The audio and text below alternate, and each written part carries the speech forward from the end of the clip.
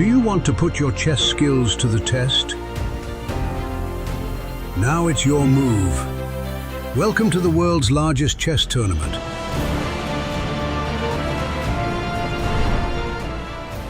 You can look forward to the Grenke Chess Open with prize money of €70,000 and the Grenke Freestyle Chess Open with prize money of €215,000 and a place in the 2027 FIDE Freestyle Chess World Championship.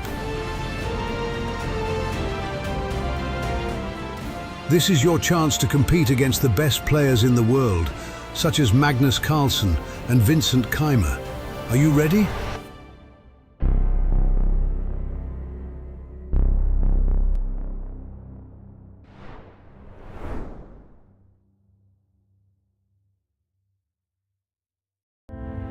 Here on day 2 of the Grenke Chess Festival, you can really feel the energy of a new generation.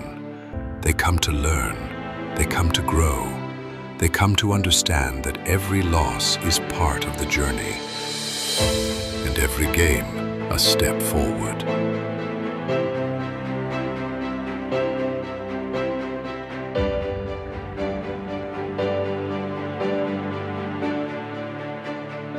They're coming to me, they want to make a selfie, do a lot of signatures. I like this, it's a lot of fun, and I'm just a fan too. Today, they face the idols who once inspired them to begin. And one day, some of them will step onto the main stage themselves.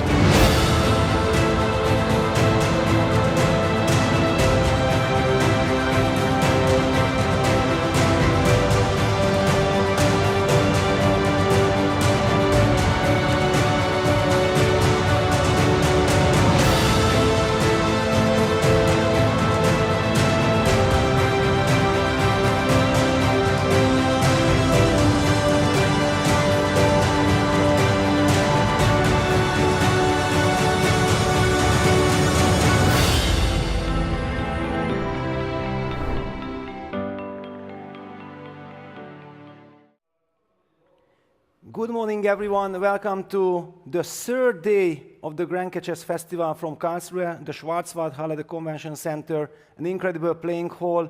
My name is Peter Leko, my partner in crime, Alexander Donchenko.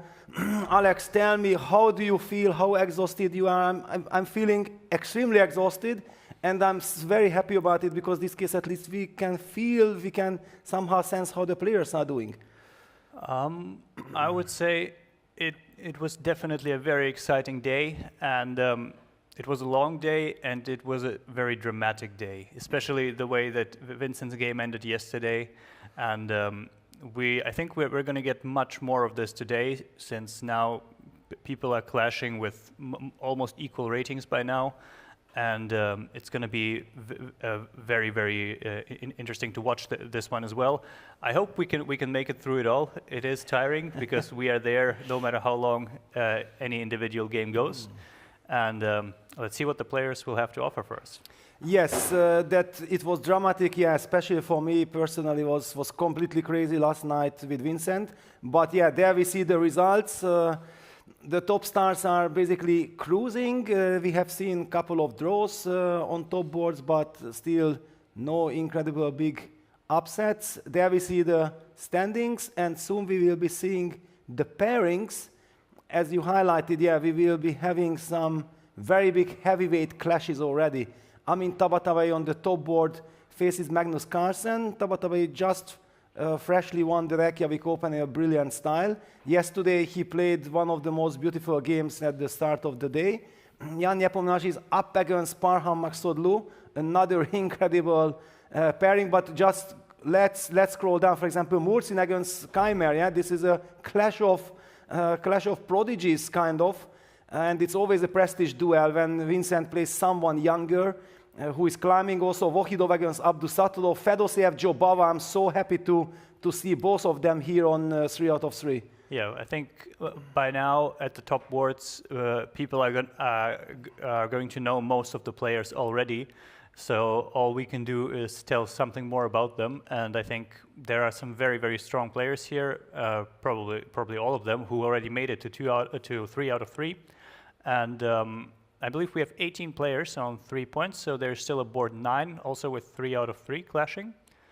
And it's going to be exciting to see who can keep up this pace, who can stay on 100%. Yeah, Benjamin Bok against Maxim Vasilaglav. The playing hall, the beautiful playing hall that I just can't get enough of. It's just so fantastic. And I was talking yesterday also with people after the day that they are so happy to be here. There is this atmosphere, there is this synergy between players, spectators, chess lovers, top stars, and everything. It's very special. Indeed. And what do you think, Peter? Out of the top boards, are we going to see some favorites actually lose today? What is your prediction? Well, I feel like, okay, favorites are playing top stars as well, so it's very much in the air, yeah, that this is not a round where already we can see the first big upsets, like the top stars eventually losing. You just never know. They are also pushing always for a win. This gives the other strong players great chances. I had the honor of having breakfast with Nyepo this morning, and he was in very good mood. I told him that, yeah, Parham is very good, he said, but I felt like he feels he is good as well, so Nyepo is not intimidated. Actually, Peter, I believe the pairings we are seeing on our live boards might be different from the ones we saw just now.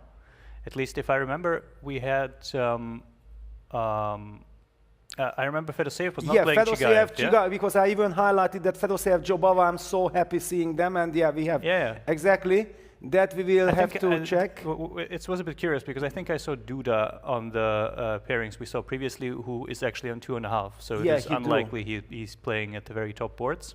Yes, but very good. Eagle eyes in the morning. I'm really, I have to tell everyone, I'm not working properly in the early hours.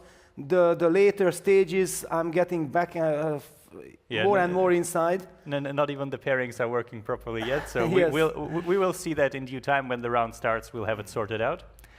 And I'm actually very much looking forward to Fedoseev Chigaev as well, because I know they're good friends. They have worked together on chess, and they might even have a similar approach to many positions. Exactly. Yeah, they are both creative. They don't like to go for absolute main lines. They like to have their own ways. And which better format you can do that than in freestyle chess, Fischer random chess, when you have the creative position right from the beginning.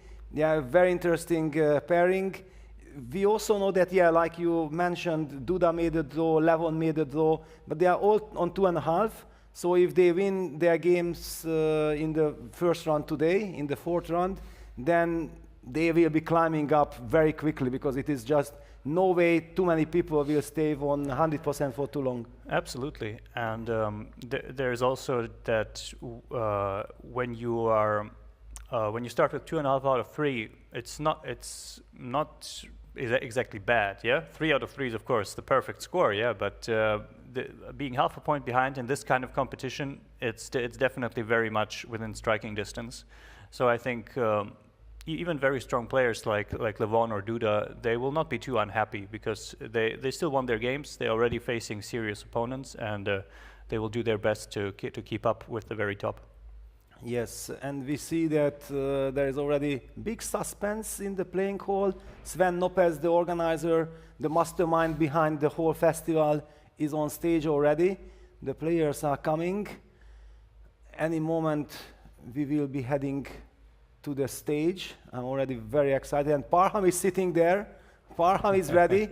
Parham is always ready. We talked about it yesterday, that if he's not on stage, then somewhere backstage he is blitzing, asking for someone to join him. And yeah, he's just such a chess lover. He always enjoys everything. There we have tremendous pairings, but for me somehow Nyepo against Parham stands out even in this crowd, because they are so special. Yeah, it's also going to be interesting to see if Nepo tries to keep up his blistering pace, or if Parham will manage to force him to slow down. And I think it's going to be an exciting game. Yes, it was actually so funny that yesterday then I read the article on Chess.com about the tournament, but I think, yeah, before I will leave that story for later. I just see that Sven is ready.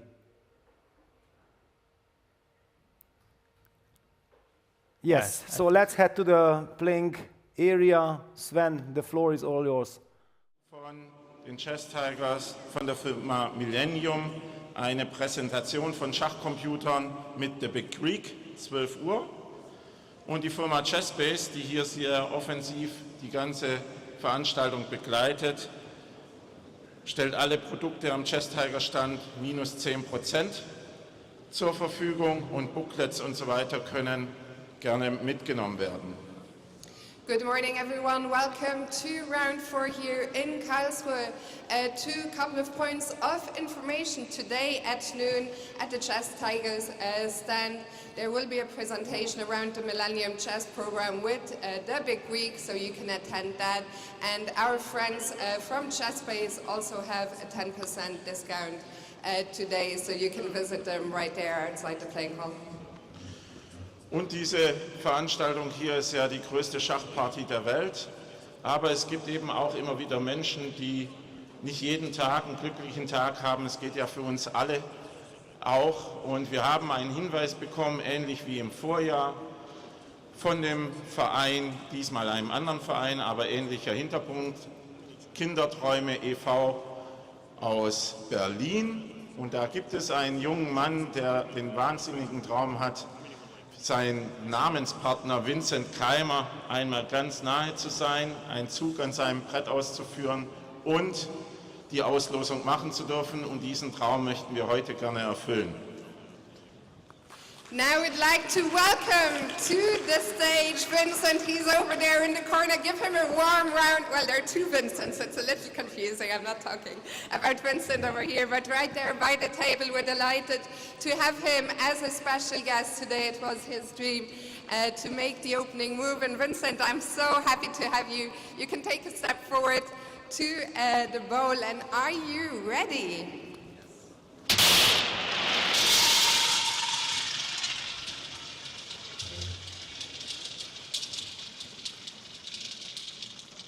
Ja, kannst du noch reinnehmen.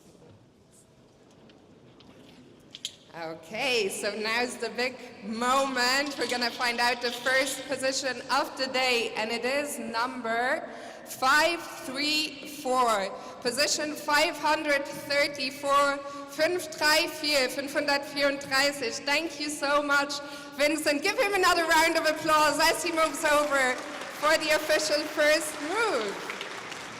So, Vincent heißt mit vollem Namen Vincent Wilkes und er darf jetzt am Brett von Vincent Keymer den ersten Zug symbolisch gegen Vincent dann ausführen. Vielen Dank, Vincent. Darfst ruhig noch ein bisschen stehen bleiben, die ersten Minuten, und hier den Rahmen genießen.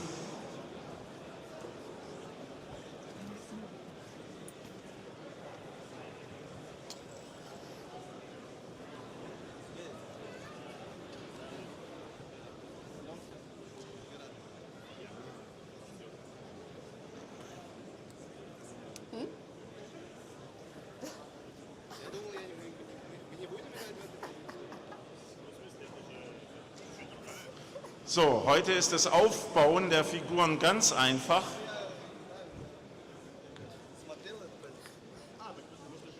Wir müssen König und Dame tauschen und das war's dann schon. Deswegen schaue ich schon mal zum Ufuk. Wie sieht es denn aus? Sind wir schon soweit?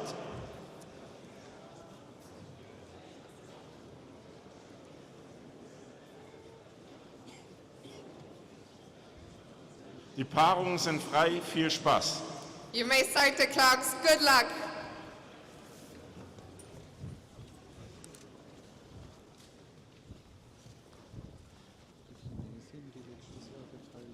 Ja.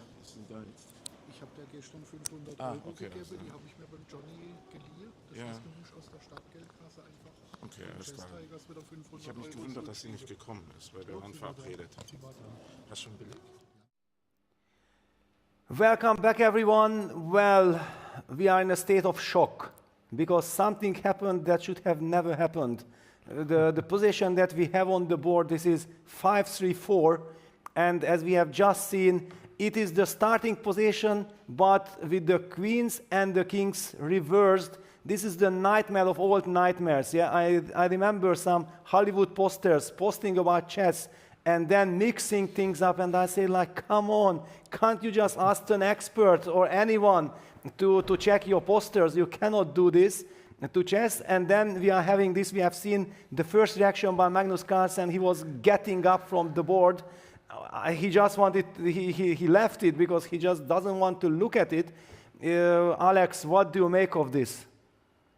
This depends on which side you're playing from, but either very fortunate or very unfortunate. It's definitely, let's say, the one position that probably some of the players know, in fact, because it might be something you look at, even out of curiosity. Since it is very close to the classical starting position, we also see that the engine's top choice by a fair margin is d4.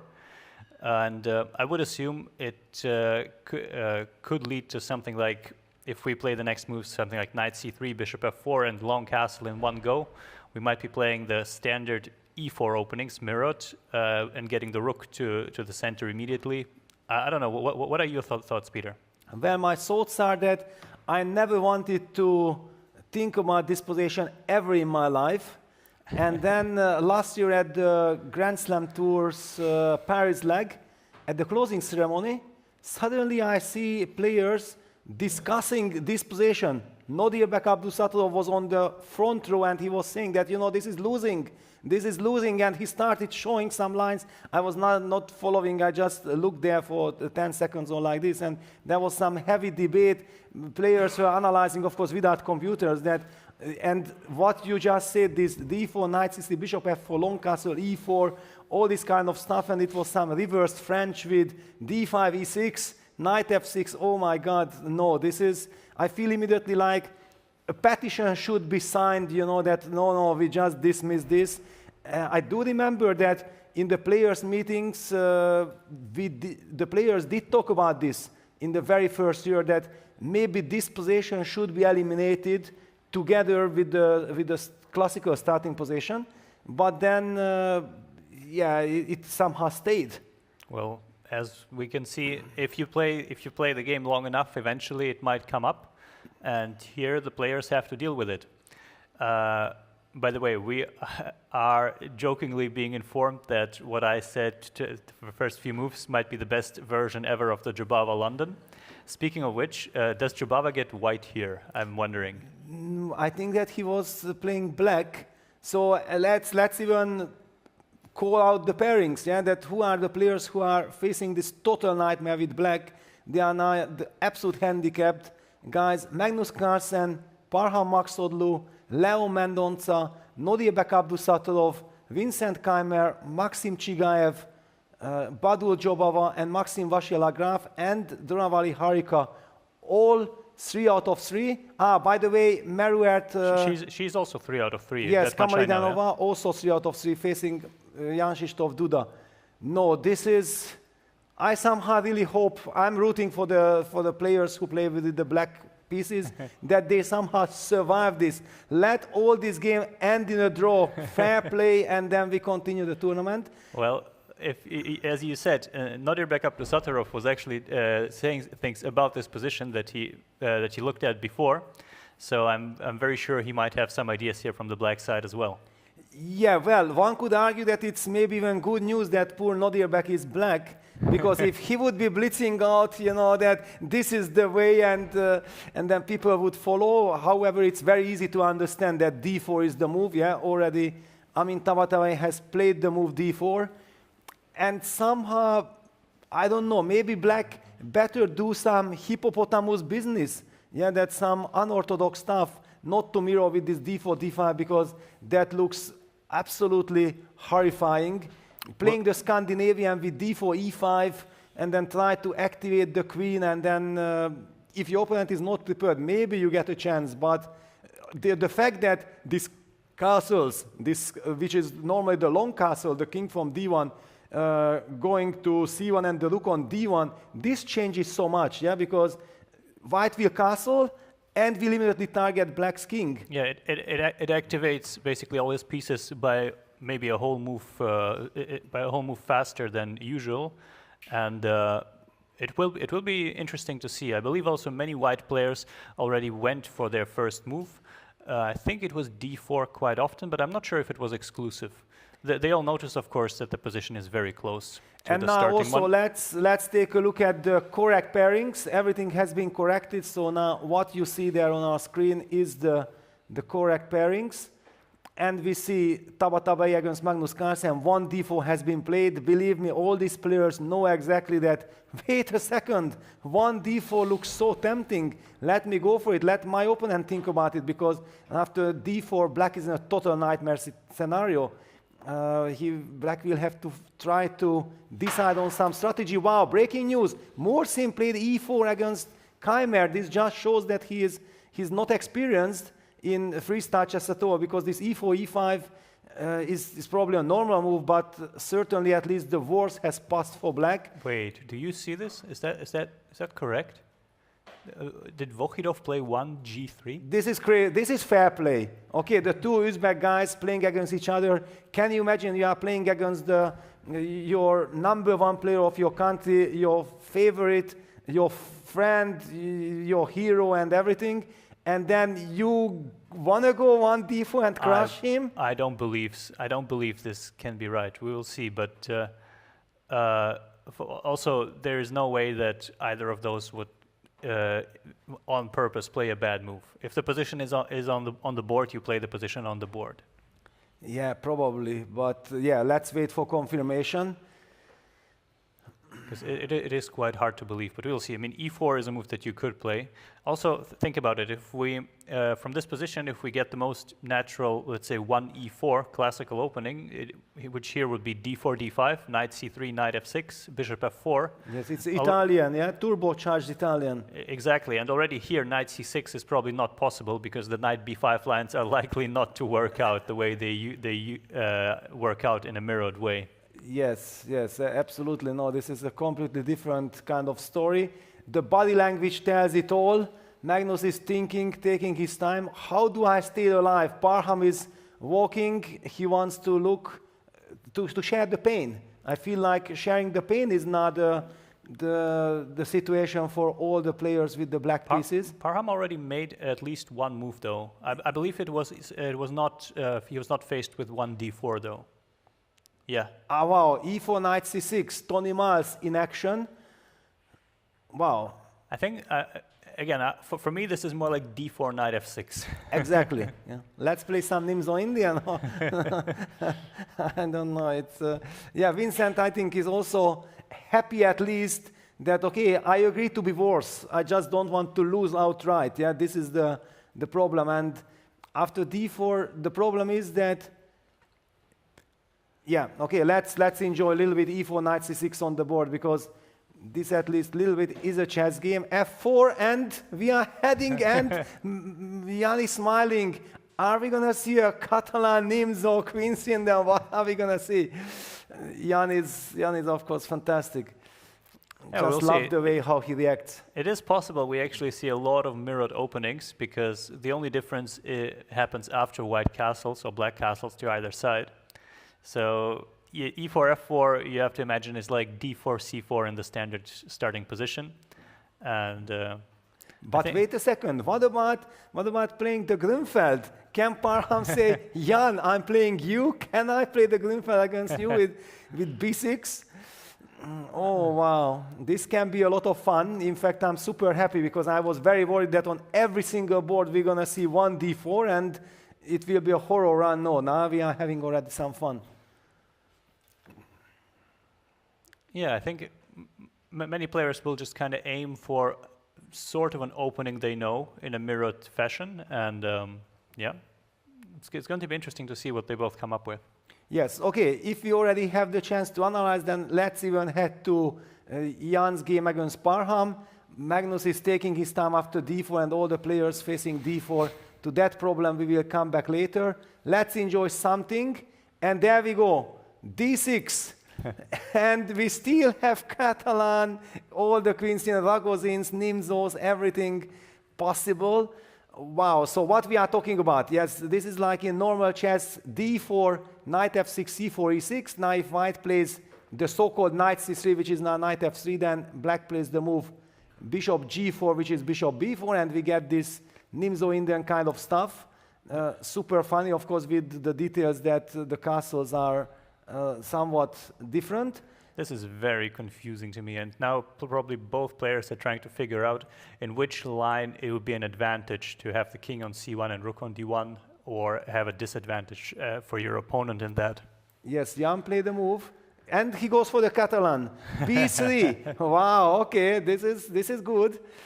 This is simply amazing, because now we will get the chance to see where it's heading. My first impression is that black should be very happy about it, because it is not that critical. Yeah, black will probably be able to set his foot on the ground, because okay, what can happen? Yeah, if we play, for example, the classical stuff, Bishop b2. Bishop b2, and I don't want to do any fancy business. I just want to play the classical setup. Yeah. No, it's especially since black already kind of gets out of the opening in a solid manner. Yeah, he might lose a tempo somewhere down the road if he's unlucky, and he gets caught in not the best line there. But still, a Catalan, even reversed like this, is still a Catalan. And but wait a second, I also saw it like this. But let's make just 2 more moves with castles happening, and then let's take a new look so that everyone understands what we are talking about, that this is after all not the complete Catalan, because the castles is these castles, now also white castles like this, which means that probably all these d takes c4, e takes f4 moves are met by d4 with this lovely Catalan kind of compensation. It did not have to lose tempo on rook e1, right? that's true, yeah, that's why I said you have to watch out which line you go for, but you can still play, let's say, knight ge7 or something, yeah? And then f6, yes, you can, exactly. This. Yeah, it's also eventually probably both sides will have to go king b1, king b8. In fact, if they both went this way here, the difference is only that the rooks already moved to the e file. It's not at all clear who benefits from this, and some kind of closed Catalan will eventually lead to some very standard type of play, I believe.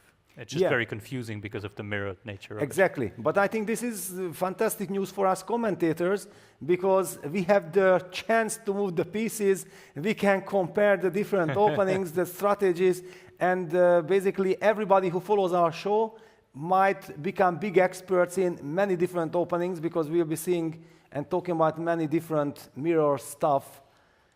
All right, so we have seen this. At least the live position is just the starting position after g3, and we see the Benoni. f5. Actually, that makes a lot of sense. And Alex, you are the Benoni player. You have the spirit. Tell us how you feel about this f5. I'm thinking that if white goes e5 here, this might be one of those cases where the long castle instead of short castle benefits black, because the rook 99% of the time goes to e8 in the original Benoni, which would be d8 here. Yes, so let's just make those moves so that you can highlight your e6, big point. Knight f3, b6, bishop b2, bishop b7, knight c3, long castle. You have to move it onto the pardon me, this would be disqualification, yes. Long castle. And this position again with king b1, king b8, this would actually be a theoretical position, but here we'll have to see. d4 is a serious move, so the natural idea would be to play knight d4. Yes. However, here it might not work out well due to takes and knight b5, hitting the unprotected pawn, which of course in the standard Benoni is covered by the king. And this looks to be pretty good for white. So you would have to come up with another move instead of knight d4. Sometimes even they play a6, which is h6 there, yes? It's also a typical kind of move or not? It is, yes. It's just that here probably d4 would hit the board, and when it does, it's usually a pretty good situation for white. Yes. Isn't it the Dingley line? He mastered this rookie one move order in this G3 Catalan to perfection. I'm not sure if he was the first one, but I know it became kind of the main line alongside bishop f4 by now. And I've faced both, and it is a very serious try. So here, both players kind of have to see if it plays out to their advantage. Yeah, wow. Okay, this is very interesting. It just shows again why we love Parham so much. Yes, he feels like, guys, let's entertain ourselves. The first moves played today on the top boards, so basically all of the boards. Yeah, I never know exactly how many games boards we have. And so 37 times d4, those are 37 nightmares for black. e4 26, we don't know exactly how bad that is. And then now, we know that e4 was the second best move. It was about plus 0.25 in the starting evaluation. So it's probably around where most other positions are. And then knight f3, g3, the fair play move. Can we give a fair play prize to the player who played the move g3? If it's really Wahidov, we appreciate it. And that's why Uzbekistan, but we have to get confirmation, but that's why I feel like Uzbekistan is such an incredible national team, because they stick together. Yeah, there is definitely a rivalry and everything, but you certainly don't want to take advantage of other for some mysterious reasons, some destiny. So we will have a closer look. Yeah, there we see d4 0.54, e4 0.25, knight c3 0.22, d3. Okay, d3 would be another fair play prize. Yeah, I'm finding it very curious that the moves d3 and f3 ranked above, let's say, f4, which is kind of the equivalent of c4 in the normal starting position. Yes. Apparently here there is some reason why the computer likes them better. But we actually see a Benoni on the board between Nepo and Parham. Yes. I think we can go back there. I also feel that maybe can we get the bird's eye view? We need first moves from both players. And d4 f5 on the board. Breaking news: Magnus has just played the move f5. He goes out of the symmetry business. He's trying to play a Dutch, but this is not really a Dutch. Is this a Sicilian? This is a Sicilian, yeah. It is. And look at this, the confusion on Tabatabai's face. What is this now, Dutch or Sicilian? What are we dealing with? Yeah, what kind of directions do I have? Do I play Rossolimo? Do I play anti-Sveshnikov? What is happening? And in a Sicilian, it would definitely make a big difference if you can castle and move the rook to d1 in one go. I believe in many positions. So we'll see about that. Yeah, we see knight c3, again, the standard move I would expect. Yeah, the good news for White is also that White does not really have to think. His play is very natural, and I'm not sure how quickly Magnus will make up his mind, because he had to decide on his first move, which was tough enough, and then he called it. Probably he has something in mind, but I think he would go for something like knight f6 followed by b6, like something like a Rossolimo trying to get there. I would expect that. That's set up, yeah. So we are speculating and expecting maybe something like this, the g6 Rossolimo. Because if he gets a somewhat closed position, and then the effect of castling in one go to the center might not be as big. And if knight f6, e4, I believe there's also some way to play some Sveshnikov style position, where again black might not castle at all. Yeah, what I wanted to continue there with my thought process, that sometimes you make up your mind that, okay, from all the options which you disliked, you go for one with something in your mind, but because you were comparing to other stuff which you did not like. Then you make this move, and then you get up from the board, you go for a walk, and then you start to think just only actually about that position that you are supposed to be now heading for. And then you realize that, wait a second, I don't like it. And then you start to think from scratch. Yeah, that's why I was speculating that it's not a given at all that Magnus will now blitz out immediately his next move, because there is still so much to think about.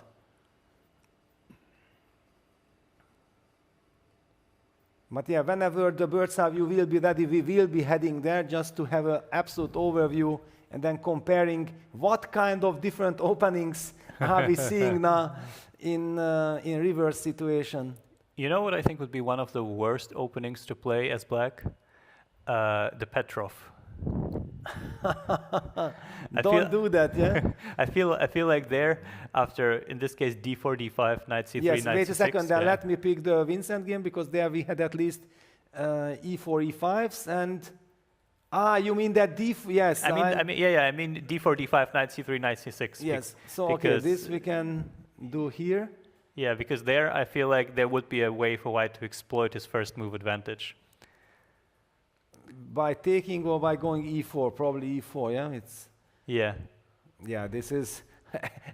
this one feels like game over, yeah? On the spot, because the traditional line would be... Knight d4, yeah? Yes. And e5. This, and then this is kind of a traditional position, and believe me, the tempo will matter, yeah? Whoever castles first and gives a check wins the game. So yes, just a quick illustration, of course, this is very much cooperative chess. How can I lose? The fastest way would apply to this. Magnus said, no, thank you very much. At least I'm gonna go for the Sicilian, but he's taking his time. Pausen would be, or Taiman of Pausen's d6 move. And some kind of Najdorf or similar would be e6. Yes, would be e6, which is there the d6. And okay, there is also the dragon kind of style with g6, which is here b6, but this one also feels very shaky. Here you might even go for a reverse Marozzi as well, or mirrored Marozzi. Yeah, I only felt like this could maybe also potentially be lost for black very quickly, but okay. It's another story. Clearly Magnus will not tempt fate like this. I think also if you play something like the Najdorf with e6, then there will be some dangerous lines along, let's say e4, yeah. But also the bishop g5 check, and then castles and then opening up. But yeah, let's just compare, for example. Potentially, yeah, but let's say takes, knight c6, knight f3, h6. This feels a little silly, yeah. Yeah, doesn't feel like the knight of spirit. Yeah, like Gary was playing it all his life. No, and just here, even something like bishop f4 followed by castles, it feels like there is a way for white to save a tempo here. And in the bishop c4 Najdorfs, the rook very often goes to e1. If you save a tempo here, it could be very, very dangerous all of a sudden. Yeah, this was Bobby Fischer's trademark line against the Najdorf. Sicilian winning so many games, and this is the absolutely turbocharged version of that. So once again, something that probably will not be played by Magnus, but he did make a choice. Yeah, he goes for the time because this is the so-called most closed kind of version of all the Sicilians, yeah? Really? Because I thought that would be exactly knight f6, b6, what I suggested earlier, but perhaps, yeah? Okay, but there we were speculating about the Rossolimo, but who knows what happens if we end. Okay. Yeah, we'll see, yeah? Yes. At least we definitely expect e4 here, I think. Yeah, and we have great news. The bird's eye view is ready. Let's head there and appreciate. So we are dealing with the Pausen Taimanovin Tavatavi Carlsen, of course, in a very weird version, a complete premiere in the world. Never happened before. We are dealing with a Catalan turned Benoni G3 spirit. Alex being a great expert, so it will be fantastic to hear his insights. Hans Niemann against Mendonça is heading towards a Najdorf Sicilian, another premiere.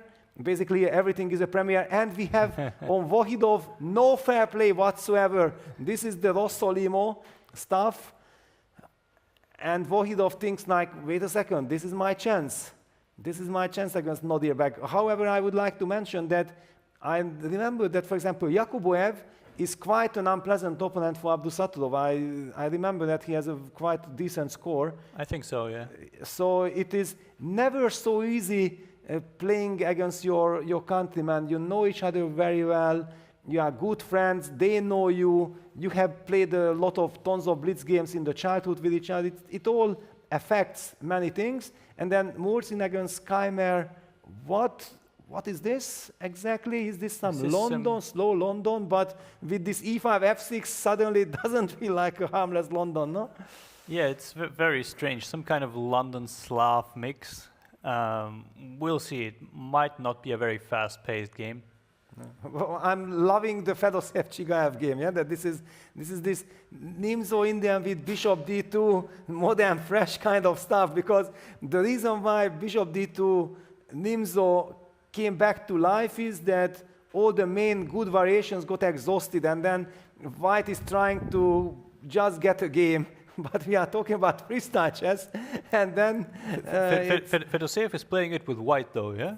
Exactly, with the tempo. Yeah, he's tempo up, and then that's why Chigaev with Bishop e7 trying to be as solid as possible. Yeah. Fantastic.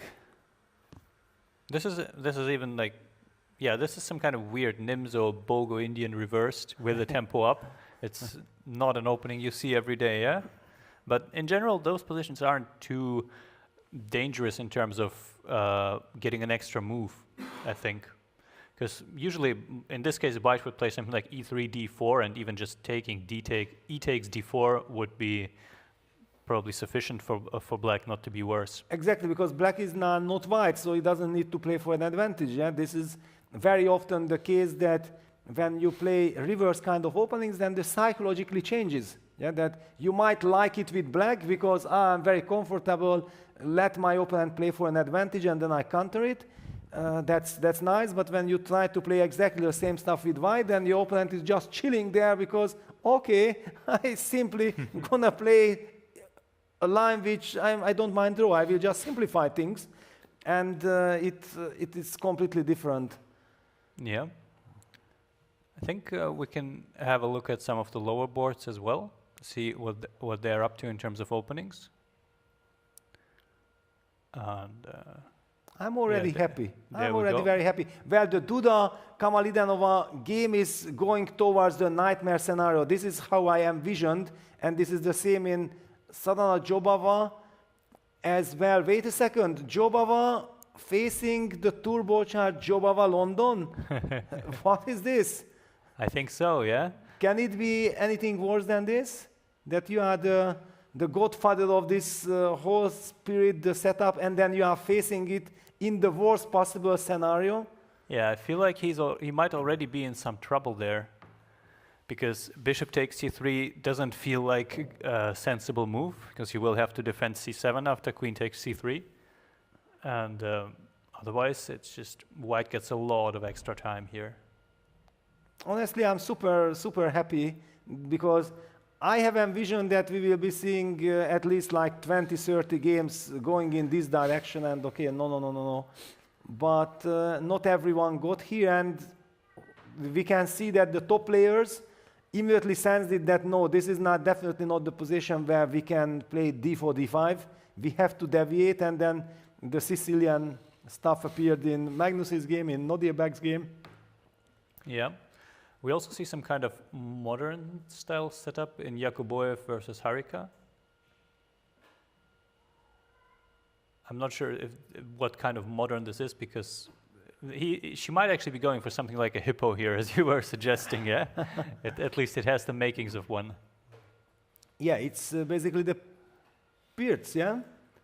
Not really, yeah, because you think it's e6, b6 what she actually played. Yeah, it's e6, b6, yes. It's true. Ah, wow! And we are getting the information, thanks to Sotiris, that it was Fedoseev who played 1g3. So there is still friendship, brotherhood, everything. The word is not lost yet, because Fedoseev showed true sportsmanship, as you highlighted, that Fedoseev and Chigaev had been working together. They are good friends. I'm also quite confident that they have looked at freestyle positions together, so they would know what to play in this position. That is my assumption. I think let's upload Fedoseev's 1g3, because this is fair play, and let's play it out. he anyway has the white pieces. He has a playable, nice position. He loves to play chess. He's this type of player who anyway just enjoys to get a position that he likes and then plays. This is very nice gesture. Of course, you are not very good friends with someone, then you should never ever feel mercy or something towards your opponent, because it can heavily backfire. This is a very tricky kind of emotional feeling. Yeah, we'll see how that game develops, but it's interesting. I think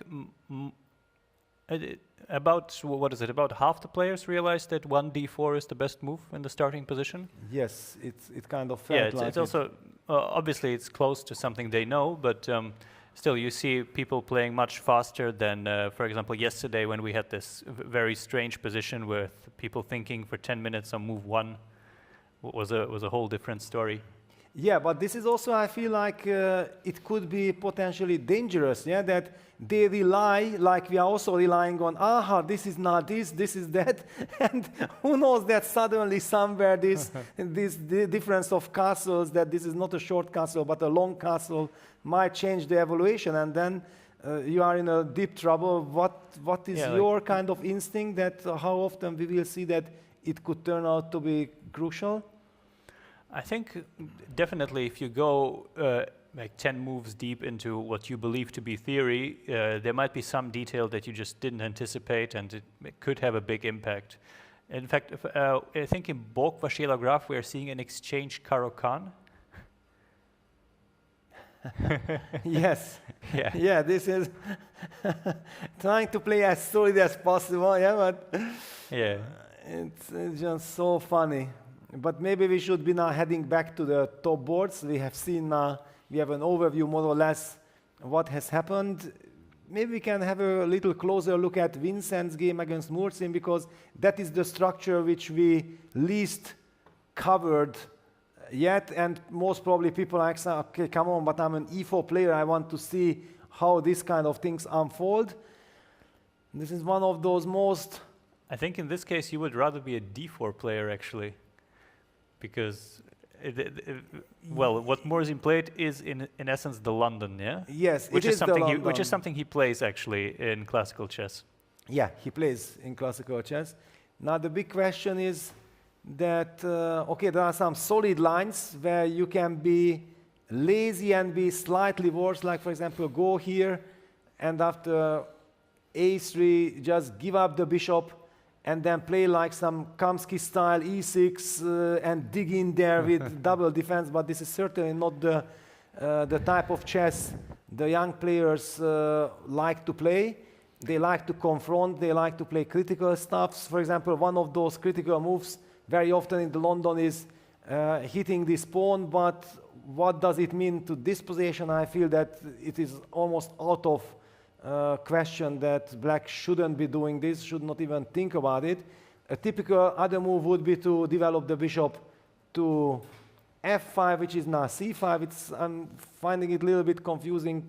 Which move should I announce in order to make it more clear for our audience that we are talking about London? Because if we are talking about London, then bishop c5 is the bishop f5 move. Alex, what is your feeling? It is very confusing to think about this. I think though Vincent shouldn't play anything out of the ordinary. Bishop c5 is a very normal move, yeah. And I think if you just go for this and d6, bishop e6, you will get to kind of a standard position, and then it doesn't matter which opening it is anymore, you just play the position. What you just want to avoid is to fall into a line where your opponent anticipated some difference due to the king's position, and you did not.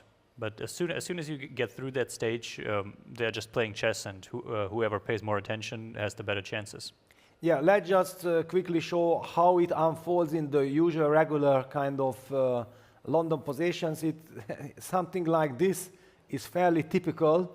I remember this seeing from my childhood that one of the things they taught me very quickly, or I saw from the games, that be careful, trading queens is only possible if you are in time to move away your rook before white uses this spin, because otherwise you get strategically lost. Yeah, that was kind of the the first thing that I learned when seeing this London kind of stuff.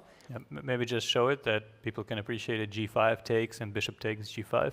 Yeah, the reason why I slowed down a bit that now there is this move taking here which forces me to take. Anyway, I should be better, but I was not sure if this is the best or the maximum I can get. Let's just show that. Otherwise, if white develops with the knight to f3, then the reason why we are talking about strategically winning position for white is that this pawn structure against this pawn structure is clearly beneficial for white. Let's just make, for example, a couple of moves to illustrate. So if we just play some standard stuff. Okay, let's play some standard stuff. Then later white plays the move g4, of course also secures the bishop in order to, this is also very typical, not to run into any kind of knight a5 moves hitting the bishop. And then slowly you are supposed to be converting this advantage on grandmaster level or good master level already. So that's always something to watch out for. And another one that I think I saw, it was the lazy move. When people think like, oh no, yeah, I'm not in time, then let me defend it like this, and I will, with closed eyes, make all my moves, and I hope that somehow I will get out. But then the queen can get awkward. Normally then white plays like this, and then the rook lines up, and there is also pressure. So I don't know exactly what Vincent will do. Certainly he's not happy. It's never a very happy, but what happened? When did he play f6? I'm just curious. I find it a bit curious that he did, but Yes. we'll see. Yes, Here already. He played it here, yeah? So for some reason, I wonder why. he did not play knight c6. So he played the Slav immediately, but he showed his Slav intentions too early, so Murzin, in fact, refrained from pushing f4. Okay, so this is how we got here. Then maybe Murzin actually tricked Vincent a bit. A little bit, yeah, I think. Question is though, is there a London line where playing c6 in the original version is kind of expected? I'm not sure there is. I think usually you either keep the pawn on the 7th rank entirely, or you just go, in this case, f5 in one go. Yes, yeah, that is. In that case, it might even be not so bad to just play bishop b4 and accept that we will be a bit passive, but... Yeah. No, but I understand why Vincent is taking his time and why he's so unhappy, because he loves freestyle chess exactly for the fact that you have freedom. You can yourself decide the harmony and everything where you want to play, but here with the king's position fixed. We already know, yeah. We have played something like this for thousands and thousands of times. Exactly. And in this regard, Murzin, who has a very classical education, growing up in Russia with I think Kobalia was his trainer, and he is probably still. I think he still is, yeah. His main coach. He has tremendous understanding of all these system setups that he plays. Yeah, this actually can be a big advantage for him. His approach to chess actually can benefit him here very much. And yeah, look at the agony on Vincent. This is not the freestyle I'm so good at and I enjoy so much. This is just a weird kind of London, yeah? This is the craziest of all. Give me any bad position, but it's a freestyle position, yeah, then I will somehow find my way. But this is classical chess in the worst version. It's not a fun situation. Okay, so Vincent is taking his time. Now it is up to you, Alex, to decide where we go. I would like to check in on the Benoni between Jan and Parham. A good choice. Exactly this is what we had 10, 15, 20 minutes ago on our screen. The players are also following it. It was the logical follow-up, and the big question is who benefits? In general, I would say that probably Parham has analyzed more Benoni GC type of positions compared to Nepo. On the other hand, we know exactly that Nepo is a player with a super confidence that he can play any position, And if he knows that, wait a second, this is a good version, then he will be super happy that, okay, I'm going to show it. Yeah. Now here what comes to mind is, first of all, in the normal Benoni, black can at almost any point include h6, h4, if we talk about this position. Because his strategic plan would be to push through g5 in some way. And generally white prevents that. Also, bishop c5 here would be a kind of modern move. Again, trying to fix the d4 square in his favor. And then there are a lot of tactical options to push through this d4 move anyway, maybe knight e2 or similar. And we'll see. Parham has to decide what to do about this here, because the most standard reaction, which is knight d4, we already saw this doesn't really work well to taking and knight b5. Yeah, with the double attack. Yeah, normally people are playing this rook b4 business. And then even, okay, let's just imagine the kings would be here. And then sometimes even the exchange sacrifice. I remember I was very much into this. I never played the Benoni, but this interested me that, positional exchange sacrifice. I remember playing a game that featured this exact same sacrifice, but usually black does it when white was already committed to usually a4, here h4. Exactly, yes. Then this was, because Adorian used to be a g3 Benoni player from the white side, and he was telling me that, yes, I'm playing this line, but actually I think black is fine, and black is good in the g3 Benoni. And this was one of the very first things that he we mentioned. can get this one easily, though, because if we go back, here black can just include h6, h4, and try knight d4 here. Takes, knight b5, rook g4. Yes, but what about the pawn? We just ignore it, yeah? Well, in this case, we were ignoring it before as well, yeah? Yes, of course, yeah. Let's just see that. Okay, yeah, as commentators, we can ignore, but as players... It's not a very good line here, because usually black's idea isn't really to take the pawn with the bishop. It's not a dynamic enough choice to justify all of this. So here, again, it's not something Parham would want to go for. Exactly, and he opted for king b8 immediately. The classical traditional move. This is the sensible move as a player. Of course you play king b8. I would have even argued that kind of a tempo in like 1-2 minutes. If you see that nothing is obviously wrong with it, then you go with. Now the question is though, is there something wrong with it? Because Nepo, if he wants to prove anything at all and not just go to actual theory after king b1, king b1 would transpose to the exact position that Benoni players, including myself, have seen many times. If he doesn't want to allow that, then d4 would be the natural move to do so. The problem is, however, that perhaps here Parham thought about something like g5, trying to exploit the king on c1. Yes, you can maybe benefit. Yeah, and if he actually found this detail that in some way knight takes g5 or d5 doesn't work well here, then probably there's nothing better than transposing there. Probably knight takes d4. Yes. And this looks very much fine for black. Very much fine, yeah, because I remember that even in the other one, in all these Benonis, yes, computer or modern theory finally makes it more complicated, but if you don't know any theory, then it looks like why is white going for this, giving the central pawn for, yeah, there is some active piece play, but yeah, it's certainly not something that Jan will allow very happily, but if he doesn't, then what is he doing? And I feel like he might not be so, okay, it's very difficult to read Jan at this stage. Is he happy or not? I think other than d4, there are only two moves to consider, which are king b1 or h4. Again, this is coming from my Benoni experience. Yeah, it's not about the specific position.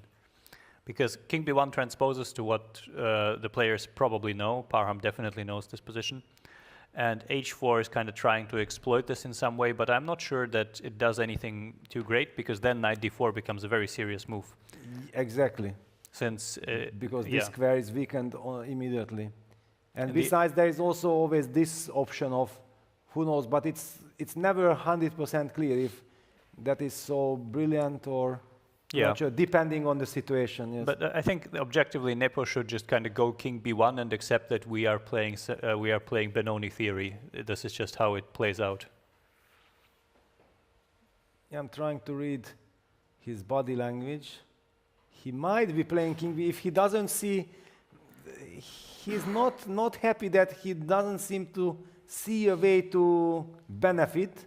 Yeah, and then it's kind of tempting maybe to just to transpose. But he might be also, yeah, he's looking around. He was also maybe thinking that, wait a second, did Parham had any contribution to development of theory on all these Benoni kind of things? Because that's why I always feel that it's very important not just to do preparation when you are playing against someone, but generally I love to have this overview. Yeah, for example, I'm still writing even today when I'm building a repertoire. I'm writing whose games are, and I'm cutting, and I might say that this is irrelevant already because computer tells that this and this is better, but I just like to have this information that I know who are the specialists, who do what and why. Yeah, and here it feels like both players are kind of having to do preparation for a classical game in the beginning of their freestyle game, Yes. kind of choosing what to do.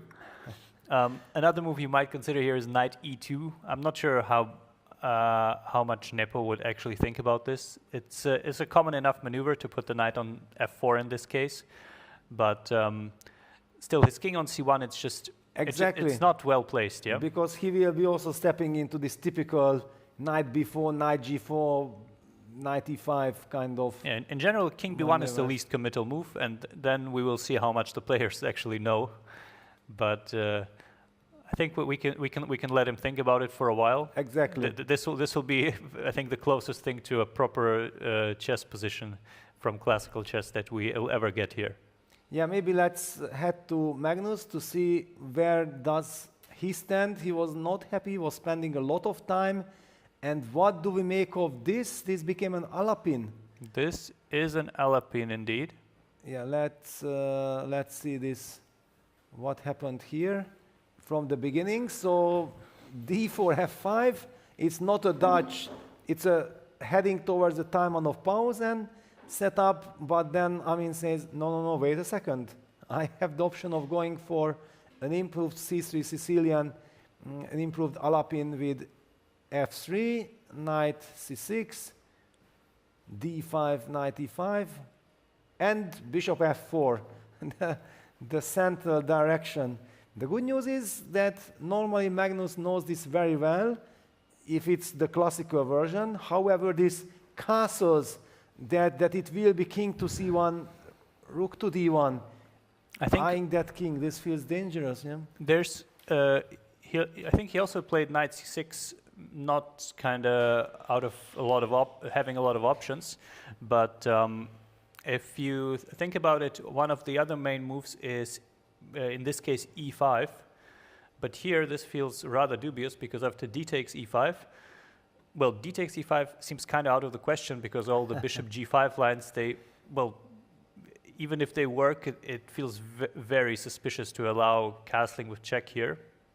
Sometimes it works, but if you have to go d takes e5, queen takes e5, which is, again, a very normal move in the standard Alapin, we don't really know how the different castling will affect it. Knight h3 is a possible move. There's also e4, which is also decent. And again, here, I think I would play e4 probably. Mm-hmm. And again, white will castle with moving the rook to d1 in one go, which might benefit him in this case, because in all isolated queen's pawn positions or something, the rook usually goes there, or it's a very serious option.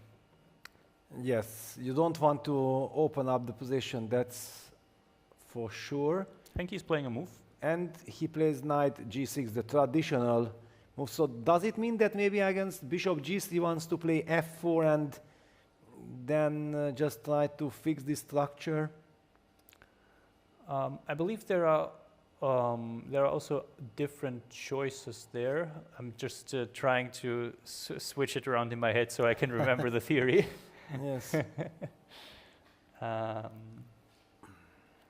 Okay, certainly white has nice choice because I mean, white is in a nice situation. Bishop g3 is a tempo. You save time, and then again your opponent will have to think, what do I do with this? Yeah. Here probably f4 or knight f6 are the most common moves. In general, though, I think this, well, with the normal castling, this line would be a little bit pleasant for white. And we'll have to see here. I think that's also why Magnus is investing so much time, because he kind of has to play this line to be more or less safe. But which one? The one with knight c6, knight e5. The one that he played, well, he played already with knight c6 basically to avoid opening up the position. But here, yeah, we see bishop g3 played instantly. Yeah. I think the body language tells it all. Magnus is very unhappy. It's not only an early round, but even a nightmare scenario. Yeah, he has to play an actual classical opening that he doesn't want to play, and he might even get a worse version of it because of the king placement. So yes, it's a very difficult spot to be in right off the bat in the game. Yeah, two known incredible experts, Vincent Keymer and Magnus Carlsen, are having a very tough time surviving the opening stages. If the good news is that if finally they get a more or less decent position, they will already feel like, wow, life is so beautiful. Yeah? But they have to get there. They have to survive this period of difficulty.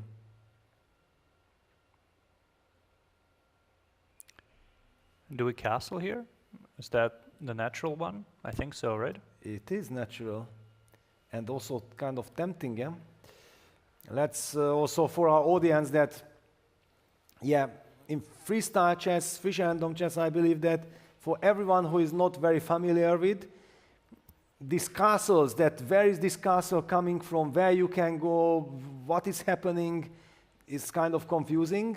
And we have seen also top players struggling with this, sometimes forgetting how to castle, when to castle, why to castle. Opponent comes up with a surprise. I do remember one of the most exciting things then when it was the very first event in Weissenhaus in 2024, and with Tanya and Niklas, we were commentating one game, and then on move 24, that Black's king was on b8 and could castle all the way to g8, and it changes the evaluation, and we were like screaming that yes, and castles, and the player who played from the white side missed that move, and it changed the evaluation. Yeah, it's all this excitement when king from b8 all the way goes to g8, and then it's safety, and from a losing position you are alive, or you might even be better. Yeah, I think Amin is still thinking, yeah? Yes, this is not yet the live position. Bishop g3, and I think he looks like he's about to castle, yeah? Yes, of course, it is the move. Certainly, again, you don't really want to spend too much time. It's the natural move. And one of the reasons why we feel quite confident that this is the move, and yeah, it's going to be played. Almost on the board. This is how I told you guys yesterday, that this is the professional, official way how the arbiter tells you always that please do this, then there won't be any discussion.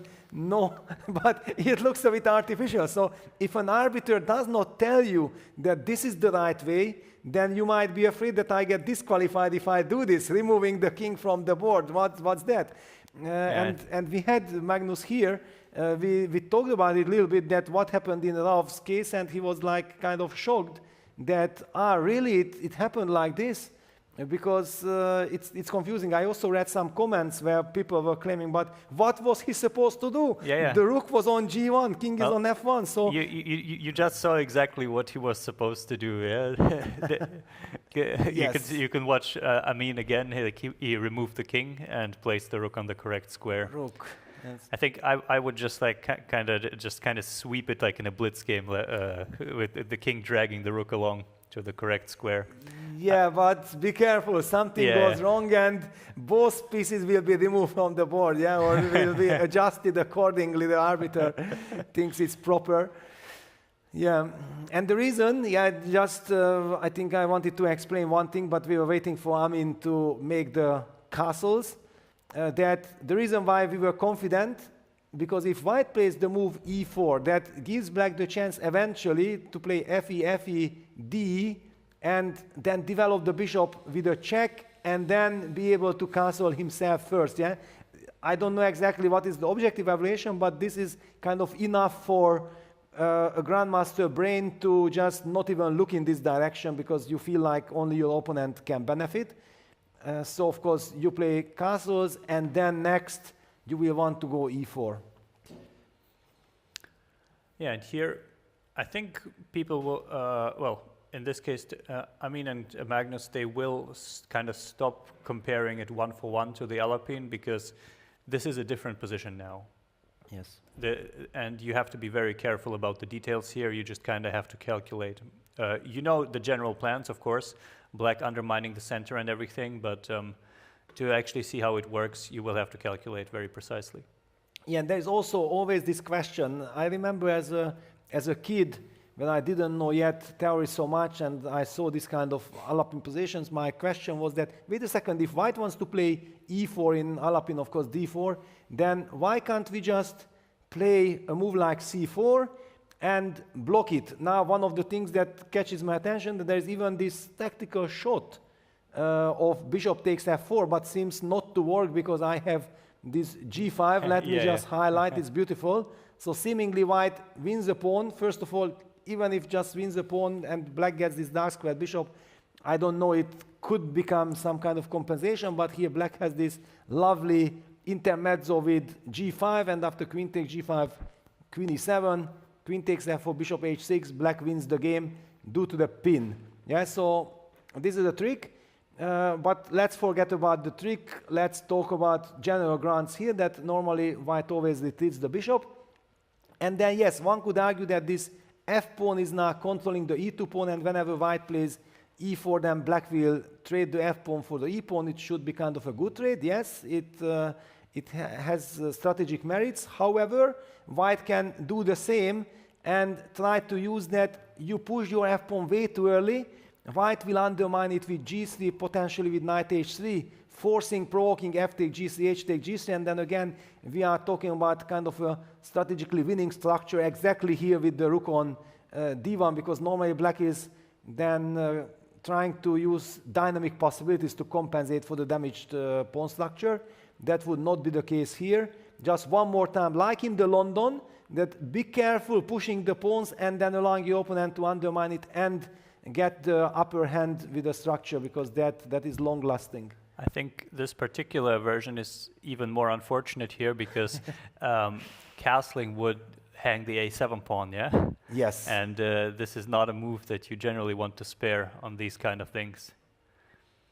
Maybe not, I don't know if you can take here, but you can, it will definitely be hanging after an eventual move of the e-pawn. Exactly. So yeah, let's just forget about it. I wanted to highlight because I think this strategically is important, just for general understanding that what we are often playing for in this type of positions.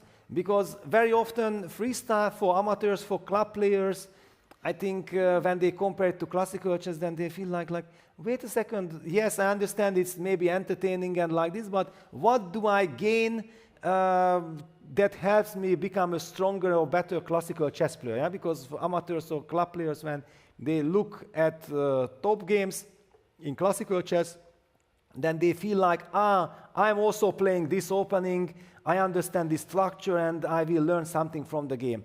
Yeah? And here now, today in this round, we have all these different type of things. I think maybe this is, whoever does not like to follow freestyle chess, which we of course encourage you to do, but to follow, but if you are not for it, we will never force anyone, then this might be the round that can be very beneficial for your classical chess education, because we see so many different patterns, and we are talking about fundamental kind of details comparing all these openings. Yeah. And we see Magnus is down about 20 minutes on the clock, which just shows how unpleasant this starting position is to him. And I mean, so far he's doing a great job. He's playing the most critical lines, absolutely. And it's not going to be easy for Magnus to get a decent position out of the opening here. Yes, and one of the worst things is that he knows all the problems, yeah? So it is not like he's making some move and then he realizes that, oh, this went wrong. He knows it from the beginning, and there you see the longest time spent in this game, F5. Move 1. Move 1, kind of 15 minutes, and even we know that the second move was taking quite some time. It did not manage to get on the list of longest thing, but probably it was like also a couple of minutes. And then knight c6, third move knight c6, another 8 minutes. Now knight g6, now another one. So in fact, this move that comes now is already on the list as well. Once he makes the move, it will hit the list. I don't know which number it will. And Tabatabai, on the other hand, I believe he used the time very wisely. You see this third move, f3, which meant that he turns this Sicilian into not an open Sicilian, but an Alapin. Yeah, it was a big decision, and he definitely needed to take his time here to see where the problems could be for black. Very well spent. Already also knight c3, so I'm really liking the time management of Amin, that d4 was played a tempo, put the pressure on the opponent. He knows that d4 is probably the best move, most critical. After f5, taking some time, yes, knight c3, and after d6, f3, and now he can speed up, yeah, because he decided on the direction, and once you decide on the direction, then already you know exactly that these are the natural moves, and you play them. That's also the reason why I always encourage everyone in freestyle chess to spend quite some time in the beginning. Don't rush immediately. Of course, you don't need to think half an hour or nothing, but certainly it's very important to have a clear picture of what you are aiming for, and do you identify yourself with the project? Because if something goes wrong in the early stages, then you might get into a position where you will be forced to think even 40 minutes or 1 hour, and it will not help you. Even 1 week will not help you, because your opponent has very easy play and you are suffering. Yeah, chess is a game where the more of an advantage you have, the easier it is, basically. Well, at least often it is the case in the reverse. The worse your position is, the less you can do about it. So you have to try not to let it get there. I think now probably again is a good time for bird's eye view. Then Magnus has slowed down. Yeah, let's head for the bird's eye view. Let's understand. So let's go step by step. Okay, Magnus recovered. Nepo went for the bishop. Yeah, I think he went for queen f2 actually. Queen f2 first, and then bishop c4. Yeah, but very strange kind of move. I don't like it. What is your expertise saying? I think he's mixing quite a few ideas here. In general, since you already have the rook behind the d-pawn, playing for d4 would be the most natural case, but this kind of setup with bishop c4, queen f2, it feels like too many moves all aiming at kind of the same thing. I don't know how to explain it better, but in the Benoni, generally, it's a very time-sensitive opening. So if you waste even like half a move by playing not the most precise one, then generally black's dynamic options increase a lot. Yes, I also feel that now the king on c1 is especially badly placed, because black has also played knight h6 with knight h6, ready sometimes to jump to g4 square, which would be the b4 square otherwise, and then if white ever plays d2 d4, then there is this hole on e3, which is the famous d3 square in the Benoni, and we know exactly if black ever gets c4 knight to d3, I think anyone who never played the Benoni in his life knows that this is what you should be avoiding. And you see, it's just hard to believe that Nepo can avoid moving the king in the near future to b1. And if he can't, then why is he already showing his cards with bishop c4, queen f2? We'll see, but I think Parham is very happy here, even though he's spending more time than Nepo, as I guess is expected. Yes, I also think so, that Parham has solved all his problems, and in fact, this is a very tricky kind of position. If things go badly in the G3 Benoni, then black can simply be better. Now let's talk about Hans Niemann. We haven't covered it in such detail because the fact it doesn't look so critical. Yeah, I feel like this is the safest kind of stuff. Then I realized that, wait a second, the long castle is not the short castle. Yeah, if I could put my king on b8 and look on c8, I would feel that this is very solid. Maybe we also have to watch out for some typical knight db5, which is now knight e4 to g5, targeting the e6 pawn. So black has to be careful maybe to play the move h6 just to secure this square. I think even long castle in this case, though, would be possibly okay because you have queen g8. It feels a little bit like a rather harmless rouser somehow. Something along those lines. I'm not even sure what the move order was to get there, but I think Leon Mendonça will be very happy here that he gets a, let's say, not so dangerous position. Even if he's not better or anything, it's a Sicilian in some kind of way, and I think he'll be comfortable there. Yes, I think that is kind of the most normal position. Of course, Parham also got a very nice position already. And then what about Vohidov against Abdusatulov? It is this kind of Rossolimo.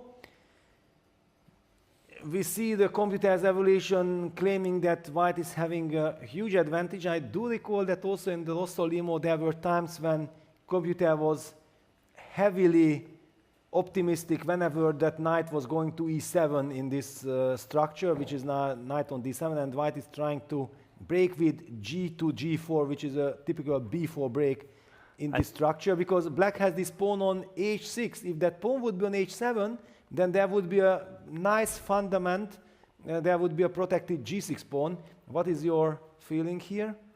I would mostly just rely on your expertise in this case, because Rossolimo is one of those openings that I have basically never played in classical chess.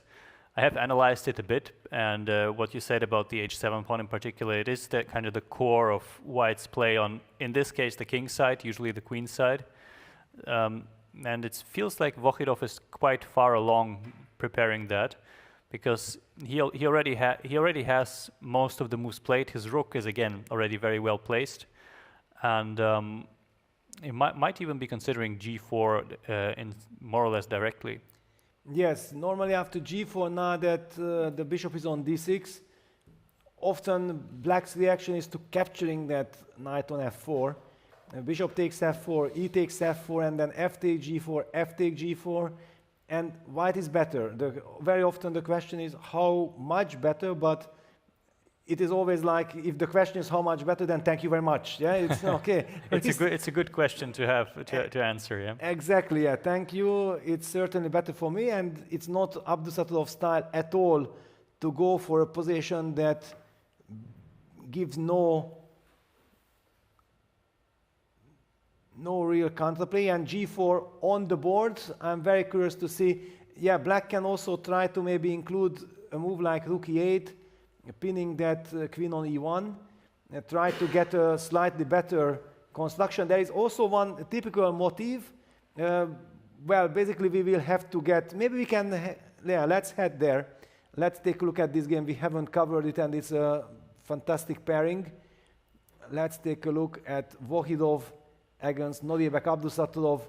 Vohidov is also the member of the golden generation, the youngsters that basically, well, they swept the Olympiad. 2022 in Chennai. I was searching for the right word, yeah, because that was the shock, the sensation of the chess history, that nobody ever before, I think, believed that something like this could have happened, and they did. I believe they finished second in Hungary last time, didn't they? I think they took bronze medal. They took bronze medal. They took bronze medal, and then we are already talking about bronze medal like being maybe not such a great deal, which is of course a fantastic achievement as well. So yeah, it's incredible, these youngsters, and we are seeing Sindarov right now, who was board number 3 in Chennai back then. crushing the candidates at the moment, yeah? Having 4.5 out of 5. Yeah, this Uzbek kids, yeah. But now, okay, let's talk about the position itself. So black cannot capture on g4 because there is this weakness. That's why black would love to have that pawn on h7. And just very quickly, because Nodiebek is taking his time, we should head to the starting position and see which move order happened in this Rossolimo.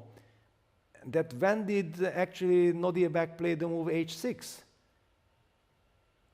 Yeah, usually you'll think if he already played d5, he will not feel compelled to play h6 at all. He will just sit and wait. Yes, but here, because after knight h3, he felt like he cannot play knight g7 because of knight f4, yeah? He's having some direct problems, yeah, and if e6, then e4 is possible, or is this a problem? I think we should just go for it, yeah? It looks very dangerous. So basically h6 was then probably played out of total desperation, because let's just highlight this, and then bishop c4, it can be game over on the spot. Yep. Yeah, that's it, game over. So, oof, I always like to go back like this, because then we, oops, this was too much already, that we understand that, wait a second, then he's losing a tempo. That explains why it looks like a horrible Rossolimo, because it anyway looks promising for white, but now with an extra tempo, the knight is usually always heading to the f4, to the c4 square, depending which Rossolimo position, Fischer-Random Rossolimo or classical Rossolimo are talking about. Could he have played, instead of h6, could he have played with knight d7, queen f7? Sorry, what? Knight d7, knight f4, queen f7. Because for me this is so much knight g7, you know, when you say knight with d7, I said like, wow, which chess game or which game are we talking about? Knight f4 and queen f7. Queen f7, but this one also feels, oh la la. Yeah, I understand that Yes. the bar is going crazy. I just don't see the knockout here. Yeah, not just the bar, but okay, also here e4, what happened? Perhaps we're just going e4 and d5, yeah? Yes, e4, d5. Okay, yeah, there we see actually a direct benefit of having the rook on d1. Well, Netflix, Queen of Chess, Judith Polgar. I remember 88 in Saloniki, I just started playing chess. Yeah, I started playing chess in the autumn of 86. Yes, I was like almost a total beginner, but already a very excited boy following the, the chess Olympiad. I was going to club, improving my level, and then there she played one Rossolimo game where she sacrificed, it was exactly the g6 line. She sacrificed with d4, which is here, e4 takes, and her bishop landed on d6, bishop f4, bishop d6, and the queen sacrificed, queen takes f7, bishop c4, and checkmate. Yeah, it was like, wow, wow, and the Hungarian team won the Olympia. That was an incredible sensation there. So be careful, everyone, whenever you take a pawn like this, then if that knight lands here, it's game over, but things are heating up exactly along the lines that we talked about it before, but let's head there slowly, step by step. h6 takes, e3, knight d7, bishop d3, g6, the fundamental problem, the weakness, a3, making sure that, wow, but this actually shows that white has a lot of confidence, just wants to avoid the move bishop to b4, and in this position sometimes it is justified to give up the bishop and just be solid. Queen to f7, knight f4, bishop d6, and we are coming to the position that we kind of discussed before. This is the live game, yeah. Yeah, and then there is this f4, f5 kind of stuff, which is the move that comes to my mind automatically. It's a very committal move, but if it's strong, it's usually extremely strong, because if we fix this structure, then there is an eternal problem here. The knight on d7 is kind of buried for a very long time. The bishop on b7 is horrible. Is it possible to play queen e6 here, or would black kind of go queen g7 and we do not have the time to take on d5?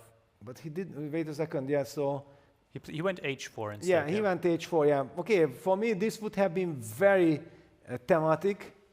I even wanted to show everyone, for our audience, dear audience, that in Rostolimo, there is this very interesting kind of, and Magnus Carlsen was adopting this strategy, and of course, you kind of need the pawn also here, and the fact that the castles are different, it makes a huge difference that often something like rook here, queen here, and then you play, how can I will just try to show this, that something like this, you sacrifice the pawn, and then you are going with c5, which was f5, and then this ef, gf, but normally you were also doing it with the king, and you get these dynamic possibilities. Now, of course, here it does not work at all, but as an experienced Rostolimo player, I was immediately comparing this kind of scenario, because the structure that I just mentioned usually was a horror for black. So in my mind,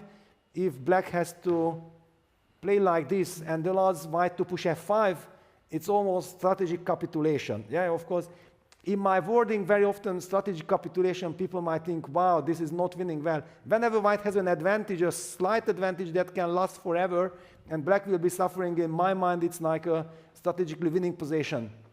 So please don't pay attention always word per word. Those are kind of emotional words as well. Alex knows me, we have been having some training camps. If I can be slightly better, I'm saying it's winning position, yes? Yeah. I'm not sure. Maybe Vokhidov isn't too familiar with these particular kind of Rosolimos, though. He went h4 rather fast, and I also considered playing this move, but... But it's not that critical. Of course, it's a good move. Yeah, white is better. I just felt like maybe there is even something stronger. Yeah. I'm thinking f5 is still a threat. Yeah. Perhaps we have time to play something like rook e8 and h5. I don't know. What do you think is the correct way to defend here? Yeah, correct way. It's difficult. I have to say that even a move like f6, f5 comes to my mind, because it's a horrible move if you consider that we have light squared bishops. What am I doing? But I'm actually maybe dreaming of somewhere activating my knight, which will be very difficult, of course, with the weakness on f5. And maybe f5 is a bad move. I just wanted to highlight that it is something to think about. Another question is, what happens if black includes h5? Then is white playing f5? Is white playing g5? What is exactly the reaction? There is a lot of tension there on the king. I mean, on the right side of the board, yes, it is officially our king side, but for unexperienced players, maybe it's the right side of the board. Let's just highlight this pawn structure. And Nodirbek is taking his time. Yes, it looks like nothing really is happening. That is a completely foolish observation. A lot of things are happening, and the next 1-2 moves will determine the course of the game. So you have to be super careful who will benefit there with structural damage. Yeah, he feels that he's under a lot of pressure, and he will be taking his time here to find the best way to defend. I think he's also very good at defending, and if h4 opened up any kind of possible pawn break that will make his defense easier, he will probably find it.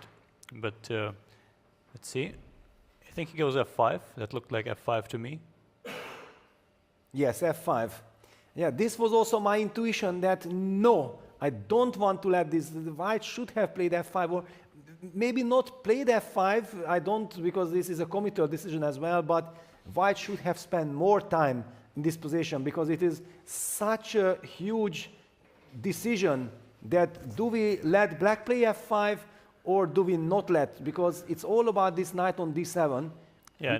Let's just put one more time, so that I will just put this structure so that we can highlight it one more time. f5, g5, and where is this knight ever going?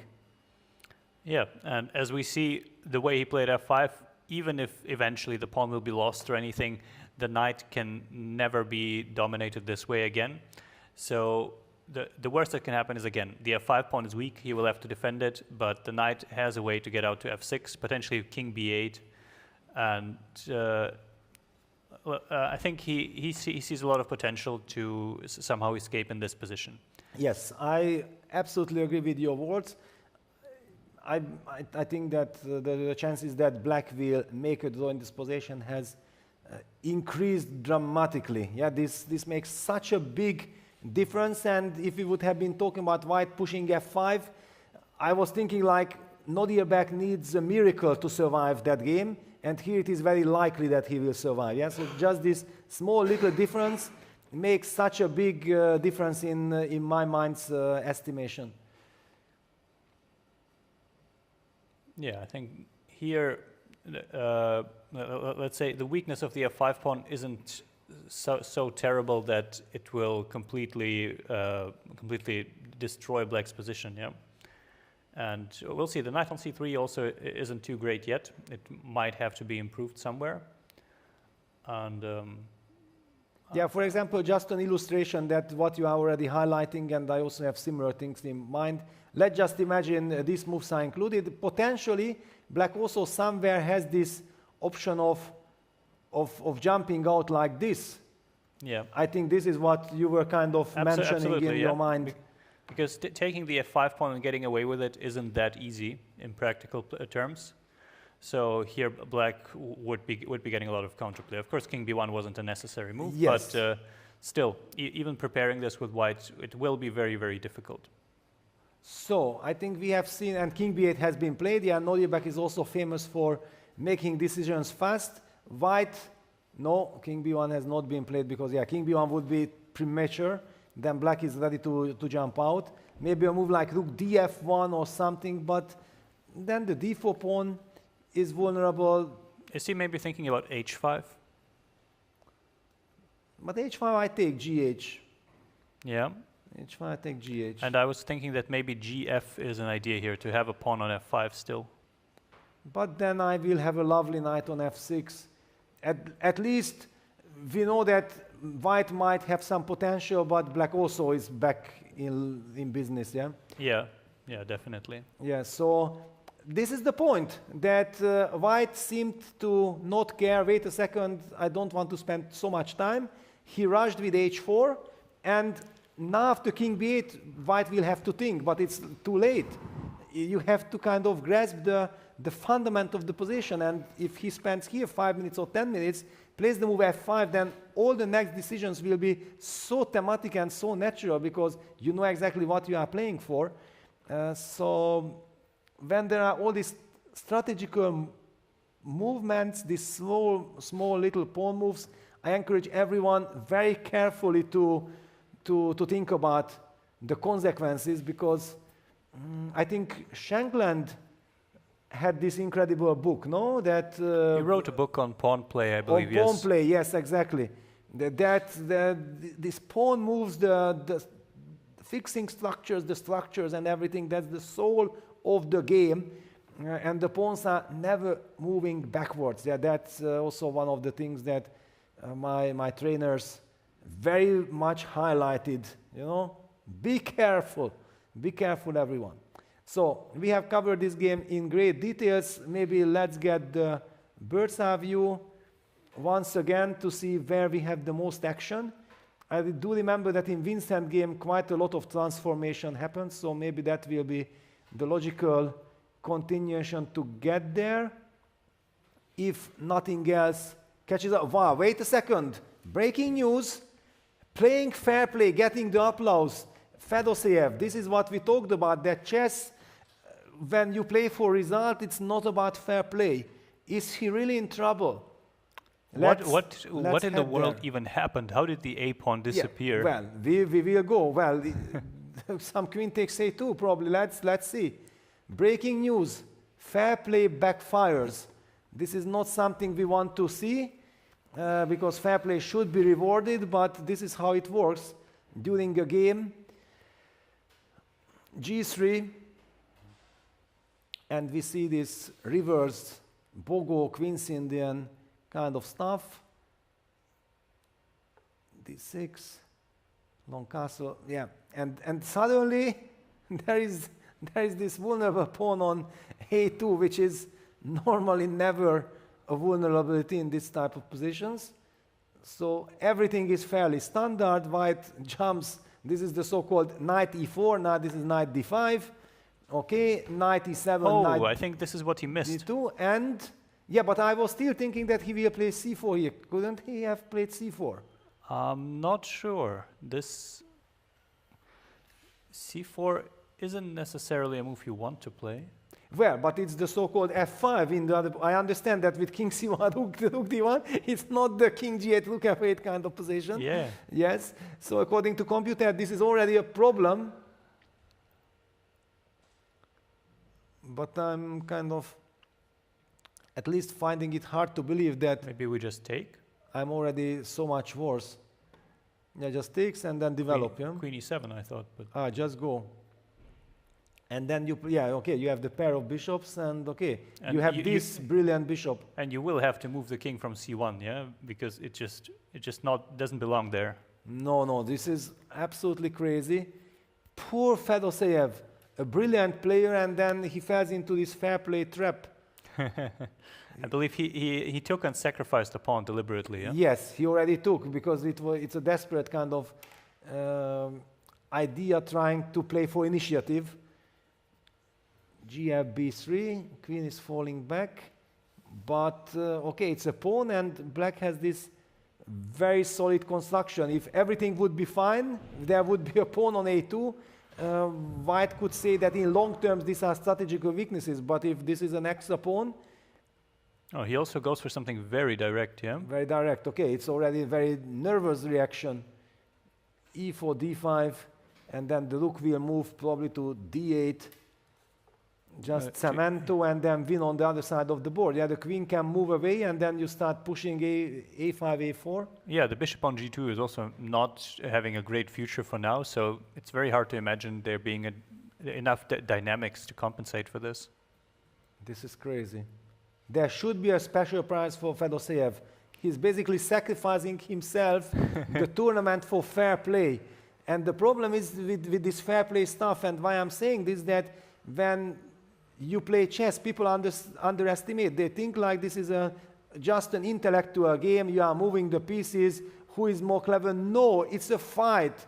It's a real incredible fight of wills, fight of understanding beliefs and everything. You put all your efforts, energy, you channel all your energy in order to play the best possible moves in every situation. Every small, slightest detail matters. And when you play a move like 1g3 out of fair play spirit, then all this vanishes. Yeah, then automatically you feel empathy, sympathy towards your opponent, and you are not in the right mindset to play this incredible battle. Yeah, so this is the story. Chess is a brutal warfare. Just as a small side note, but a very important one. Yeah, this is looking like it's going to be a very dire situation for him. He's also not up on time, which is a little bit unusual. Fedoseev also likes to play very, very fast if he's confident. So we'll see if he can still come up with some ideas for counterplay here. Yes, it will be very tough. I believe we should go back to have an overview of the games again. Exactly. And then maybe head to Vincent's game. Because, it is kind of an interesting London position. And I think Vincent did the right choice, changing the character of the game and going exactly for this transformation. This one is looking good. This looks to me like he played f6, f5 in two moves, basically, yeah? Yes.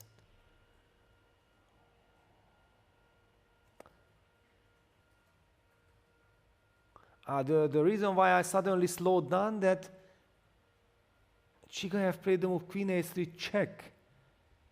And so he wants to lure the king to d2 so that the d5 pawn will be vulnerable. Otherwise, I did not understand why would he step into all these kind of things. It's a very concrete idea. But okay, let them figure it out. We go to Vincent. We haven't seen him yet. Only there at the beginning we were speculating that he played this f6 move a little bit too early. Maybe he committed himself too early for the London. And we see he goes for the bishop. Yeah, this is the very typical way. A few words about Murzin. Murzin, I know since a very long time. I know since he's 11 years old. I played there in this Nutcracker Shelkonchik tournament in Moscow back then many times, and he was playing in the small category as young boys against girls when he was already then in the VIP room blitzing against Nigel Short and was beating him many times. He was posing real problems to Nigel there, and Nigel was thinking like, who is this boy? And then this boy in 2024 completely stunned the world by winning the World Rapid Championship in New York, going undefeated. And if someone feels like, wow, that was a one day glory or whatever, I can tell everyone that he finished the Samarkand World Rapid Tournament also undefeated. And with his rating was playing against all the Nyepo and all the incredible top stars. So already there he showed that, wow, he's an incredible rapid player. So here we are seeing Vincent transforming into this structure. And finally was able to, I was wondering, how did he manage to push F5? So he managed it thanks to this tempo move, and Murzin let it happen, yeah, Queen F2. I feel like White couldn't he have played the move like G4? Just to fix the structure? Okay, we will not be going into depths, but to me it looks a little bit premature to allow F5, which is clearly Black's intention. Takes, castles, and now it's a solid position. Yeah, now suddenly he has B6, bishop B7 in this kind of somewhat open center, and I think this is a very good spot for the bishop to be in, because usually you would develop it with, in this case, D6, bishop E6 or something, but I think on B7 it's doing a great job. Yes, but I think this is also kind of typical in the London, yeah, that there's this line with D4, D5, bishop F4, knight F6, knight F3, and then C5, E3, knight C6, knight B2, knight H5, and then they also D takes C5, knight F4 takes, queen A5 takes, G6, bishop G7, or G6, bishop G7 without queen A5. I would have liked to show it on the board, but we don't have the we don't have the standard correct starting position. Yeah. So for anyone who is expert, understands what I'm saying. For all the others, you can try to look it up. You just start the starting position, and then all the moves that I just said you can replay and then understand, or you can just ignore it. No, essentially it's a line where White would have a pawn on F5, the one that Vincent managed to take back immediately. And here in this case, I think it's a relatively good version for him. It is a solid version. I think this is the first time Vincent is kind of satisfied with his position. Yeah, because before he had to make some tough decisions. This is now a playable position, more or less dynamically equal. There is also room for maneuvering. Both Murzin and Vincent are actually big strategists, so probably none of them, you can see Vincent walking there with confidence that, okay, this is now a chess game. Yeah, we'll see. They both have a lot of ideas in this position, and it will be a fight, clearly. Yeah, now let me ask again for the bird's eye view so that we can now choose our next game. Do we go back to Magnus immediately, or is Nyepo versus Parham so intriguing already that we should also get an update? Alex, it is your call. I think we should go back to Magnus because his position is changing quite significantly, I believe. Let's do it. Let's do it. And let's see what happened. And the move F4 is on the board. It's played by Magnus. I think it's justified. Yeah. It was the move that interested me the most. But the question was, what is the follow-up? Because as we spoke about, there is a serious strategic risk behind this move. So he takes on E5. Pardon me, on D5.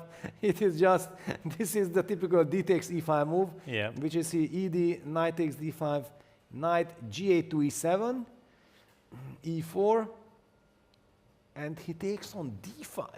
Wow. Okay. How surprised are you by the latest developments? I mean, F4 isn't what I would have guessed, but why I would be cautious to go into this position is probably just rook takes d5, and black would. I don't know. I don't feel he can go for something like bishop e6 because, or like he might go for it, but after I move the rook back, the a2 pawn isn't actually hanging him.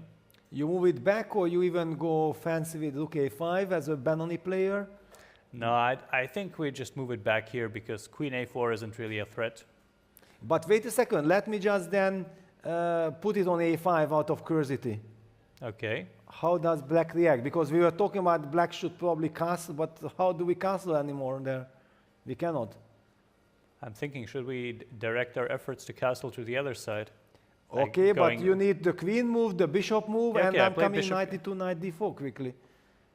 Okay, let's see, bishop e7. You have good nerves. You are still young, you have very good nerves. Okay, Knight knight e2, e2. yeah. I suppose, do we play c5 or queen f7? What do you think? Wow, well, queen f7, I wanted to play knight d4 and ignore all your plays. c5 is a move that I said, wow, okay, you want to stop my play, yeah? You say you have good nerves, yeah? But also You have good nerves, you have very good nerves, but there is some queen d2, no, after queen d2, after queen c5. f7, I was thinking. But there is a c5 pin. is hanging, yeah, okay. Yes, Oh, let me just king on d8, yeah? show this, because otherwise it would be a very nice move if black is in time to get this and castles. Maybe we are, we have b6, yeah? Maybe, yes. I just want to highlight that, yeah, then the rook on a5 will be completely out of the game. So, yes, it's a very interesting move. And then that's why I wanted to use the chance that there is this double, triple kind of attack due to the pin. And then how you want to react? I believe b6, we need the tempo. You have b6. And basically pre-moving queen f7. Yeah. Then it feels like I might get out, yeah? This is a game then, yes. It's of course very messy, but it is And a game. it's beneficial to me that the king actually lands on g8 here, yeah? Exactly, yes, as far as possible, yes. Wow, okay, this is already also fancy. It's the freestyle spirit, yeah? It is the freestyle spirit. So you were advocating for... It is certainly not the Alapin spirit, yeah? Yes.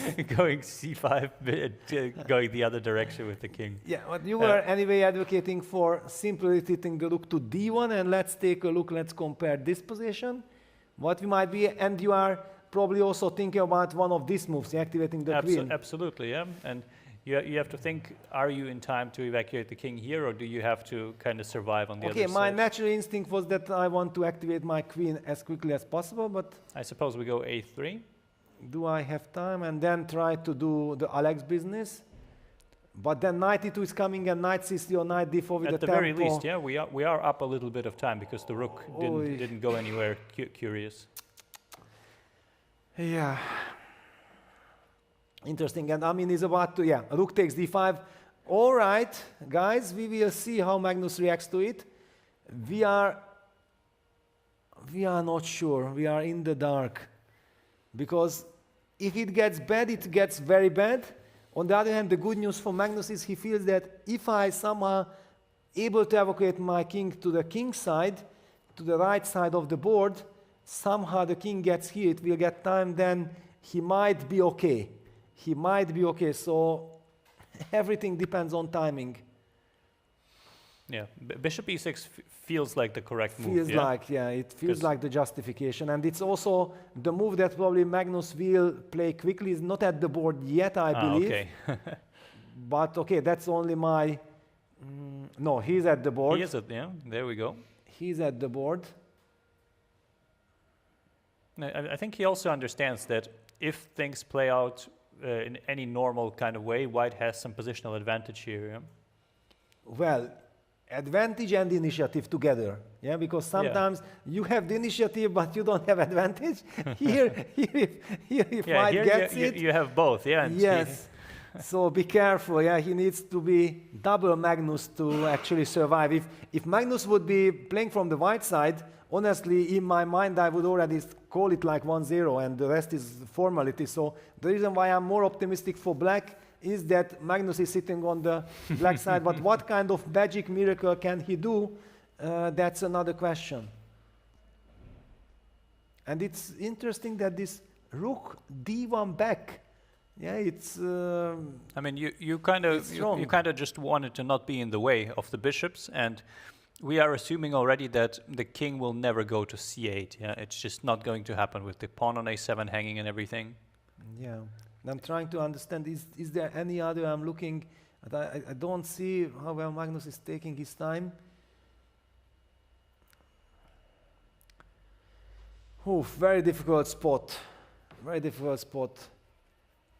And I don't know now. Magnus, of course, as a father, a family man, maybe he is used to getting up earlier. Yeah, but I remember him also in previous years having a different schedule. Like he was going to bed quite late and then waking up early. That's why he refused playing the Bundesliga. Yeah, because this Sunday 10 o'clock morning game was a total nightmare. I think once he played and he lost to Bartosz Soczko.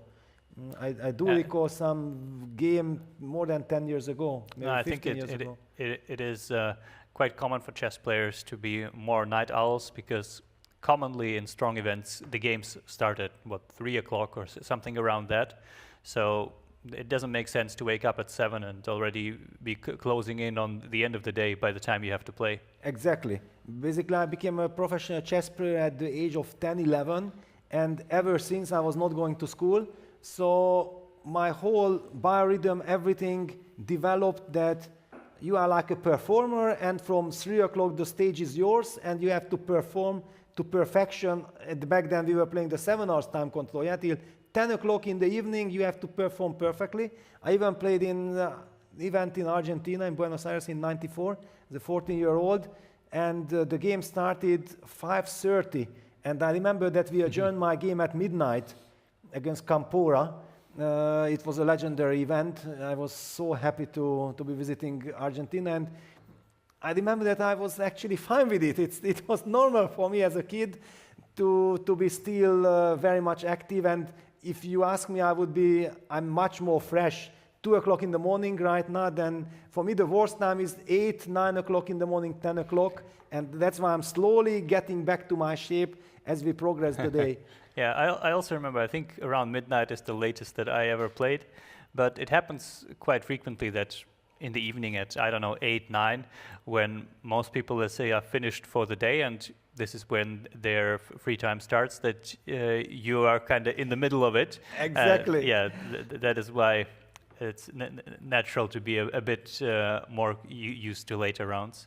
Yeah, whenever our neighbor tells us, yeah, good night when we meet 8 or 9 o'clock in the evening, and we say, yes, the day is just beginning. But actually, if you look at it, Magnus has used up almost 1 hour of his time already, yeah. And he's way down on the clock, and something is bothering him, apart from the obvious that the position is quite dangerous in itself.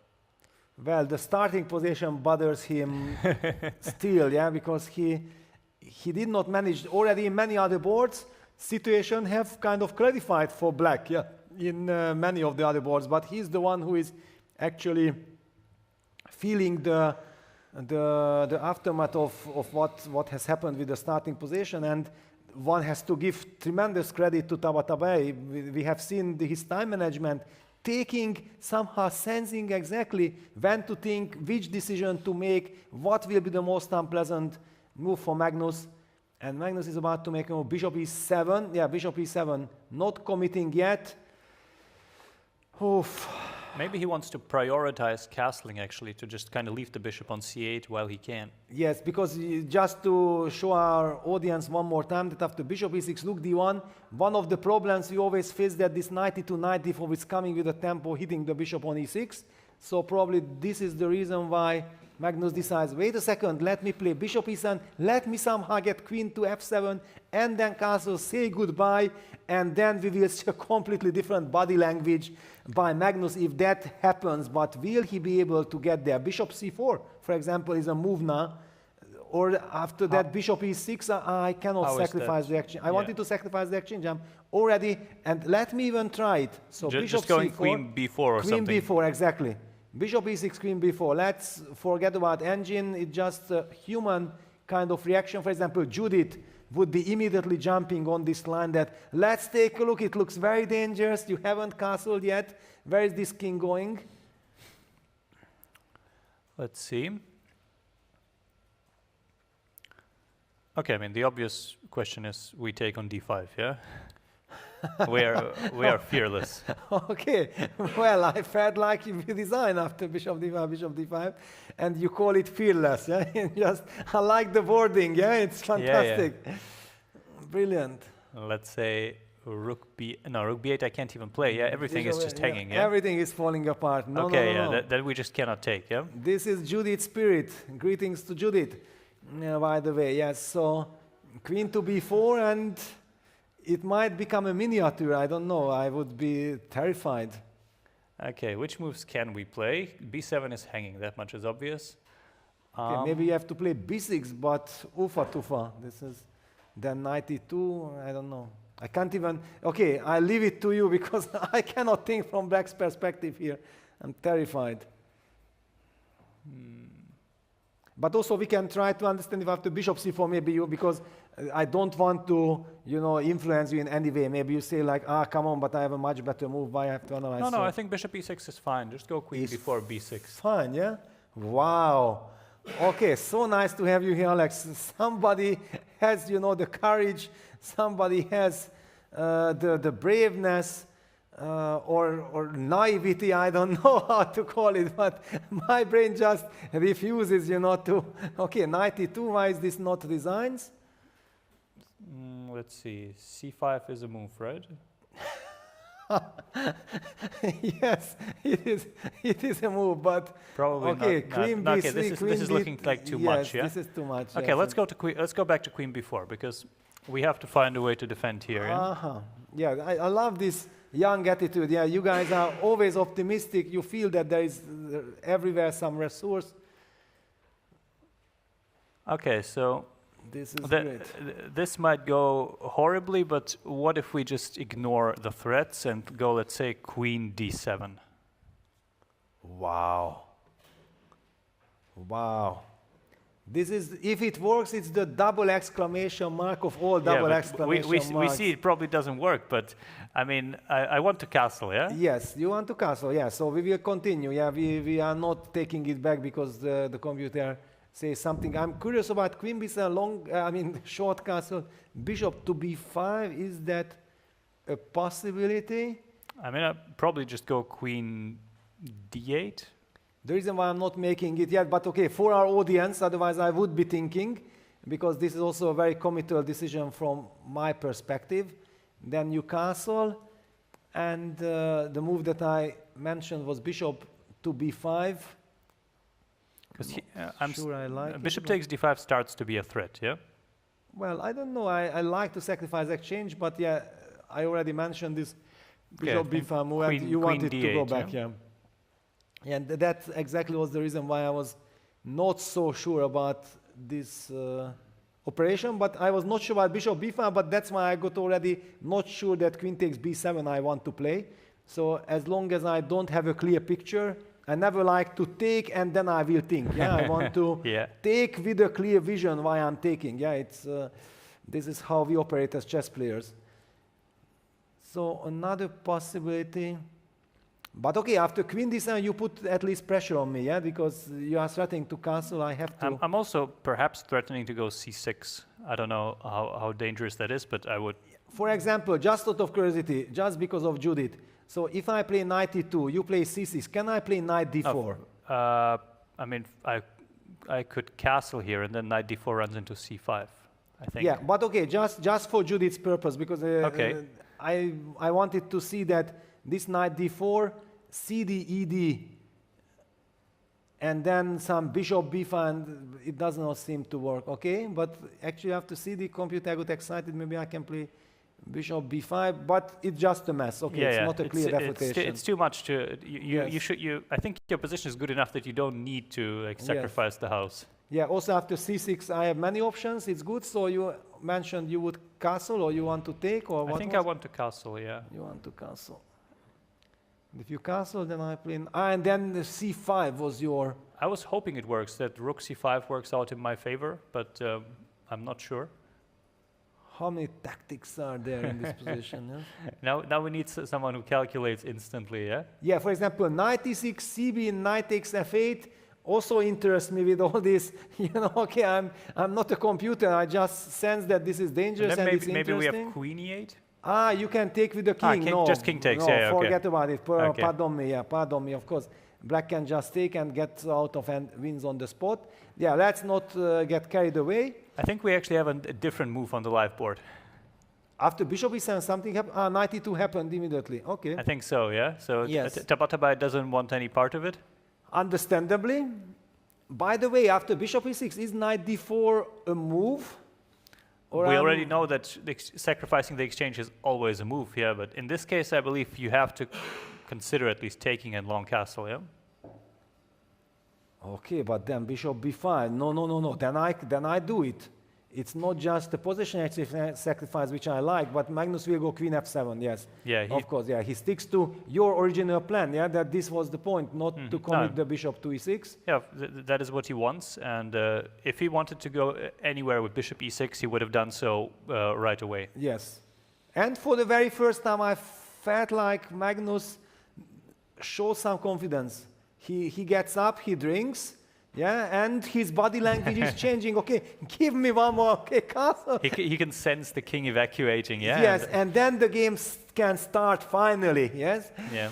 And that was the reason why I somehow felt like bishop c4 was very critical and very principled in order to try to stop this plan of black evacuating the king. But maybe, I mean, just calculate some line. Do you think knight d4 is an option here? Yes, I would like to play this move, definitely. It feels like it's very much pushing it, but... and then bishop to c4 and... yeah, the idea is basically what I thought about castles, bishop c4, and if king h8, rook c5 would win, I think. Yes, this kind of things are... Computer's not impressed, yeah, but apparently there is some way to continue, but... okay, probably he wants to trap the rook then, but we sacrificed, we anyway want to sacrifice, it's not, not a big deal. So let's just, for example, imagine a line like this, and then we just take on c8, and we say that thank you very much. Okay, this is a clear advantage for white. Okay, put the bishop back to b3. Maybe not exactly b3, maybe I can put it on d5, it's a tempo is important. Anyway, if we get time for queen d2, rook d1, it's looking very promising. Bishop e6 is maybe a tempo move, who knows, all right. So knight d4 seems to be the critical move, and then let's see if Magnus's body language will still be so confident. I was wondering actually, why I wasn't sure about knight d4 is what happens after c6, but perhaps there's just queen a5 check. And you have to commit the king somewhere, which is not g8. And now all the pieces are going all over the place again. Judith is coming back to life. Yeah, bishop c4. I know you're gonna suggest it. Yes, her spirit is here. Yes, it's. It is so pity that she's not playing anymore because, she has all this beautiful... I remember the story, then in 2022 in Madrid, she just came, played in the park and checkmated Magnus there. Of course, it was very unfortunate. Magnus just played like this, some pause, and exactly playing pause against Judith. She was all her childhood playing pause and with black. So she has all this spirit deep inside her, and then just checkmated Magnus in 10 moves or something. Yeah, Judith is Judith. Yeah, I mean, this position here, the game might start, but who knows where it will go. Yeah, like this is a position where black is definitely the one kind of hanging on the edge. Yeah, let me even put it just, is this bishop's... No. The computer, I hate the computer. I mean, why don't you appreciate... Okay, CD, bishop d5, tremendous attack, compensation, rook d1 is coming, black king is in the center, romantic times. But we are I think not we just go rook h5, yeah, instead. Yes. And then continue playing. Exactly, so no reason to sacrifice the house, you just go rook h5. Yeah. Yeah. Nothing too outstanding here, but there are ideas with some tactics on c6 potentially, because the king on e8, it can no longer castle, yeah, it can only walk. Exactly. So, all right, all eyes on this game, and all eyes on Amin Tabatabai. Wait, I think we have a result. We have a result? Where do we have a result? In Vahidov, not Vahidov, because there's also Vahidov, a great player, but yes, it is Nodirbek Abdusatulov Oh, in fact, we have two results. drawing, and Benjamin Bok against Maxim Vachilagraf. Maybe we should quickly see what happened in the Benjamin Yes. Bok game, just to know how they came to finish so fast. Yes. Wow, that was a draw for. Wow, professional. Let's save energy. After all, it's double runs played here, and it is kind of a fairly equal position. I'm not going to win it. Wow, what is it, Caro-Kann? Yeah, that was the exchange Caro-Kann, if you remember. That was yeah? the exchange Caro-Kann, D4, F6. Yeah, MVL playing it very solid. What a genius MVL is, yeah? Coming up with D4, F6 at all, it's already, deserves an Oscar. I don't know, this is some incredible performance. F6, F3. Now, the normal move would be bishop c4 or a3, yeah? Exactly. Yes. So all the tradition, and then, yeah, it goes along the traditional ways. Takes, it is a very solid line. And here the castles probably benefits white, but not to dramatic extent. Yeah, he has the bishop pair, and it is an okay position. Wow. Okay, yes, Yeah, I so think all the traditional natural moves, yeah. Very solid game. You could have just mirrored it, and it would have made perfect sense as well, I think. Yes, I like it. You know, very solid, very precise, not giving the opponent chances to show romantic stand. I mean, he's playing knight d4 on the board. Fire on board here for us. Ladies and gentlemen, hold on to your breaths. It's all about Magnus Carlsen not dealing with the move knight d4. He tries to signal some confidence, but he needs a brilliant move now. And he is on the verge of getting close to time trouble, because whichever decisions he makes here, they are probably very, very committal, and he will need some time to navigate the complications. Yes. Oh, just when it looked like he's one move away from happiness, and then he can just go behind the stage, have some banana, just enjoy, get some energy for the rest of the game. He's faced with this tremendous pressure. Perhaps he will castle and go for the exchange up position that we discussed, even though it looks very passive from our perspective. Perhaps but maybe it's the best, yeah? Perhaps it would also be a good moment for us to have a banana. And it's always a good idea, yes, for sure. But the reason why we are also not having too many breaks, guys, the action is amazing. We are loving what we are doing, but clearly everybody needs a little break to get the energy that we need in order to provide you the best coverage possible. Also during the breaks, we always have the camera on, I think, on the players. So yeah. Whoever follows the action sees what's happening. Then let's call it. I think, yeah, we will take a short break, and then we will come back with all of the action, which seems to be heating up very much here, especially on the first board. Yeah, see you soon.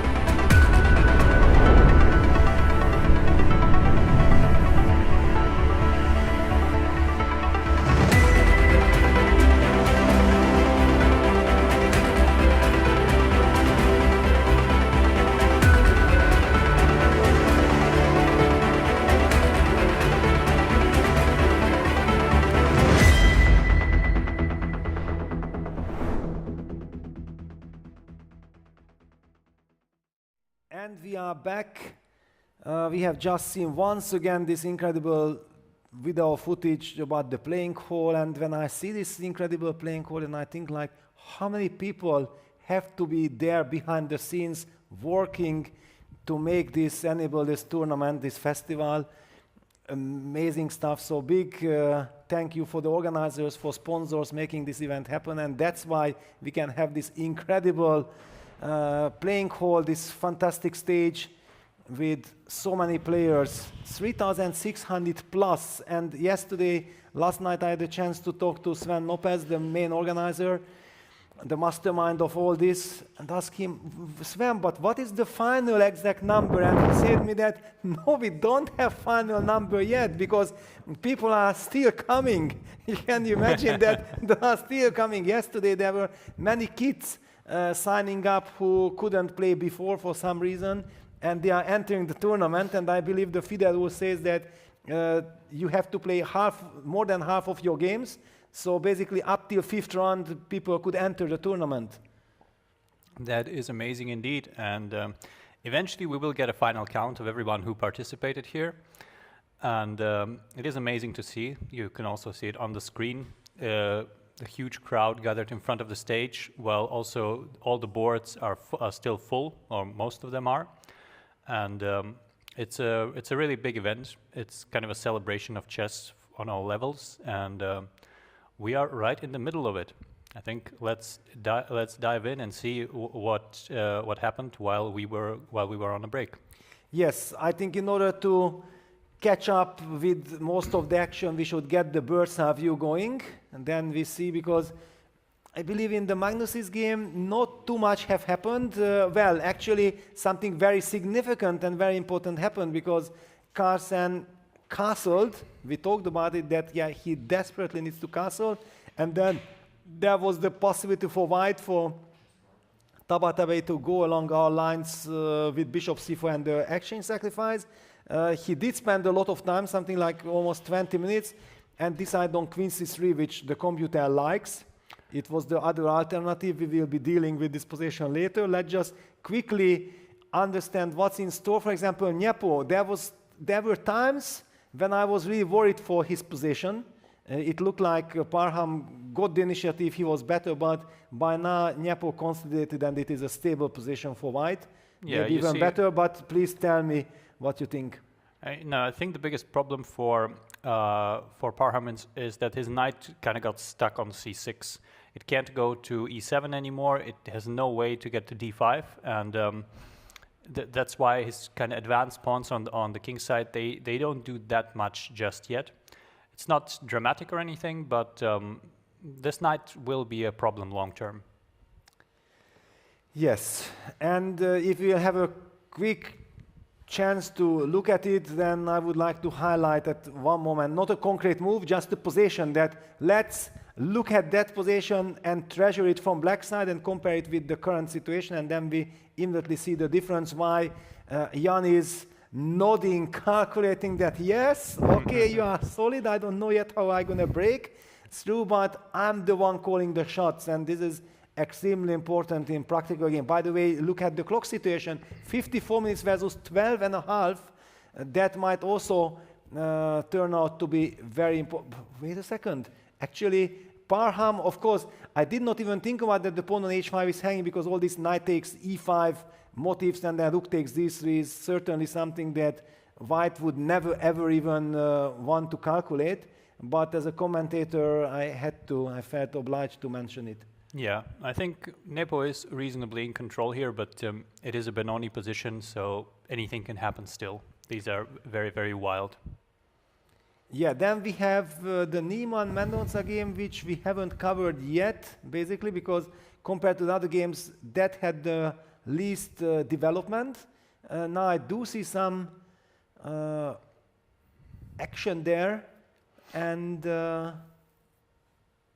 it feels like white is building up some initiative. The computer really likes white's position at the moment, but it also caught my attention because the typical way of just trading on d5 with knight, bishop takes d5, bishop e6, and liquidating would run into change of bishops and f4, and due to the pin along the e file, white is winning a piece. And because of this, then suddenly I started to worry because the white bishop from c1 might come to e3.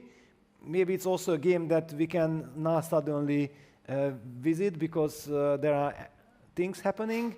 Nadir back, super happy, I believe, and relieved that this game is finished. He survived the worst. Let's enjoy the rest of the tournament. Vincent, Keymer, what is your take on Murzin against Vincent? It's a very special kind of position now. Yeah, it feels a little bit unusual with the king on c8. Could be in a little bit of danger, but in general, as long as Vincent stays kind of cautious, he has the bishop pair. The queens are potentially set up to be traded. He will not be unhappy here. Yes, and in the last board, last board on our top boards, it's board number 6, Fedosev against Chigaev, where we have seen that opening heavily backfiring for white, which was kind of a sensation. And we already talked about it. I will not be repeating my sentiment there. And everybody knows what I'm talking about. Poor Fedosev is in the back foot. He needs a miracle. He just played the pawn sacrifice with g4, sacrificing another pawn in order to try to change the character of the game, hope for some counterplay. But if we talk seriously, then of course black with the knight on e5 and being up material should win this, take home this game convincingly. And yeah. Maybe we can also have a look at the other boards. We already have a big win for Nihal Sarin. It was the miniature of the day. Kaidanov, the experienced US player, got checkmated. Actually, he fell victim of this very unfortunate and very difficult starting position for white. At least someone is having good success against him. I am 0 out of 2 against Kaidanov, and somehow there's never been an easy opponent for me. So Nihal showing what he can do there. Yeah, Nihal is okay. Kaidanov, you know, in my times when I was growing up, I was studying his games. Yeah, in this early 90s. Yeah, he was like. I understand, Peter, but I wasn't playing him in your times. I was playing him in my times, up to 5 years ago. I understand, but I wanted to say that yeah, he's a very experienced player who is still sharp. And in those days, he was like 2640, which was like top 50 in the world for sure, and very good theoretician. He was, I think, expert in the Slav Botvinnik variation and all these kind of things. He was always involved in heavy theory. And it seems to me if you say that you even now had some trouble against him, it means that he is still very much active. He's working on his chess. He's, I believe, still one of the most active players, let's say, above the age of 60. So he's still playing some tournaments, and not just closed ones, also opens, as we see here. Yeah, I remember him in Qatar Masters also in 2023 doing well. Yeah, so he still very much enjoys chess, and I believe that he lost here to Nihal, but he still has a great many chances to make it a good tournament. Yes, what catches my attention is also the game between Duda and Kamalidanova. The last move, knight d5 to c3, a move that usually wins the game. Unfortunately, here it might be spectacular. Let me just highlight one small little line. If white plays the move knight b1, trying to trade queens or something, of course, the rook is saying there is knight a2 checkmate. It's so funny because, okay, you don't really see this kind of patterns very often. Kamalidanova is 3 out of 3 and Duda is 2.5. The defense here might be knight c4, I believe, or knight b3, move, yeah? One of those two, yeah. And then you have the time to take with the queen on c3. So something like knight b3, bishop b3, queen takes c3, kind of disarms this whole idea. Yeah, maybe let's even quickly visit this game. We have little time before the crazy action. We actually see Duda play knight b3. Yeah, knight b3 is the professional move, is the good move. Also, let's give credit to Kamalidanova, who yesterday had a fantastic day. Yes, the first game against Rauf, one could say that yeah, this castle incident influenced the outcome, but then she also beat Kartikeyan, knowing that how much is at stake for the ladies. Yeah, the top 3 ladies finishers will qualify for the next Freestyle World Championship. Yeah, but here Duda has a very technical position, an extra pawn, and I believe he will be converting this in a very patient manner, as elite players are usually going to do. Yes, I also feel that, okay, playing exactly against Duda with the black pieces, 10 o'clock in the morning with this reversed king-queen position, yes, certainly wasn't easy, and most probably she will lose the game, but she got into an endgame. Yes, we are expecting Duda to squeeze it out, but at least it is still going to last for a long time, exactly. yeah, no matter how it ends. Black has some king e7, bishop d7 moves, yeah, because I was expecting that bishop b5 followed by knight d4, rook h1. White's play is very simple, plays in the center. This is not the usual kind of Berlin defense endgame. It is a completely different one. First of all, White is up a pawn, and White also has the initiative, the active pieces.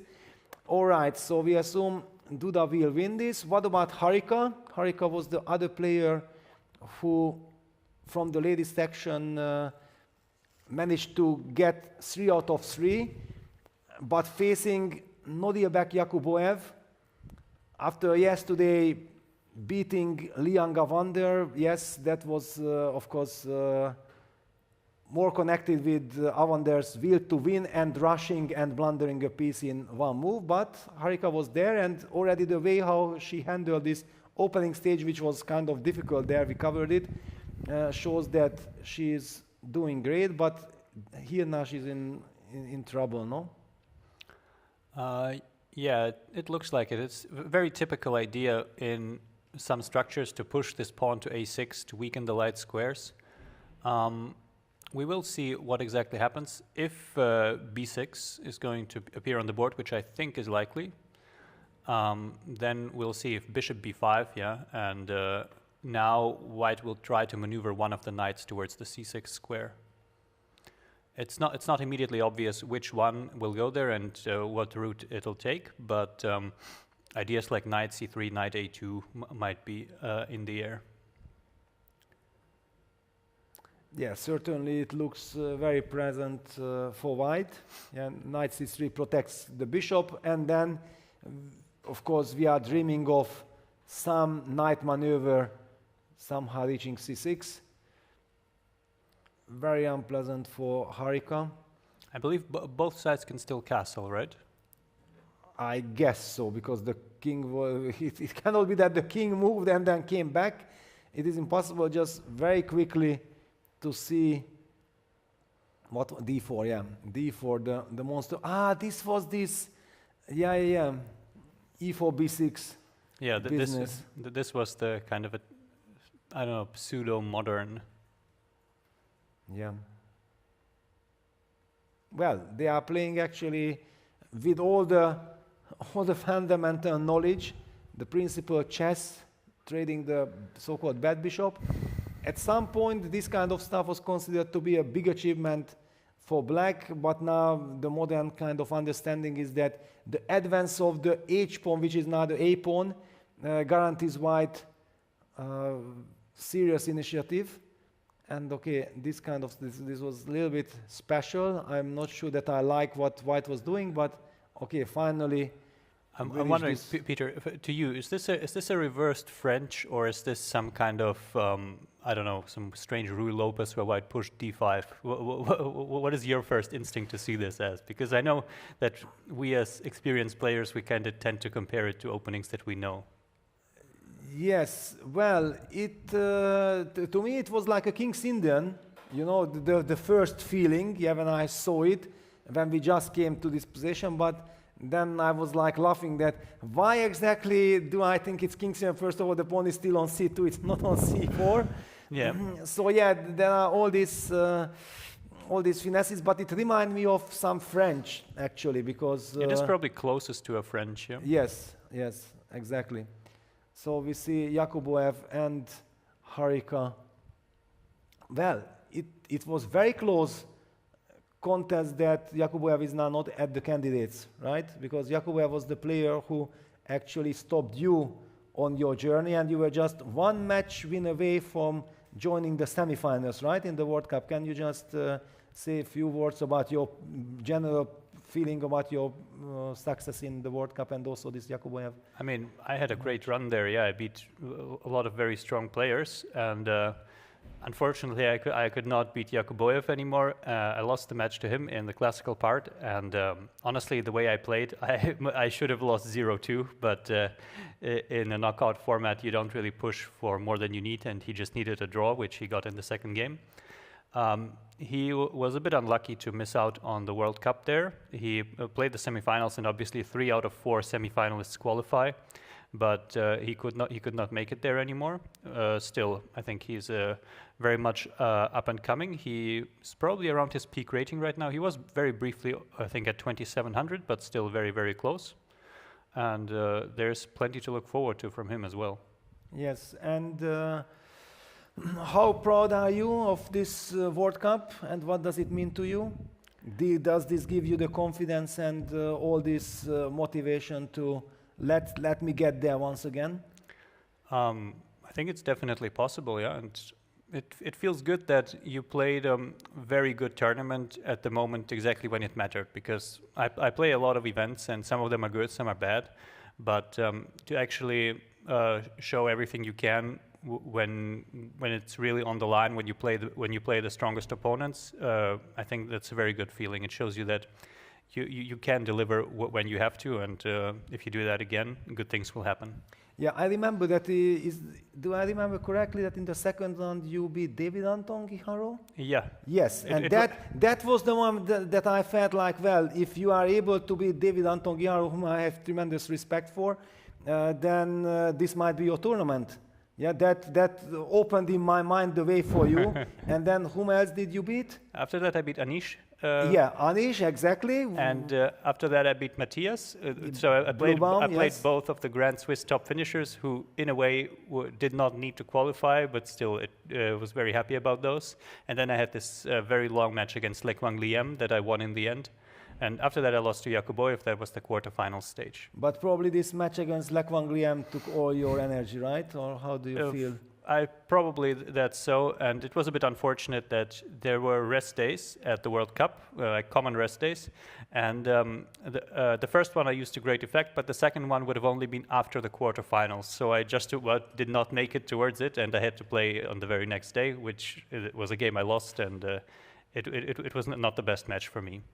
Yes, in any case, big congratulations once again for this brilliant performance. Yes, ladies and gentlemen, Alexander Donchenko has been one of the top guys in Go at the World Cup, and it's so nice to have you here, and I think the people also very much appreciate sharing all your insights, and they get to experience your expertise from first hand. Thank you, Peter. And how do you feel about being here and doing the commentary for the very first time? Because it's so difficult for me to imagine not seeing you play. And yesterday we laughed about it that, okay, you are young, you like to play, you are this incredible fighter that you would love to be playing, but because of your schedule you couldn't. Yeah, I mean, for me it's of course a different experience, but I think it's not too bad in the sense that I get to look at the players from the side and maybe learn a lot about the players that I usually face directly, and it is actually interesting to see, also to listen to you interpret everything that we see on camera, and to see how much you can actually experience from the side, even though you are focusing on the games, but it is a bit of a different feeling than actually being in the midst of it. Yeah, perfect. So I think we have now rounded up our tour, and we can head back to Magnus. Let's take a look what's happening there. I mean, wow, so much had happened. We had some big liquidations there. And what do we make of it? At least queens are traded. Situation has kind of clarified. I believe it should be good news for Magnus, even if it seems like white is pressing, but we are not getting checkmated anymore. Yeah, we're definitely not getting checkmated. It is a bit of a passive position. In fact, it wouldn't be too uncommon to see Magnus with white here against anyone. They're kind of trying to squeeze it out. But here he kind of has to hope that he will not be squeezed by Amin Tabatabai. his chances to hold are probably pretty high. He can play something like a6 and rook c8 and whatnot and be reasonably solid. But I mean, he's an ambitious player. He will try to win this. And at the very least, I believe this game is likely to be the end of the 100% run that Magnus has had so far.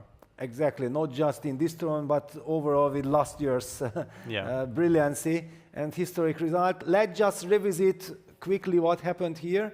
And the point is why things heated up so fast is that after the move knight d4 castles, queen c3, the move queen c3 basically invited this liquidation, because we are talking about two brilliant players who understood that probably the next sequence of moves are kind of forced. So after the move queen c3 targeting the pawn, black is unable to play c6, I believe, because then bishop c4 will be devastating, winning the queen, winning material. It's not a rook sacrifice anymore, it's not romantic times, it's just cashing in effectivity. So after move queen c3, bishop f6 had to be played, and now Amin of course understands that the justification of his play is to play move per move. Black is just one move away of consolidating with king h8, and we have a game for 3 results. And rook takes d6. The rook sacrifice, which is not really a sacrifice because it's a 4th sequence of moves, cd, bishop c4. White is threatening to win the queen, but there is not just one pin, there's a counter pin here as well. So black plays the move bishop e6. Bishop takes e6. Queen takes e6. Queen sacrifice, but not really a queen sacrifice. Knight takes e6. Bishop takes c3. Knight takes the rook on f8. Black has this very important vital intermezzo of bishop takes b2, which already Magnus had to foresee, I believe, when he played the move queen f7. I'm pretty sure that he already at that point calculated that he has this endgame exit. Bishop b2, king f8, and then rook d1, king e7, rook d5 played, and this is how we reach the live action. First, I also thought, like, wait a second, yeah, the setup that you mentioned, Alex, that a6, rook c8, and we covered the weaknesses there. Compare with this, if black plays b6, then white will, of course, have this a4, a5 break. But then I realized that you already mentioned one time today that the rook also has this h5 square, yeah? So I'm kind of a little bit worried that what will happen if white combines bishop d4 and rook h5 target, and then suddenly we are talking about too many weaknesses. Will Magnus be able to handle all of them? I think you need to proceed with a little bit of finesse here with white, because just attacking the pawns will probably not be enough, since black usually has some like king e6, knight e5, and rook h5 just answer it with h6. But he needs to play kind of on both sides. He needs to use the bishop that's currently targeting the a7 pawn. It could target the g7 pawn as well. The rook is already, that's why I mean played rook d5. It can swing to anywhere on the board from the 5th rank. And Magnus is also taking his time, because both players understand there isn't really a forced sequence here to look out for, and he needs to play a kind of defensive move that pays attention to all of white's ideas. And what could it be? Does he have time for king e6 and then try to get knight to e5? Is that an option? If he's very worried about these things, he could go knight e5 directly. Ah, wow, yes, that's a fair point. But then it runs into bishop c5, knight c. Okay, let's just check it a little closer. So yeah, probably knight e5 is the blockading move. Bishop c5 might allow some trickery here, but yeah, let's just check it, because it is a principal move, and the reason why Magnus is not blitzing out knight e5 is clear that he is calculating the consequences of this. We might be in time to play knight c4 followed by b5. b5, yes. It is a bit risky, I feel. But it's principled. However, then I fall back with the bishop to d4, and all of a sudden b5, g7 pawns are hanging together. Yeah, we would probably try to play for what? For rook c8 or something, or a6? Kind of giving up the g7 pawn, trying to get rook g8 in, but this does feel a little shaky. Yes, it just shows that, yes, why is Magnus thinking? Well, he's thinking because, yeah, the situation is extremely delicate. This is a very tricky position. You have so many things to take care of.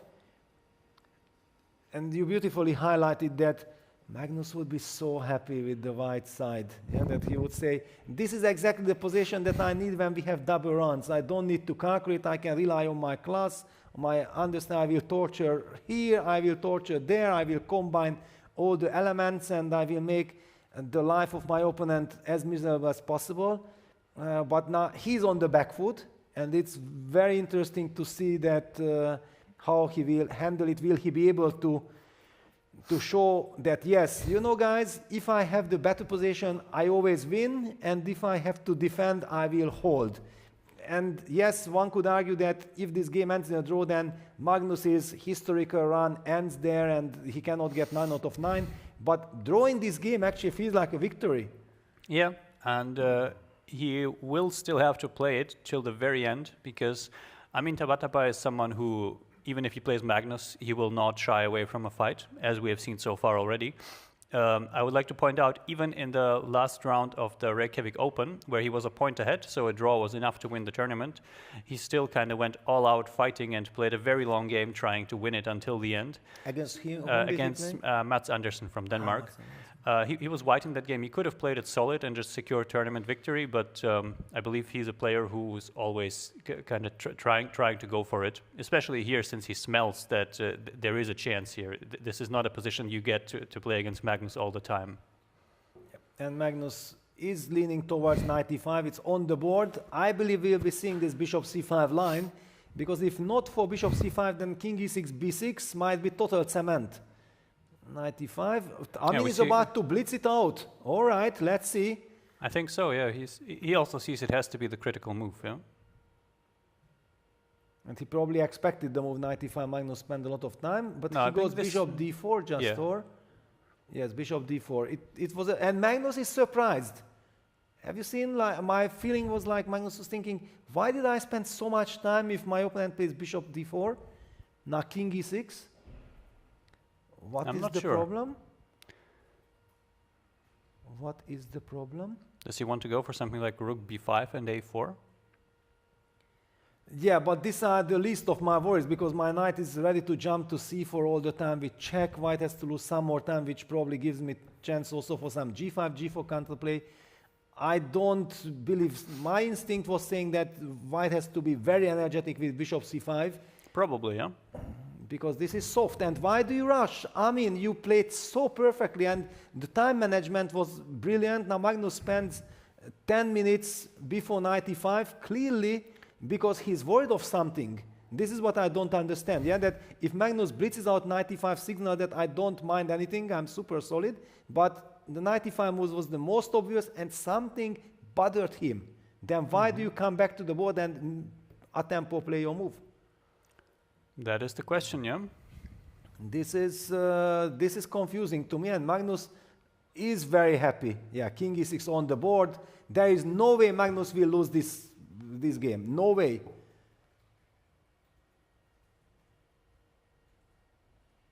He's out of the woods for the very first time in this game. Breaking news, it is 12:50 already in the afternoon, is the moment when Magnus Carlsen got out of trouble. Yeah, there is perhaps not so much left to play for him, but he definitely managed to finally get a position where he's, I think, reasonably comfortable. And we talked about it already, yeah, that when favorites finally feel like, all right, I survived and I'm kind of safe, this will be the moment when Magnus will start to maybe think about that.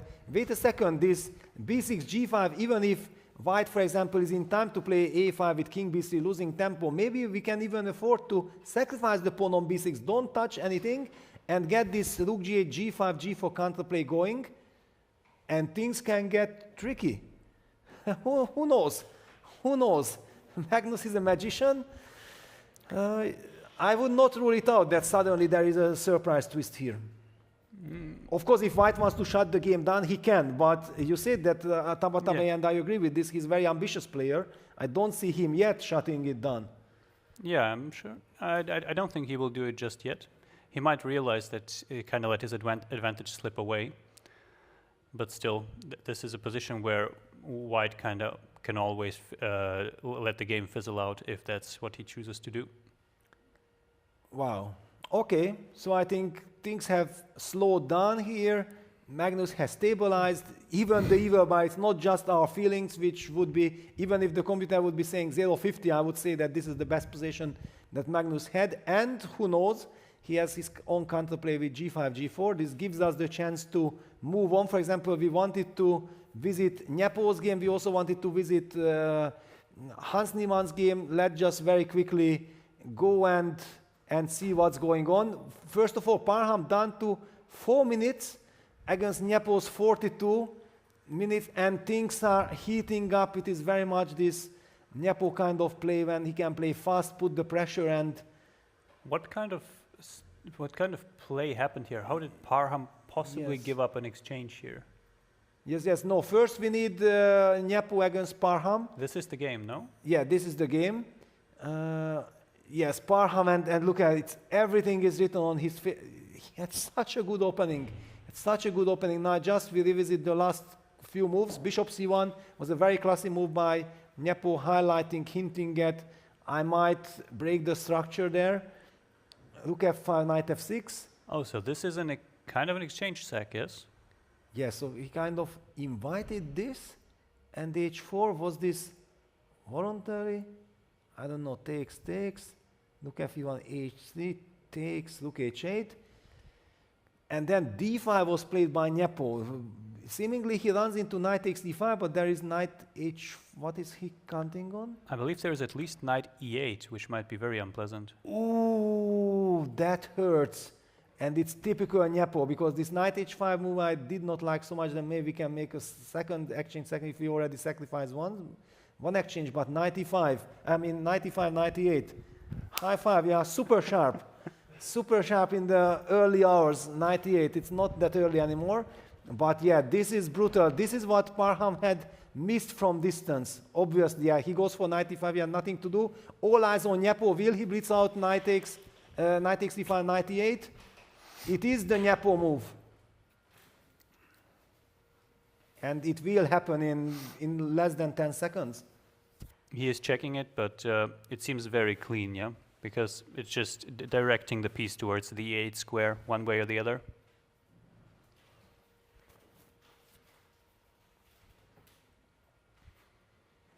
So, but this is good. Yeah, I was worried that Nyepo might blitz it out in 10 seconds, and I would say that no. Even if it's great, but just don't do it. You have 42 minutes.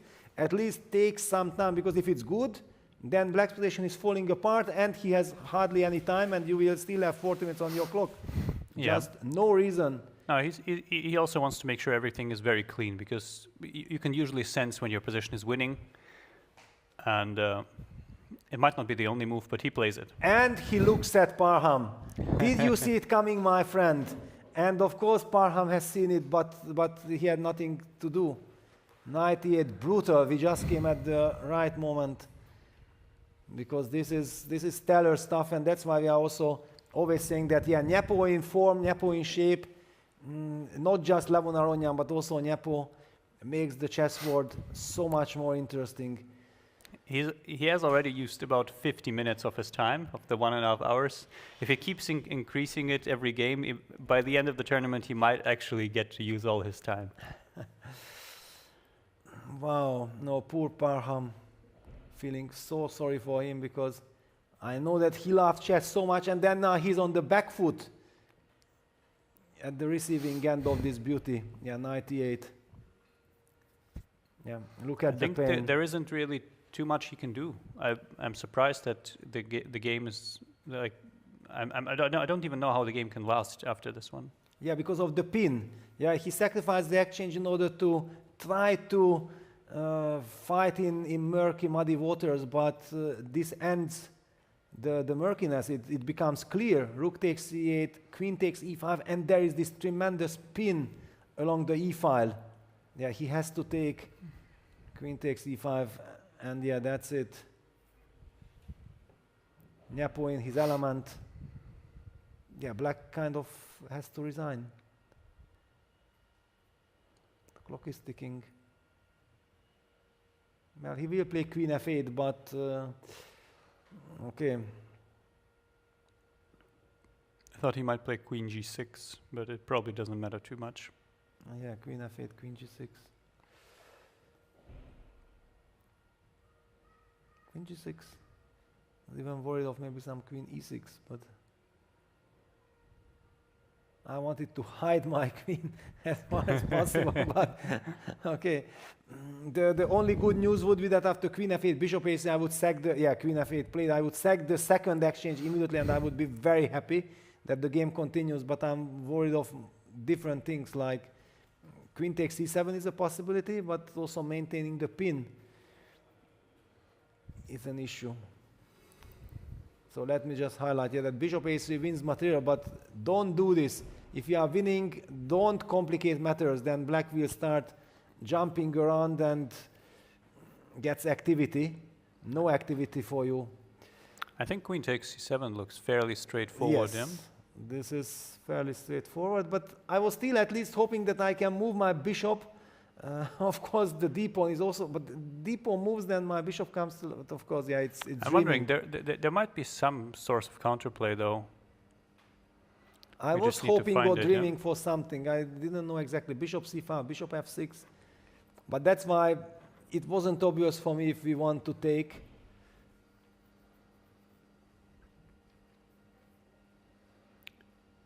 We might also play some unpleasant move like h4. Oof, that one hurts. That one is the move that basically almost invites resignation, yeah? Because everything else, at least, yes, we are losing probably objective, but there is some hope. But after h4? Yeah, after h4, if f3 doesn't work in any sensible way, then I think there's just no move. And of course, Nepo will play it. It is once again such a Nepo move. He came back to the board, looks at Parham, looks at the board, and he's like, why can't I play h4, yeah? And then how long does he take to... Yeah, look at this, he cannot sit still, he wants to finish it, yeah? He wants to finish it, yes.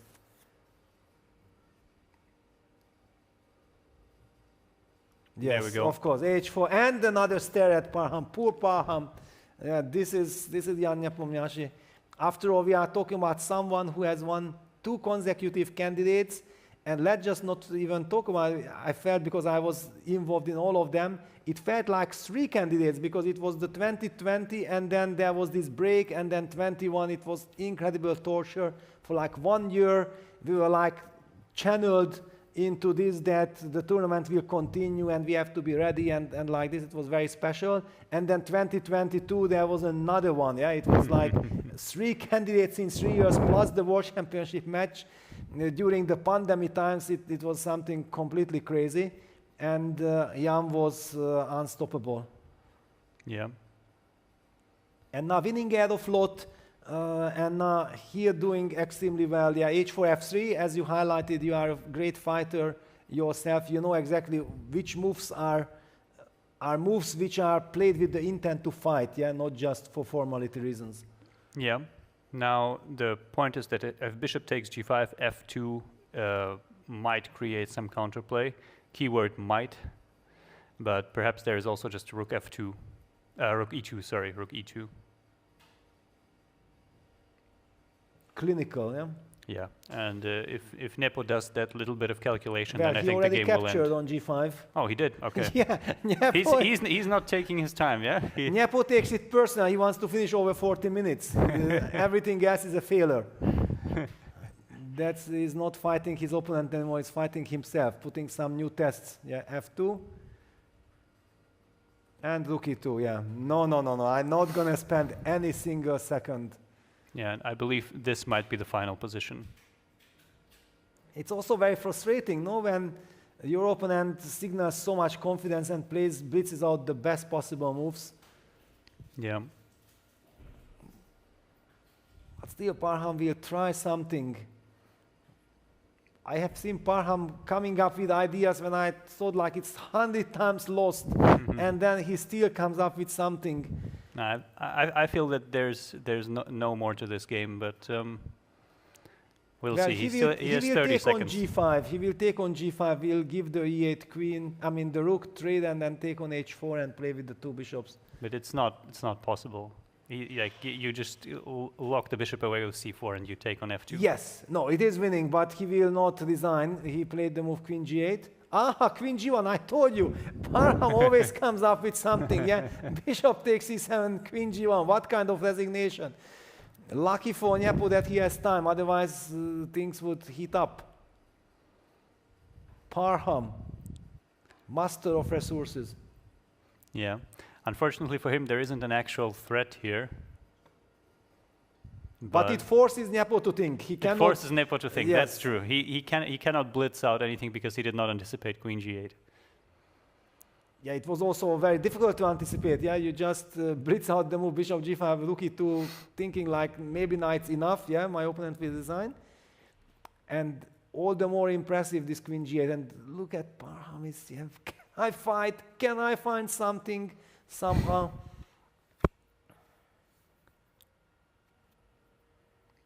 Yeah, and it came as a small little shock for Nepo, thinking like that's it. Already what I will have for lunch and I'm still in time. Yeah, it's only 1 o'clock. I have now 3 hours. No, you still have to fight. And the 40 minutes mark has passed. It's moving away. He would need to blitz out a few moves to get back there. Yes. But yeah, Jan doesn't want to think for too long. Magnus is also looking at the position. Rook f1 is played. Yeah. As we see, black doesn't have an actual big threat if white doesn't capture on e7. He is closer to the 40-minute mark, but he needs help from Parham to not resign now to get there. Yes. And we are not the only one who are looking at this board. Yeah, Magnus, Jules Moussa, and f4. What does this mean? Yeah, look at Magnus is also in disbelief, thinking like, wait, and looks at Parham like, this is not serious, or it is just out of frustration. It's bishop e7, f3, I think. Yes, of course. Unbelievable. This is just this man doesn't want to give up. He refuses to, because rook f2 runs into queen h7 check, and then rook takes e7. Yes, it is probably losing, but the game continues. But Nepo will not play this. Yes, and if rook e3, then one more time, queen g1. Yep. And black wins. Yeah, all of a sudden I wouldn't have called out black wins that, yeah, queen g1 shocker is coming. So be careful. It is Parham, and especially when your opponent is down to 50 seconds. This is a very tricky situation, and I urge everyone to take caution in such situation. Never rush, because this is the way how you can actually spoil your winning advantage. Absolutely. Let's see, is there anything that prevents him from playing rook f takes f2? Nothing. Nothing, yeah? He takes. Jan says and looks at Parham. I know, I can sign you are brilliant, you are coming up with the sources, but enough is enough. I think if Parham doesn't run out of resources, he will run out of pawns here. Yeah, and queen h7 check is met by queen e4, right? It doesn't really need to be, but probably yes. Yeah. Just so that the bishop will not start some business, some jump. So queen h7, he's down to 18 seconds.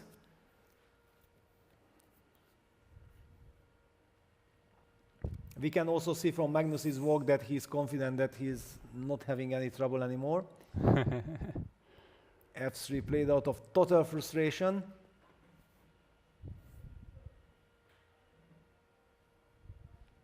And Jan feels like, how many pawns do I have to take? I think Nepo isn't getting back to 40 minutes, though. That will be a bit much even for him.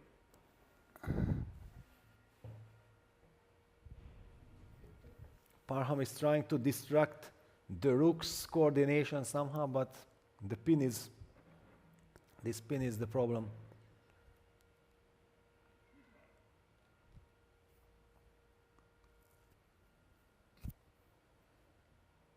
I don't even see a particular problem with just taking on f3. I think at this point the position is so far gone that there are many moves that work. Yeah, for sure. And not now, but once the round finishes, I want to revisit just for 5 seconds the position to highlight that what a brilliant Benoni position Parham actually got. And yeah, it's a heartbreak. But then Nyepo managed to consolidate, and after that he was just unstoppable. Oof, coming to terms. Parham. You know, my feeling is like chess deserves all these players, all these games, all these incredible fights, deserve every single board, a special 10 cameras, one exclusive commentator for every single game, yeah, because, but then we need, you know, this pay-per-view kind of stuff. It's only then possible to finance this and everything, yeah, but every game has so much emotions and so on, and now we are covering this, but we have to see the emotions of the players, we have to show respect. At the same time, how many other brilliant games are in progress as well. It is just crazy. And in football, this is normal, right? Every Bundesliga match is broadcasted with commentary, and people are ready to pay for it because it is their club. I want to watch. I cannot go to the match. Why isn't chess moving into this direction? It should, and I think it will come. It's just a matter of time. It has to come. Well, we are missing out on so much, you know, and the people and everyone is missing out on so much. This is cultural heritage. Every single game is like something very special. yeah, and we see Nepo still taking his time. I think he's honestly a little fed up with Parham still playing moves, and he just wants to find a way to kind of stop the game immediately. Yeah, and then the other hand, he doesn't want to make a blunder now, because then he would feel like a complete idiot. I think the game is kind of past the blundering stage. Like, it is very hard to mess up with white. Well, but we know that there is not a single chess position that we cannot mess up. I know it from my own experience, yeah, and I feel like this is plus 100, yeah, my opponent should design it, he's down to 2 seconds on the clock, and then your brain plays some crazy games with you, and then you find the only possible move after which you can still lose the completely winning position. So I'm very careful, and the problem of a miss like that would basically destroy your tournament, because you would just not be able to forgive yourself. Yeah, you would just think like, how could I have been such an idiot? I know that people who are not used to this kind of level and haven't played chess on the highest level, they might be thinking like, why I'm saying idiot, what kind of word is this? Because I know exactly how a player feels, yeah, under such circumstances, and that's why you have to take your time and make sure that it will not happen. Yeah, no, it's just to very strong players, many things become second nature, and it is kind of equivalent to, let's say, no, we see Nepo playing a move. Yeah, he took on f3. Yeah, he took on f3. Enough is enough, he said. I double, triple checked. Yeah, Parham is sacrificing. Yeah, now he will jump out with queen takes c8, queen takes d5, but the pair of bishops will be gone, and white will sacrifice back one of the exchange and consolidate and say thank you very much. We are expecting just h take g5, queen f3, queen e3, and the resignation to follow. For example, if we want to keep it very simple. Yeah, there we go.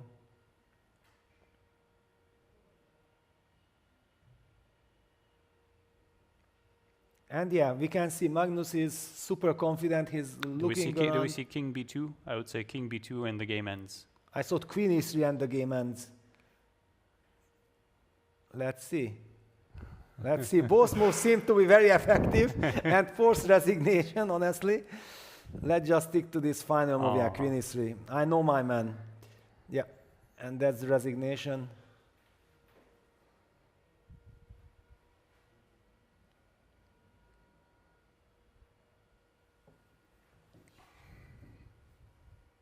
Nepo is saying some bishop a3 at some moment.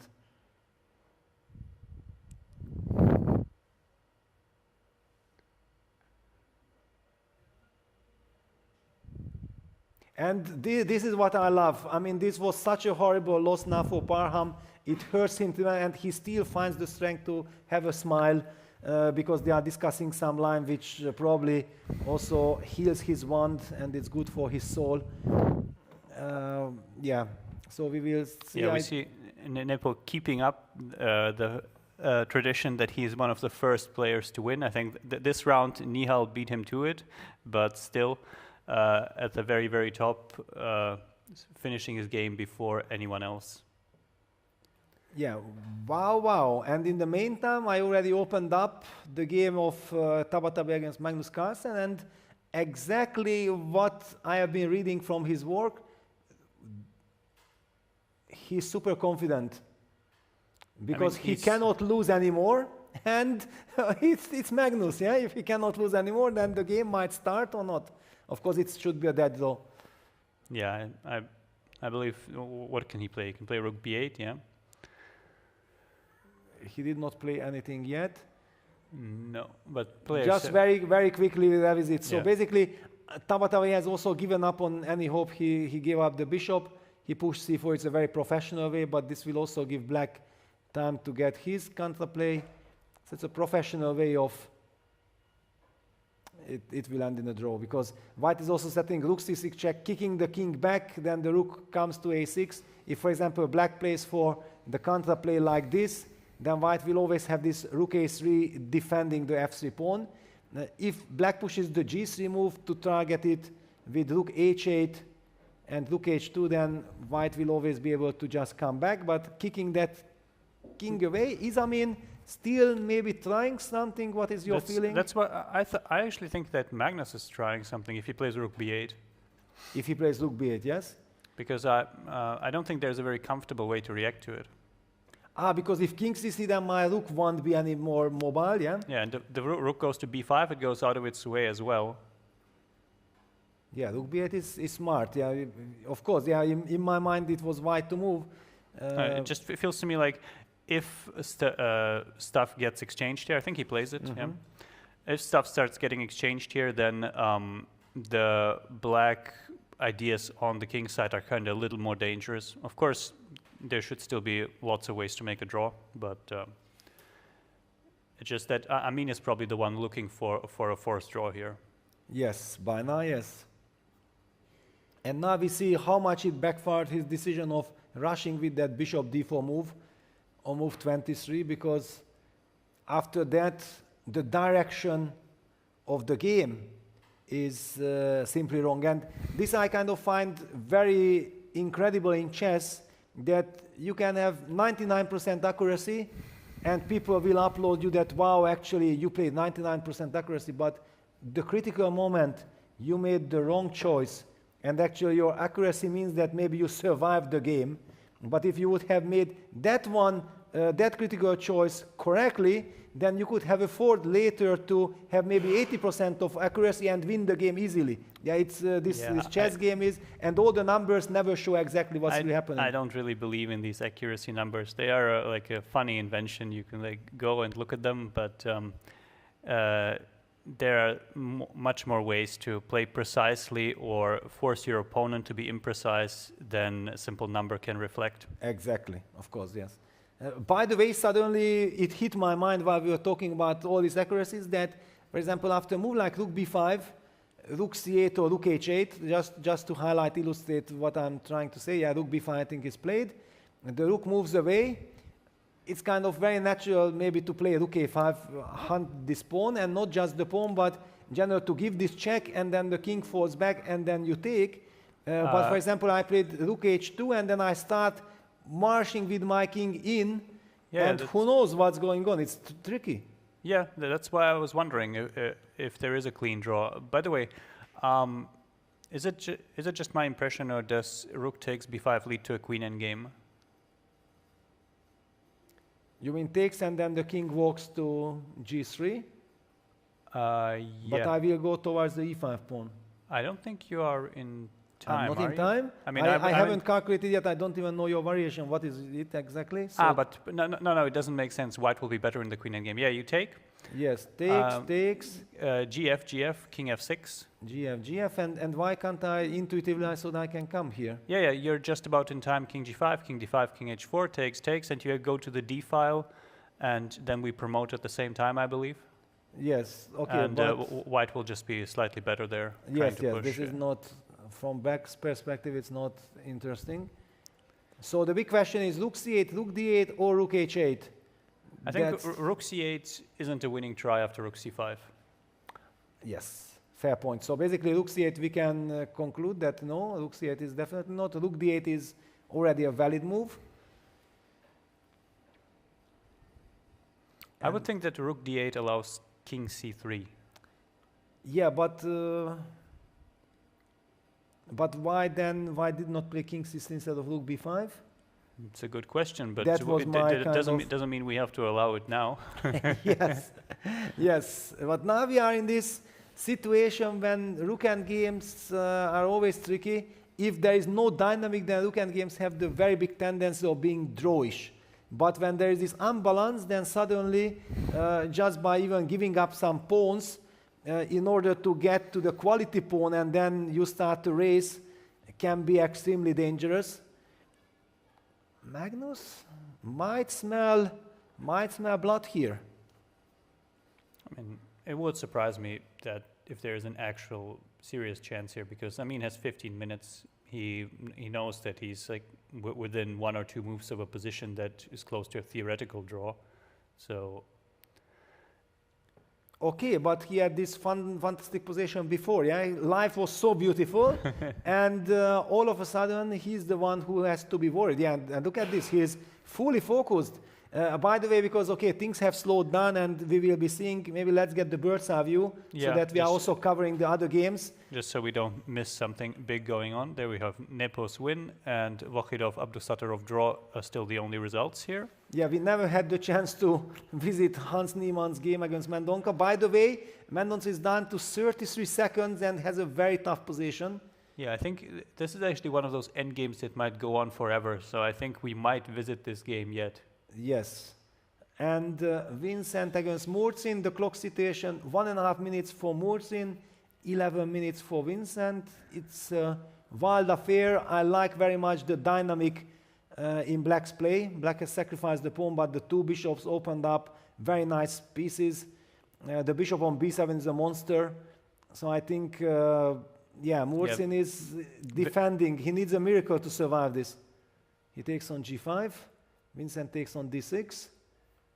And with 1 minute on the clock, playing this position, well, but he's a brilliant defender.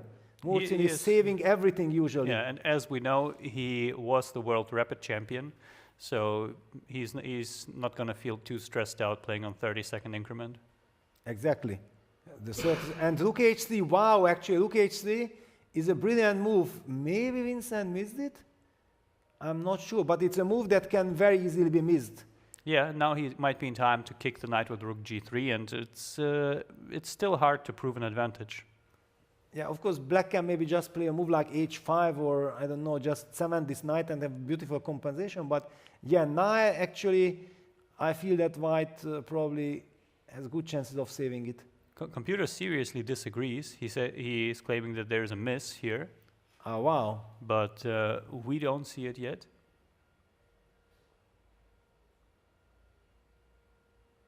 And just to finish our thoughts also by covering all the games, Chigayev is making progress and should win.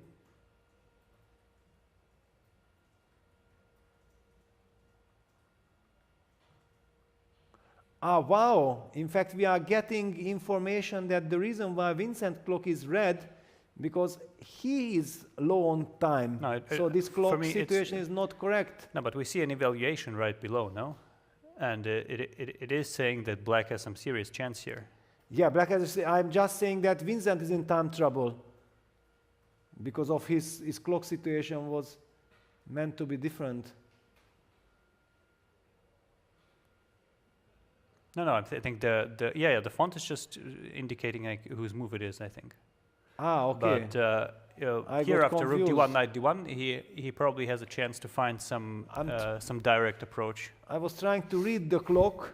Could you read the clock there on the board or not? No, I wasn't trying to. I'm trying to see if bishop d6 bishop or something d6 wins. on the board, yeah. This is a very strong dynamic move. It feels like the move because white is just not in time to consolidate. That was the problem. Bishop f4 check is a huge threat. I think he may have underestimated how clumsy it is with the knight on d1 to get out of this position. Yes. Wow, rook h3 looked like such a great idea. I completely missed it. That's why I was under the influence that this was super smart, and also believing Murzin being a brilliant defender. But now, how does he defend this? In the meantime, Magnus opted for rook d8 and rook a5, rook d2. That's also a very sharp, tricky kind of ending. But yeah, now let's stick to Murzin against Vincent. Bishop d6, the dynamics in black's position. Yeah, the bishops are such power in situations like this. And the bishop on g1 is dead. Yeah, and so far with the bishop on d6, the rook on h3 also isn't really in play. He might have to go something like rook d3, but that seems very sad. Well, maybe we can even go to the main board, yeah, because I don't see in any other game a direct action. So this gives us a chance maybe to have it on our big board. And yeah, Vincent's body language signaled, and the clock seems to be right. Yeah, I'm seeing there, I can't, 10:53? Yeah, 10 minutes looks about right. Yes, 10:53. And Murzin is down to 30 seconds. Is bishop f4 check? If he has to play knight. Yeah, he's playing rook d3, d3, but this is a very sad concession. Because black can at least take on g2, and you can't take on h7 because of bishop e4, and it will be very much an uphill battle to save this. Yeah, because then black has all the benefit without, and always this bishop f4 check is there. We could also just check on f4 immediately, trade the rooks, and then maybe go for something like h6. But that is a little bit maybe even too soft. I like your bishop g2 very much, yeah, keeping all the dynamics. Perhaps, yeah. Yes, bishop g2 felt to me there like... are even ideas with something like bishop f1 there at some point. Bishop a6. Yeah, that's what I was going for with bishop f1, but he can do it immediately because the rook runs out of squares in a way. Oof.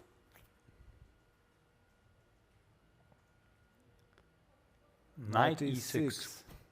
But the knight gets trapped. Yeah, I'm taking bishops to c4. Bishop d3, knight d8, bishop c4. Yeah, I'm trapping the knight, I believe. Yeah, Murzin knows, he's shaking his head because the bishop simply stops all the escaping squares from the knight. Then the knight has to jump to c6, but that knight will be simply be trapped by king b7. Knight has to fall back to d8 and then king c7. That's it. Yeah. A very big win for Vincent if he managed to pull this, and it seems so.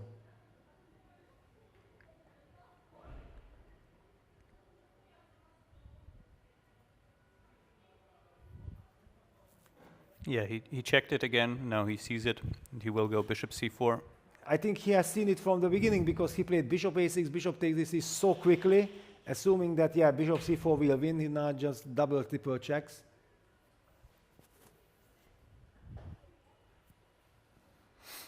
I don't think there are too many variations there. Yeah, not at all.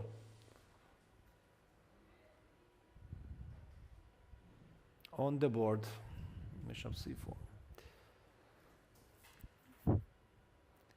It is so painful because normally if you have a bad position, you still dream of, okay, if I have bad position, I can fight, but here you just cannot fight. Yeah, That's I think this might be a resignation moment very soon.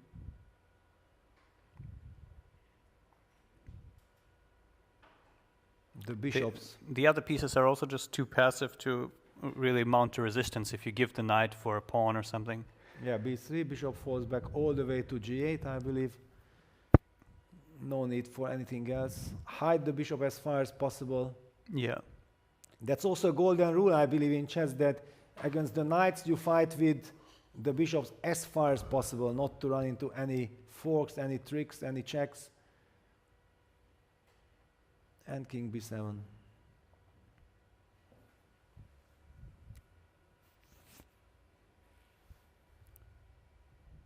And this does look like game over. I don't believe he will play down a piece.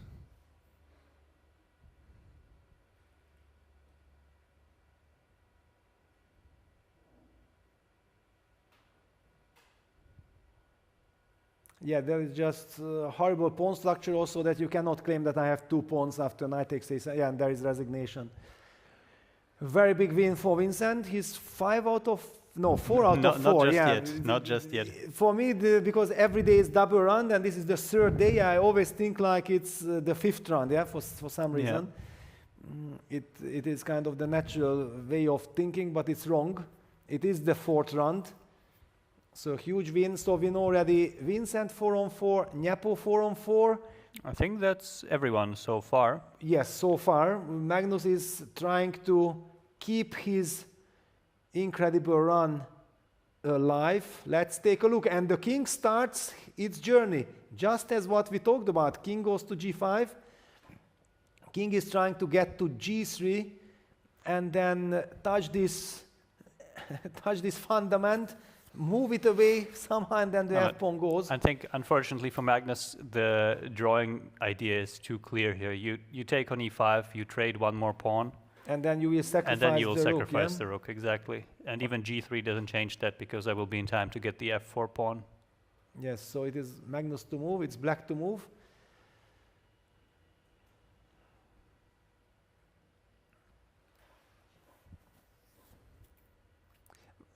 I also feel like, yes, maybe Magnus will not win this game, but it will still give some moral boost. It will cheer him up that from this horrible position that he faced, he actually managed to put some pressure. Not sure. He doesn't look cheerful to me right now. Okay, not cheerful just because of this record, but let's forget about the record that last year 9 out of 9, that was so special because it is special, it is impossible. Yeah. If he makes it again, then that 9 out of 9 will not look that impressive at all. That, so he can do it anytime? No, let's appreciate that 9 out of 9, that was historical. And with 3.5 out of 4, he still has very good chance of winning the tournament. I'm thinking that actually, if he plays something like king h4, let's say, and white goes rook e5, and we go rook takes a2. Yeah? But I thought that anyway the e-pawn and the king will be the one. Are you in time, though, to get to the e-pawn? Well, I believed you. I trusted you. You highlighted so nice. No, that I meant that white would use the a-pawn, but if Magnus takes the extra move to take the a-pawn, then perhaps white has to be precise to some degree. So this is your line. Yeah. King h4, rook e5, rook a2, and then, okay, for example, rook f5. And then I go king g3. King g3. So... But perhaps just fg4. I play fg, yes. fg, you have to take with rook on g2. I think so, yeah. And yeah, let us also put it because it might get a little bit more complicated. Longer rook f5 is logical, king g3 very logical, f takes g4, rook takes g2, and I envision this, that basically I will probably just push. I don't know if king should come first or... Yeah, this one or even g5, it doesn't matter. Yes, but basically even if I'm just doing this business, I mean, here it's already even dangerous. So yeah, okay, but rook e2 or king g4 and it will be a draw. Of course, yeah. Then I believe we have moves though. Yeah, we have a move. Rook takes g2. Okay, rook takes e5 is blitzed out.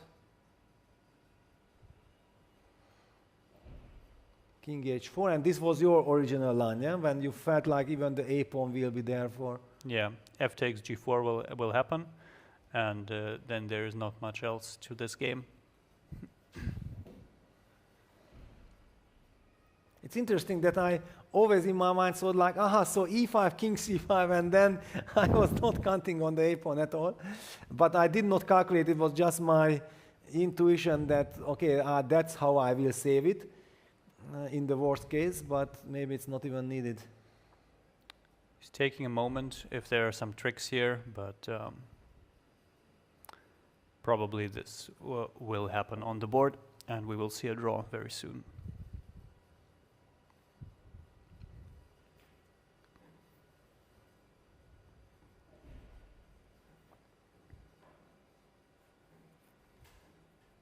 Alexei suddenly has beaten Badu Jobava. Also moving to 4 out of 4. Also moving to 4 out of 4. And Nodiabek has all the chances of winning against Harika. And Duda won against Kamalidanova. This is only important because this means that Duda will be 3.5. And Kamalidanova's run has ended for the moment. Still, though, 3 out of 4 is a very good result, especially Yes. if in the contention for the top 3 women's spots. And Lenier drew, so he got stopped. Gatakamsky plays against Alexander Kostenyuk. That's also very special. And Niklas Huschenbett lost. Oh, okay. But yeah, we will check the those results, out in a moment. We're waiting for Amin to secure the draw here. He wants to take it. He should. I mean, I don't know why you would think about something like rook f5. There is no point to it, I think. Yeah, because it's just the worst version. Yeah. Yeah. But he has time. It's also justified. Yeah. Let's calculate it till the very end. Yes, he takes fg4. Probably king g4. Yeah, I would think. Yes, sooner or later you will. But okay, you can play f3 way, yeah. and rook f5, king g4. Yeah, it's. And then your line was a4, or what was? Yeah, basically you play a4, and at the Yes. last possible moment you give the rook. Yes, this is very, because now with the king on g4, the e pawn cannot move, and I don't want to waste the tempo. In my mind, it was king h4, king g3, and then I thought like, okay, I will give, and I push the line e pawn. So now I understand why you had the other line in mind. And then just a4, a5, and black will need some time to get this construction going, winning the rook. And by that, white will be very far advanced with the a pawn and the king.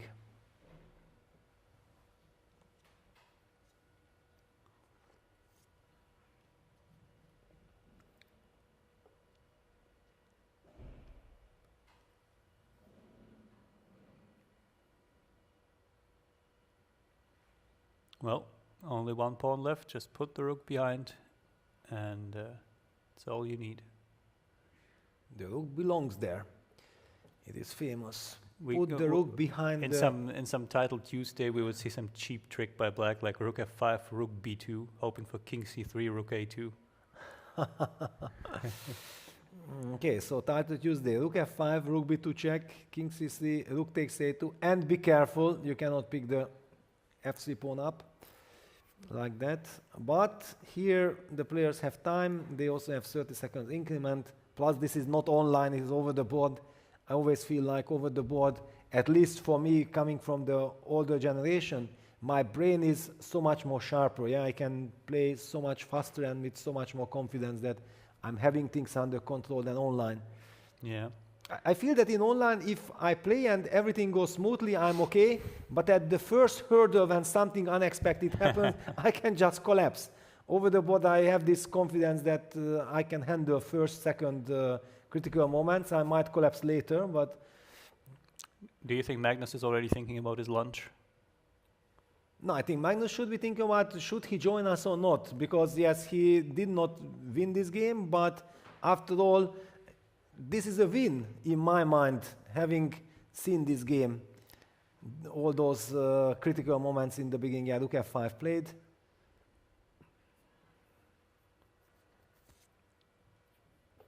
King takes g4. Also the quietness with He which... has to watch out a little bit, because after a4, rook e2, he would have to hurry up with giving the pawn, yeah? Oh, wow, this is actually tricky, because there is rook f4 Yeah. coming in. That's why Amin is taking his time, because it's if it would be so trivial, he has to double, triple check, and I'm not happy that he has to calculate things. He might have to go via rook g8, rook g1 to give the pawn, to give the rook for the pawn. I don't think he wants that, but maybe it's just sufficient. How good that he's not down to 30 seconds. Yeah, I think here king c5 or something, as you wanted to do, is also very much a possibility. But he's about to move a4. No, I don't. I think he might move the king. Yes? Oh no, he No, goes a4. a4. Yeah, okay. yeah. No, his hand was way far to the other side. And Rook E2 blitzed out, of course. Magnus is Magnus, asking some questions. No draw yet. You had your chance maybe to win the game. You missed it. Now I'm torturing you. I'm putting pressure. I think he might have calculated, though, just king b5, rook e4, rook f3. Yes. Normally, I like to calculate something like this to make sure that if it's a draw, then I don't blunder anything. It looks to me like it's enough, so you don't have to rely on anything funny like rook f8. Exactly, because the rook on e4 also stops black's king of coming to e4. So what we are talking about is rook f3, king takes f3, and a5, and the king is not in time to be fast enough.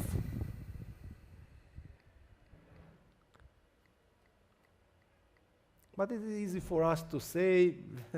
I mean, has to decide. Yeah, but he has 7 minutes. He doesn't need more than 1 to calculate this precisely. Exactly. But his problem is that he thinks like, probably I can do this, I can do that, and then you are hesitant that which draw should I take, and both of them are a little bit tricky. No, but I think if you see rook f3 works, then you just go for it. Because after rook moving away, for example, to f8, there is also this rook e5 check, and then rook... Confusing even more, yeah? Confusing, yes. Rook f5, rook g5, f2, and my king is on... No. If we can take it, takes, and a5, then we have to take all the time that we need to calculate. And I think it's a very simple draw.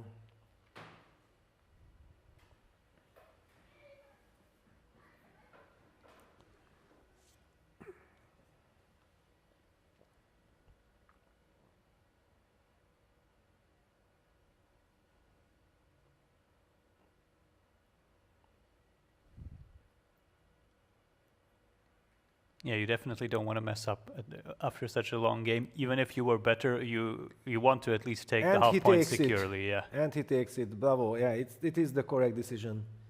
No fooling around, no tricks, just straightforward draw. And it's also instructive for our audience. Everybody can learn this method, giving up the rook, and then with the king and the pawn together. If the black king is not quickly in time to join the action, then it is just a trivial draw. We keep on marching forward together. And then eventually the rook has to be sacrificed for the pawn.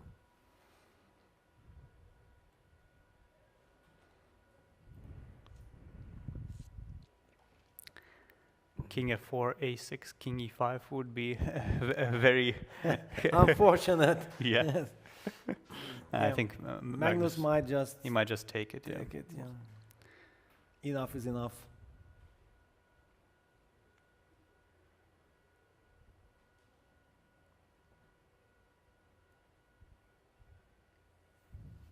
No, okay. Rook e6 check, but invites king b7. It doesn't really matter now. But yeah, it's very tempting to continue the journey.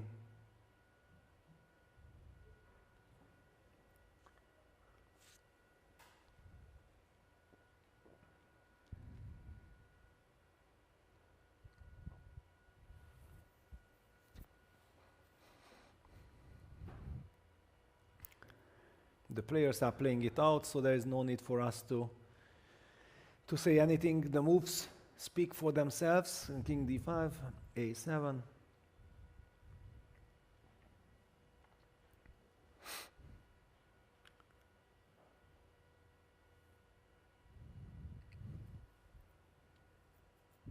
Yeah, king b6, the professional move. Yes. Kill it.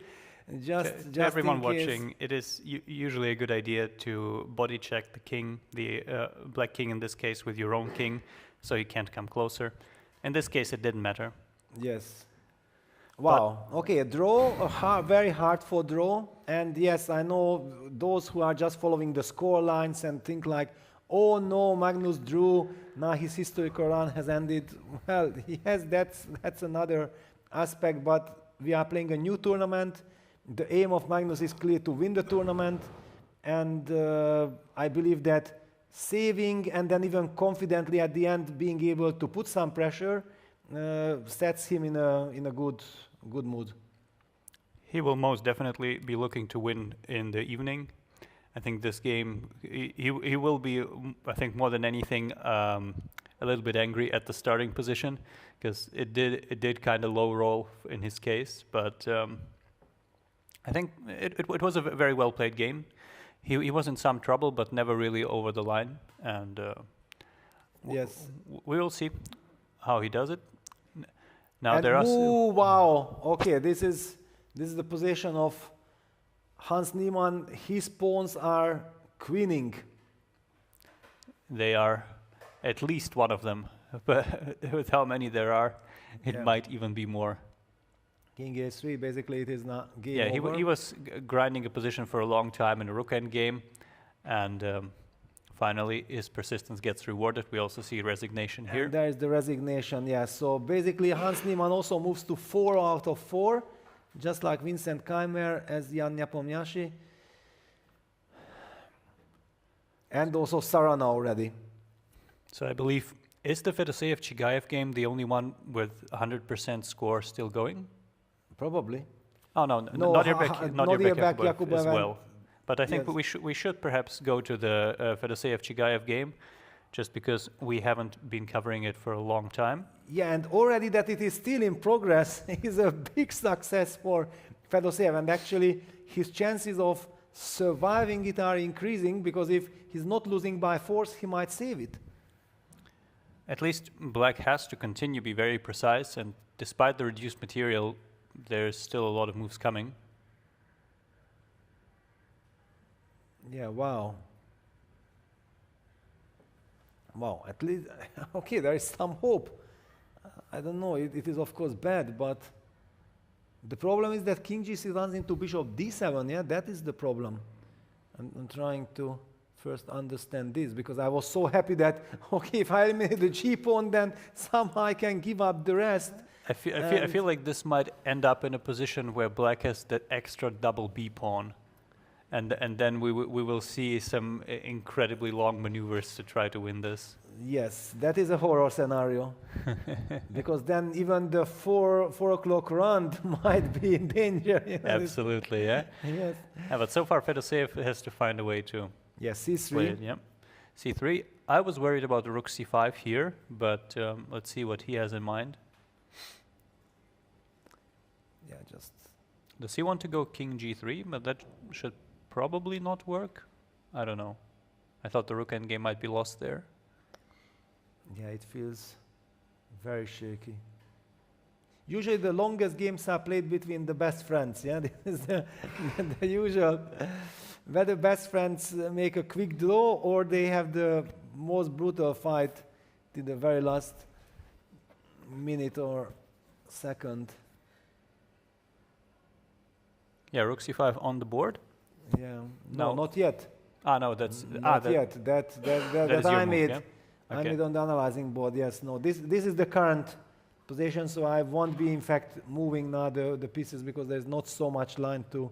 We're talking about just with arrows that Alex mentioned. This rook C5, King G3. Seemingly this is good news for white, but after rook takes B5, King takes H3. You wanted to protect, or what? I think I wanted to go rook D5, just kind of full you just steam ahead. simplify rook D5, and I cannot take with the king because of rook G5 check. Yeah. So then I'm losing the pawn and king, and if I have to take with the rook, then my king is even further away. And rook D3 wins the second pawn. Yeah, and the king is also still cut, so yeah, that should be hopeless. Then what is Fedoseev relying on? Or there was just nothing he could do?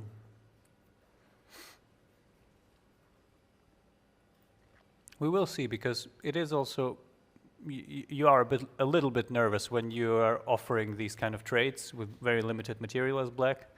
So Chigaev is using some time here. And there we go, rook C5. Rook C5, yeah. And it was all written on Fedoseev's face. He knows it.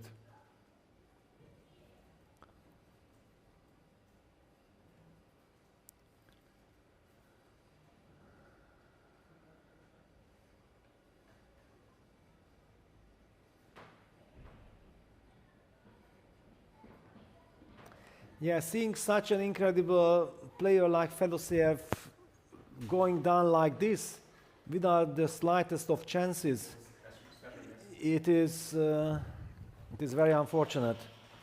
Peter, I believe we have a special guest here, so I will let him join you. Yeah, this is great news. This is great news because actually we have missed out of covering this game because it had a rather slow affair, and there is no better person than he himself to explain all the finesses, all of things that happen in the game.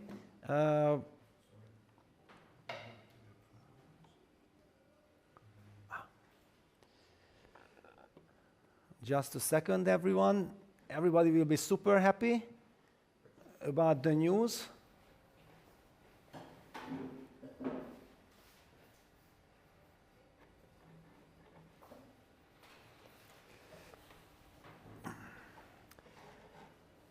And ladies and gentlemen, welcome Hans Niemann to the studio 4 out of 4. It was a little slow start. You did not try to benefit to the maximum. What were your thoughts? And the reason why I gave you the mouse, because we very much appreciate that you are joining us, and we don't want to rob more time than you want to spend.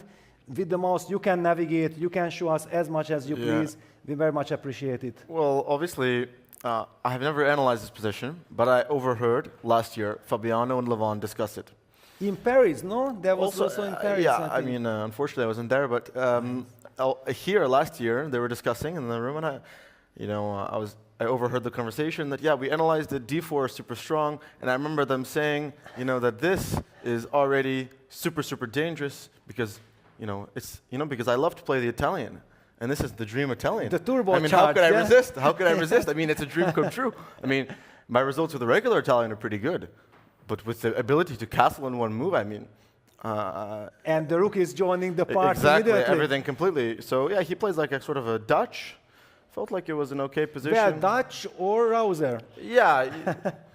Yeah,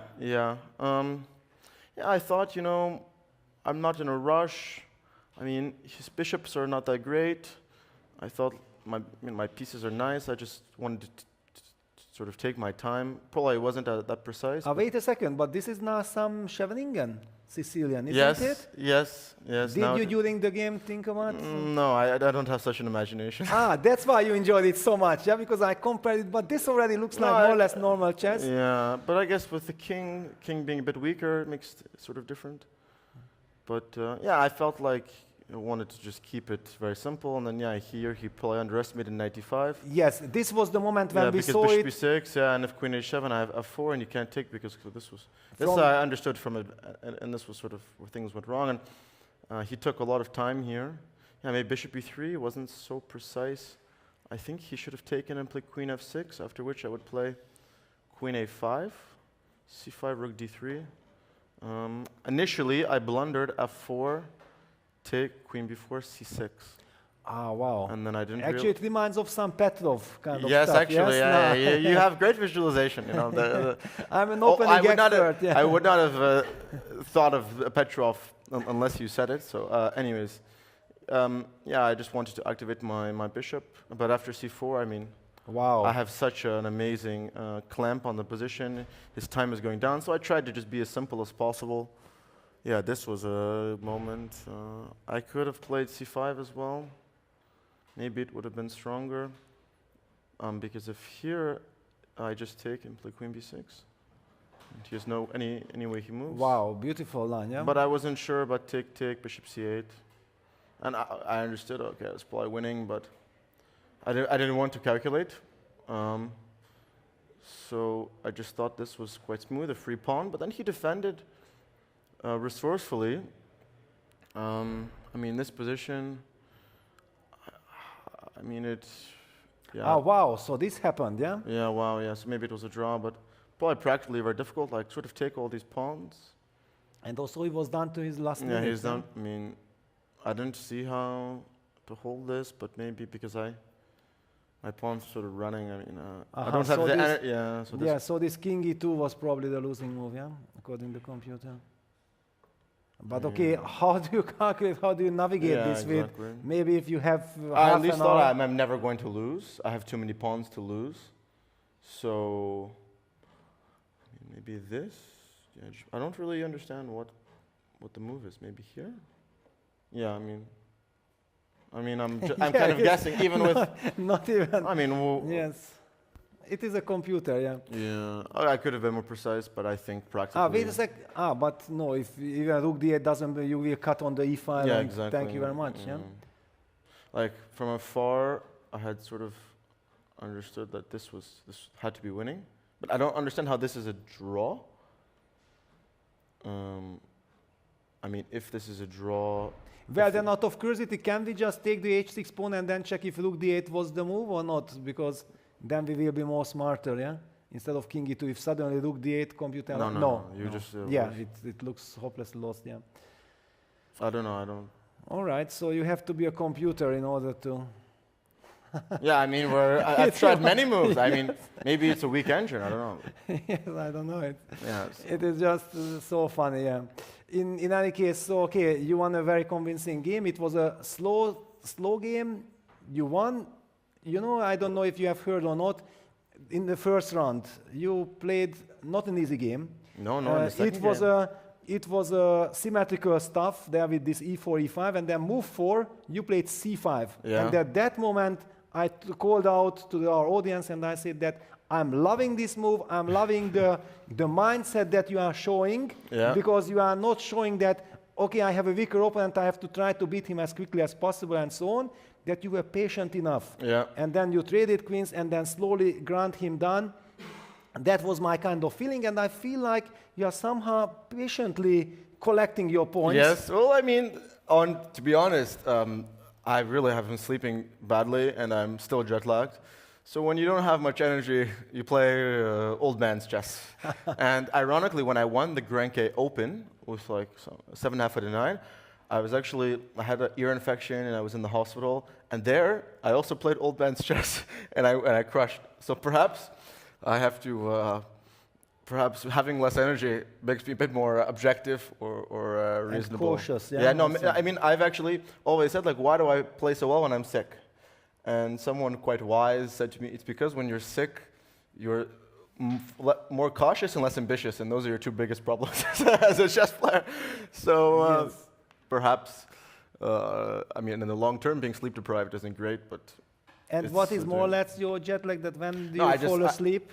No, it's just that I'm struggling to fall asleep, like 2, 3. So you're having my schedule. Yeah. And everybody knows that the first half an hour during the broadcast, I'm a dead man. Yeah. Then the energy is coming back and so on. Yeah. No, I had to be in New York until the 31st. Usually I would come to Europe at least a few days before, acclimate, but I mean, I had other commitments, so I usually never play jet-lagged like this, or I try to avoid it at all costs. And I heard you said in one of your interviews at the beginning of the tournament that you haven't been more relaxed than No, but this is great. I mean... it's freestyle, right? But it's just... The thing is that in Canada, and the candidates, we saw people blaming their team. In freestyle, there's no team to blame. There's no preparation to forget. But no, of course, this is... I mean, you look at the games, they're so interesting. There's such a fight. I mean, the more I play freestyle, the more I kind of get bored by regular chess. Well, you also seem to me you like it, you have a good feel for it. You also have a confidence to make decisions.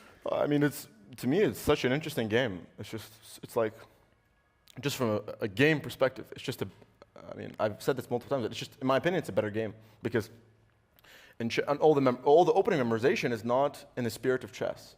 I mean, the spirit of chess is using your brain at the board, and we have too many all this preparation is sort of ruining, I think, the core spirit of chess. Yeah, and how do you sympathize with the players who got the black pieces today in this first round? Because I think this is one of the most nightmarish scenarios. Of course. In my opinion, obviously it's nice that this is a classical format. I think that in my opinion, chess should adopt sort of a knockout format. So for example, instead of us playing this classical game, why can't we play a 2-game rapid match where we have both colors? Because there's a lot of variance with the starting position. So what if in a critical game you need to win with black, but you get something where white can play very easily? Of course, there are flaws to every format, and you can always find something to complain about. But I would say, of course, this is nice that it's a classical event. I understand the Open is classical as well. But, I mean, if freestyle is so great, why are we ruining it with classical chess? I mean, well, as a commentator, I very much appreciate that it's classical because we have time to explain. But the viewers don't, I mean... no, but we try everything so that they can at least try to follow, try the to chess understand. fans, yeah, no, I know, I'm sure you personally do a great job, but I'm saying, I mean, like, why... I think that because even in the Freestyle World Championship, we're playing rapid. So I think since freestyle is like a new thing and it's a great venture, I think they should try to stick to 1 or 2 at least time formats, because 2 games of classical day is tiring. But even, you know, I'm playing a match against a Wonder. Right after this, that's 60 plus 32 games a day.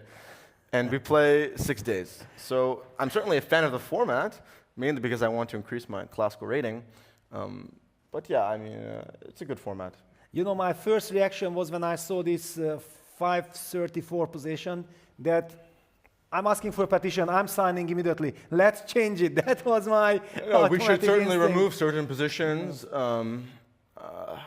And there's also, I mean, yeah, in my opinion, when every single game should be a match. I understand that chess is one game, but kind of how Norway chess has the Armageddon at the end, in my opinion, every single result needs a winner. In most sports and decisive events, there's always a winner. So I think that's something that's lacking. So if there's a draw, you play a second game, but shorter. Or there should be some decider. I mean, having a draw or having people not incentivized, once you start forcing people to win, you completely change the dynamic of the game.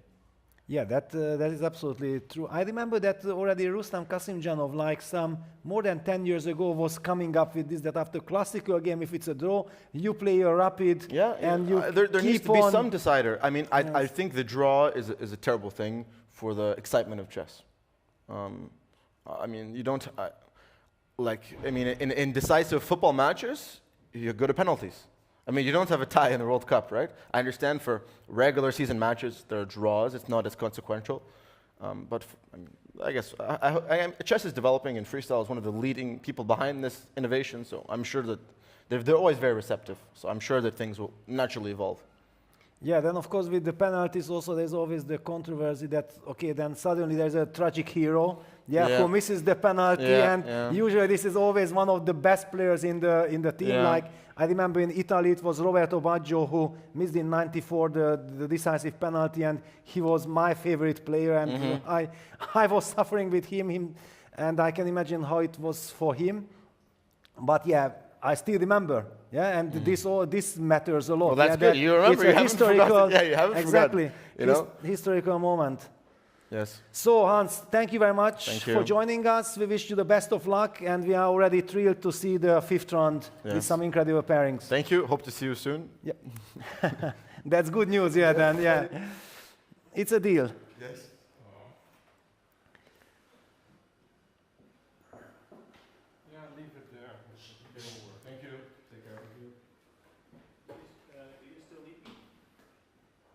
Yes, so actually Fedoseev is still fighting, but this is exactly the line that Alex was calling it out. And even I feel like this final king d6 move is the cleanest. Well, everything wins, but Maxim is also very precise.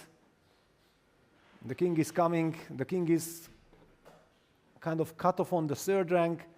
Yeah, rook g6 check is played. The only problem, is it true? No, actually it cannot be true that Maxim has only so little time on the clock. Is it true?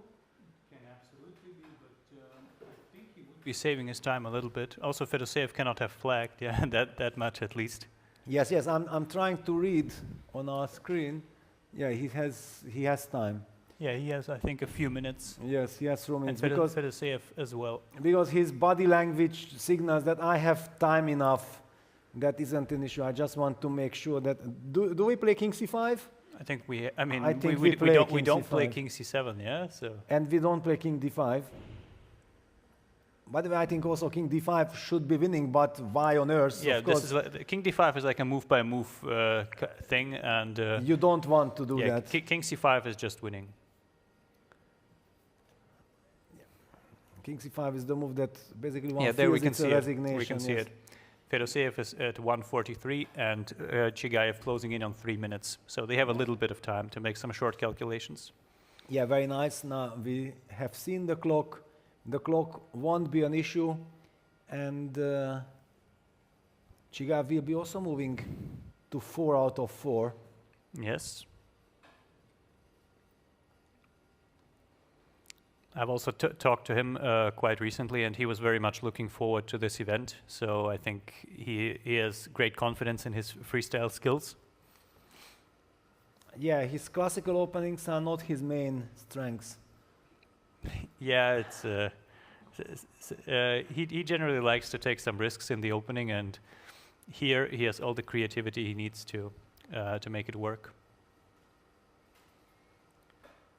Yeah, okay, it is not that dramatic, so we will keep an eye. At the same time, we'll just scrolling a little bit results. But if I see something important, I can mention. Nadirbek Yakuboyev also moved to 4 out of 4. Exactly, yeah, that is very important. Yeah, so Harika and Kamledanova lost their games, and they are on 3 points. Yeah, here we see round 4 results. These are people on 2.5 out of 3 for the most part. Everyone below the board of Duda. Yes, and this is another question for me, that why isn't Levon there? I know that he has 2.5 out of 3. That what are these tricks sometimes that, by the way, Liang Gavan there is, he lost, so he has only 2 points, now he has 3. So it's a bit of a mix in my mind. I don't see the logic behind. Nikita Vityugov, after losing that first round game, which we were not sure what happened. He's on the comeback trail, yeah. Yeah, he's on the comeback trail. 3 points. Aravind Chithamram stopped the bleeding, won his game. He's also on 3 points. Our very good dear friend Niklas Huschenbeth lost to Jonas Roshnand. Roshner already drew there with Lanier. No, wasn't he the one who drew with Lanier? So yes, I believe so, yeah. He's having a tremendous event. And Karthikeyan also bouncing back from his yesterday's loss. All right, back to the King C5 position, which we felt like it might be the resigning position. No. I think Fedoseev will play on. I don't know how, but... But what you can do, yeah? Your king is as long cut. as he has the pawn, he will play on. Yeah, look, G7. Okay. Now I can already take on D5 with the king. And after rook takes B7, I play, I don't know, King C6, and I really look at my opponent closely. That you still want to continue this game? Does it really he give played you any rook pleasure? D3, yeah? Yeah, and yeah, that is the absolute clinical. That was my very first thought. Suddenly I panicked for rook C7 check, but okay, rook C7 check, I can still take on D5, so nothing changed. I believe White would need to magically win about 3 moves to make this a contest. Exactly, and even then I think it's not enough. Yeah, because ideally he would need to take the pawn on B7 and then put the rook all the way in front of the remaining B pawn. Exactly, and also bring the king and to also bring E3 the at king, least, yeah. And, so that we talk about the position, yeah. And then it is the theoretical draw, but these are like 6 moves. Yeah, we see rook C7. Yeah, rook C7 check. It was the only move, and now we don't want to step in front of the pawn. We can, but why should we? King takes D5. Yeah. And after rook B7, King C6 cemento. Okay, yeah, he brings the king. But the point is that black... Do we play rook E3 here? But I wanted to highlight that actually it's enough just to cut on the D, but yeah, if we can, why not? Just, okay, rook E3 and... Yeah, he's trying for something like B5, King F2, B4, King E2. Rook Yes. d4, king e3, trying to kick the rook away. And Yeah. No. Let's just play rook e3. No, he goes b5. Okay, showing super confidence, but I felt like rook e3 maybe forces resignation on the spot. Now after king f2, he will have to play one more move.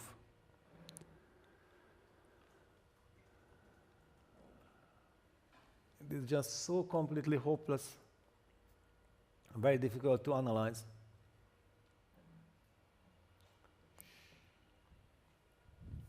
Play b4. B4, yeah, he just... King e2, and now he needs to find a way to close out this game.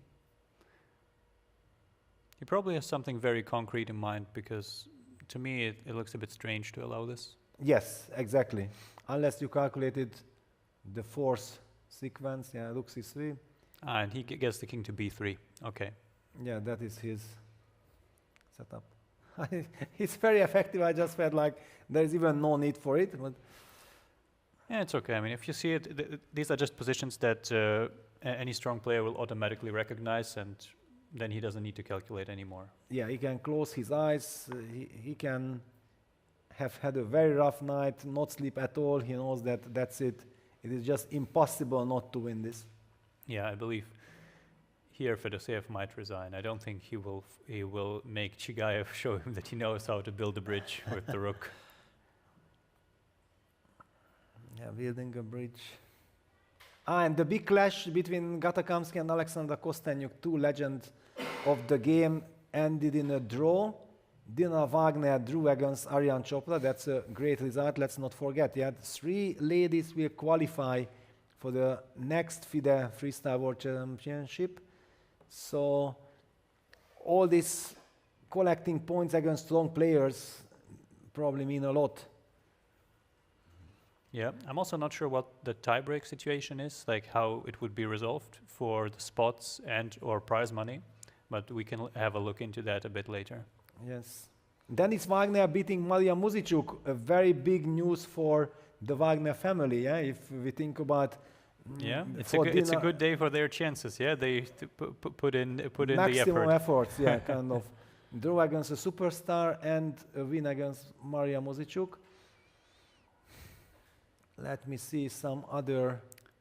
I wonder, did we miss Levon, or did he disappear somewhere in the No, abyss? he's actually here, but I saw already during the pairings on chess results that somehow by accident or something they put him very low. Ah, okay. Perhaps he has some kind of special board or his opponent. Yeah, maybe.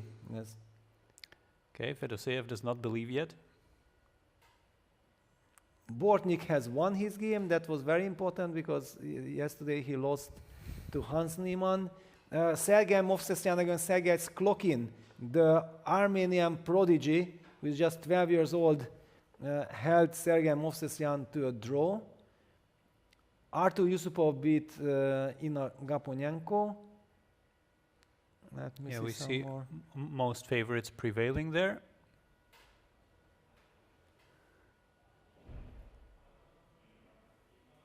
Levon, where are you, Levon?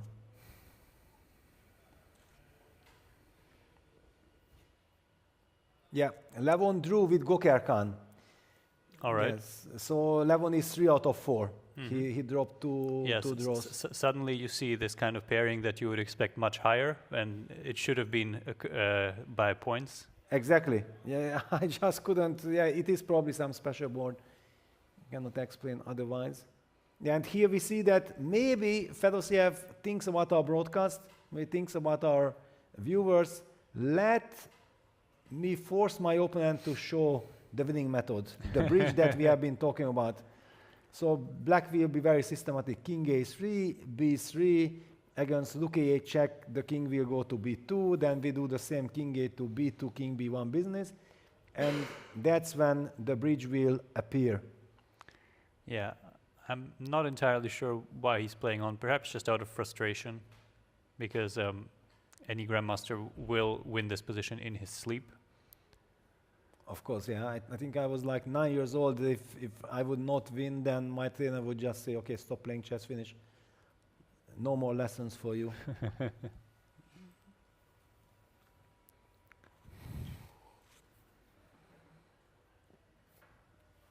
Yeah, and unfortunately for him, there aren't any pitfalls, any tricks, anything you could really try here. It is just black wins this on autopilot without any questions.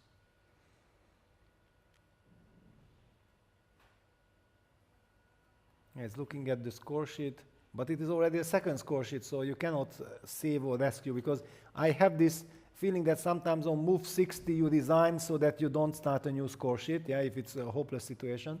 Sometimes I also feel like if I'm playing a very drawish position that I don't want to start a new score sheet for something that is entirely well. I'm also gesturing to my opponent, come on, do you really want to? The arbiter is already standing there with the new set of score sheet, and you signal that, no, but do we really want this?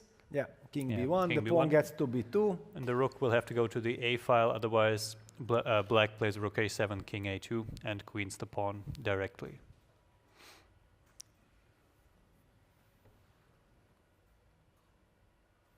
Yeah, but here now we won't even need the bridge. I mean, you can go to the a file, yeah, then you will need it. But rook b8, okay, b2. And rook a8, yeah, and then you will need to do it. But well, I can give them rook d7 check. King e2. And okay, yeah. Yes, but I kick the king here. Okay, I mean, bye, yeah, okay. Yes. I know, Fedoseev goes rook h8, but now I think rook a7. Yeah, is your method. I mean, rook d7 also works, but here rook a7 is, I think, the cleanest one. And king a1 is basically a pre-move. Maxim is thinking like, we really have to play this, but it's all for the broadcast. I'm pretty sure Fedoseev is just want you guys, our dear viewers, to enjoy and to learn that this is the systematic way of winning with this pawn on b2.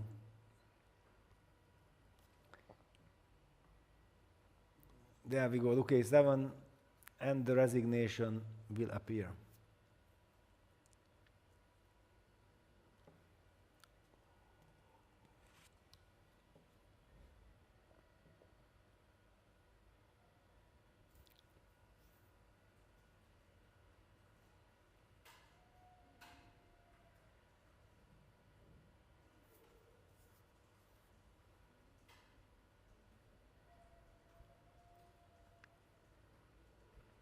And as we talked about, yeah, Fedoseev does lose this game, but the fair play prize has to go to him for not going for the advantages. D4 move, he played 1g3, wanted to play a slow game. Let us play a slow game.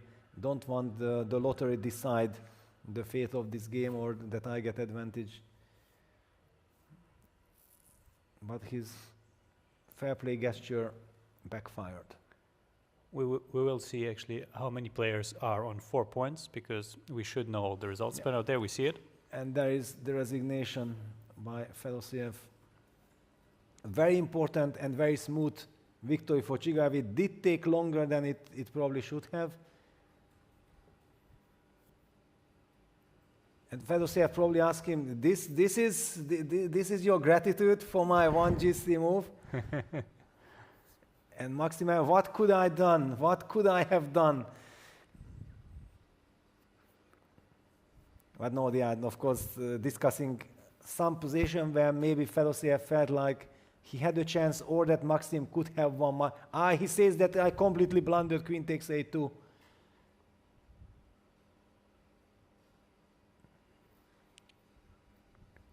It's nice to see two gentlemen discussing after this heartbreak loss for Fedoseev, and he's still able to compose himself. Yeah. And he will want to come back. I'm pretty sure. He is definitely better. So we will see. Here we have the results of round 4. We already see that the top 8 boards don't look anything like smooth sailing anymore. We have, most notably, Magnus Carlsen on board 1 making a draw against Amin Tabatabai. Very hard-fought game where Magnus was on the defensive for the longest time. And then we have Jan Nepomniachtchi on board 2, keeping up his pace, pushing on the board and on the clock, winning against Parham Maksudlu after what we considered a pretty good opening outcome for black here. What do you think, Peter? Was that just our impression? I think it was a very good fighting position for black. Yes, and this is what I promised, that we will have a look at one position for 5 seconds. Just a second, here we are coming. Look at this. I mean, this, we talked about it, when the knight lands on e3, it means that black is doing fantastic in the Benoni. However, there is this knight on h4. Well, automatically my mind, knight on h5, knight on a5 here. Of course, in the Benoni it is on h5. And then suddenly Nepo managed to coordinate for this king a7 was criticized by the computer, but it is a very natural kind of move because you protect the a6 pawn. I believe it is tactically protected via some knight takes g2 right now, but... probably, and maybe he could have played g5, it could be. Computer was very optimistic for black at this moment, and then just for the quick turn after knight d1, knight takes d1, rook d1, and followed by c2, c3, the cemento move. And from here on, basically, we have seen that white takes control. So that was the critical moment. Poor Parham, that he felt like, I have everything that I wanted, it's brilliant, and then he kind of probably relaxed. And in 2 moves, he was on the back foot. Just shows that, this Benoni positions are always very tricky, but the best person, of course, to tell you everything about Benoni is Alex. How would you put this in context, that what happened here with Parham? I'm not entirely sure why he didn't kind of just keep going for it, because this is what you have to do in the Benoni. Maybe your position is bad, but generally you do not play solidly. You do not try to kind of hold on to the structure that you have, because it is too asymmetrical. White has too much of an advantage in the center inherently, and he should have probably just gone for something active here. We don't know exactly what it is. Maybe it is g5, maybe some other move, but basically he should have kind of kept playing as aggressively as he had. And let me just try to see if g5. Yeah, it is g5. Yeah, g5 is the move. And then, of course, you have to calculate. Yeah, bishop takes a6. What's happening? Maybe actually even also some g4 will be a problem, because the knight will have to fall back to g1. Okay, a lot to calculate. Yeah, it's a whole different game. Yes, but then Nepo, being Nepo, of course, immediately jumped on the possibility, eliminated that knight, and then suddenly, probably Parham felt like he was enjoying his play. He thought like, okay, I have a nice position, but that knight and that structure, and then Jan beautifully turned, in fact, the Benoni into some kind of a Ruy Lopez, because I have some experience in the Benoni structures coming from the Ruy Lopez, and when white cements this, and then finally bishop came back to c1, that's when I felt like this is a lot of trouble for Parham. Yeah, here after bishop c1, I was sure that Nepo will win the game.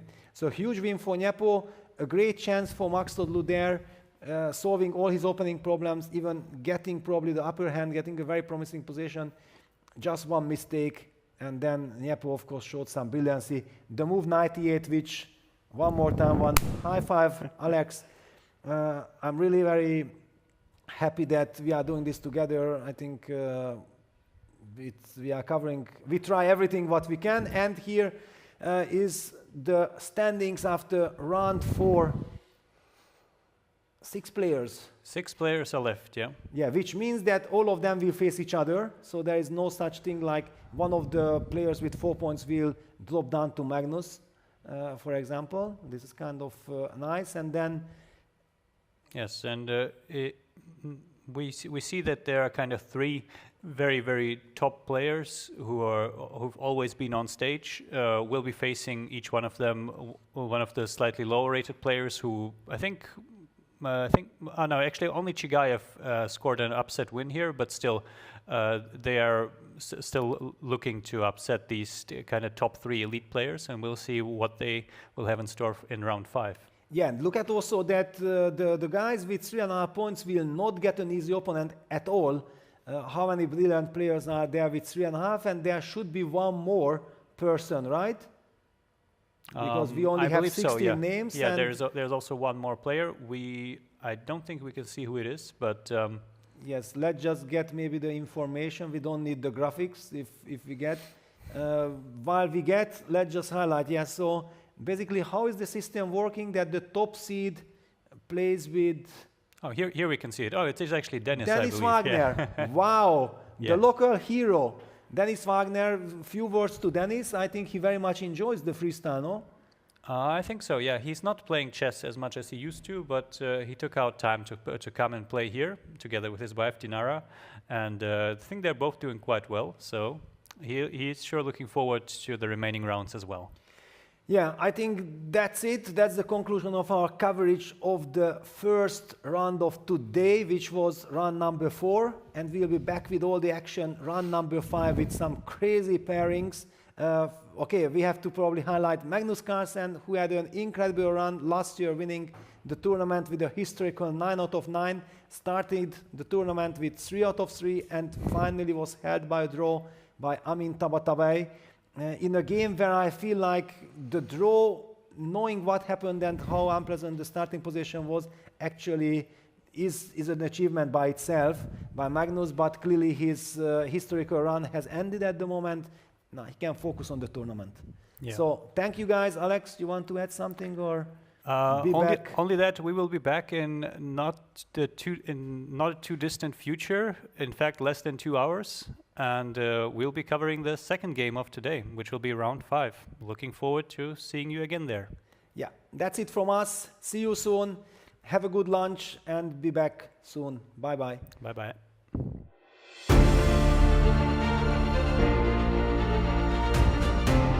Do you want to put your chess skills to the test? Now it's your move.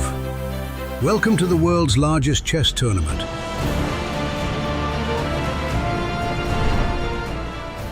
You can look forward to the Grenke Chess Open with prize money of 70,000 euros and the Grenke Freestyle Chess Open with prize money of 215,000 euros and a place in the 2027 FIDE Freestyle Chess World Championship. This is your chance to compete against the best players in the world, such as Magnus Carlsen and Vincent Keymer. Are you ready?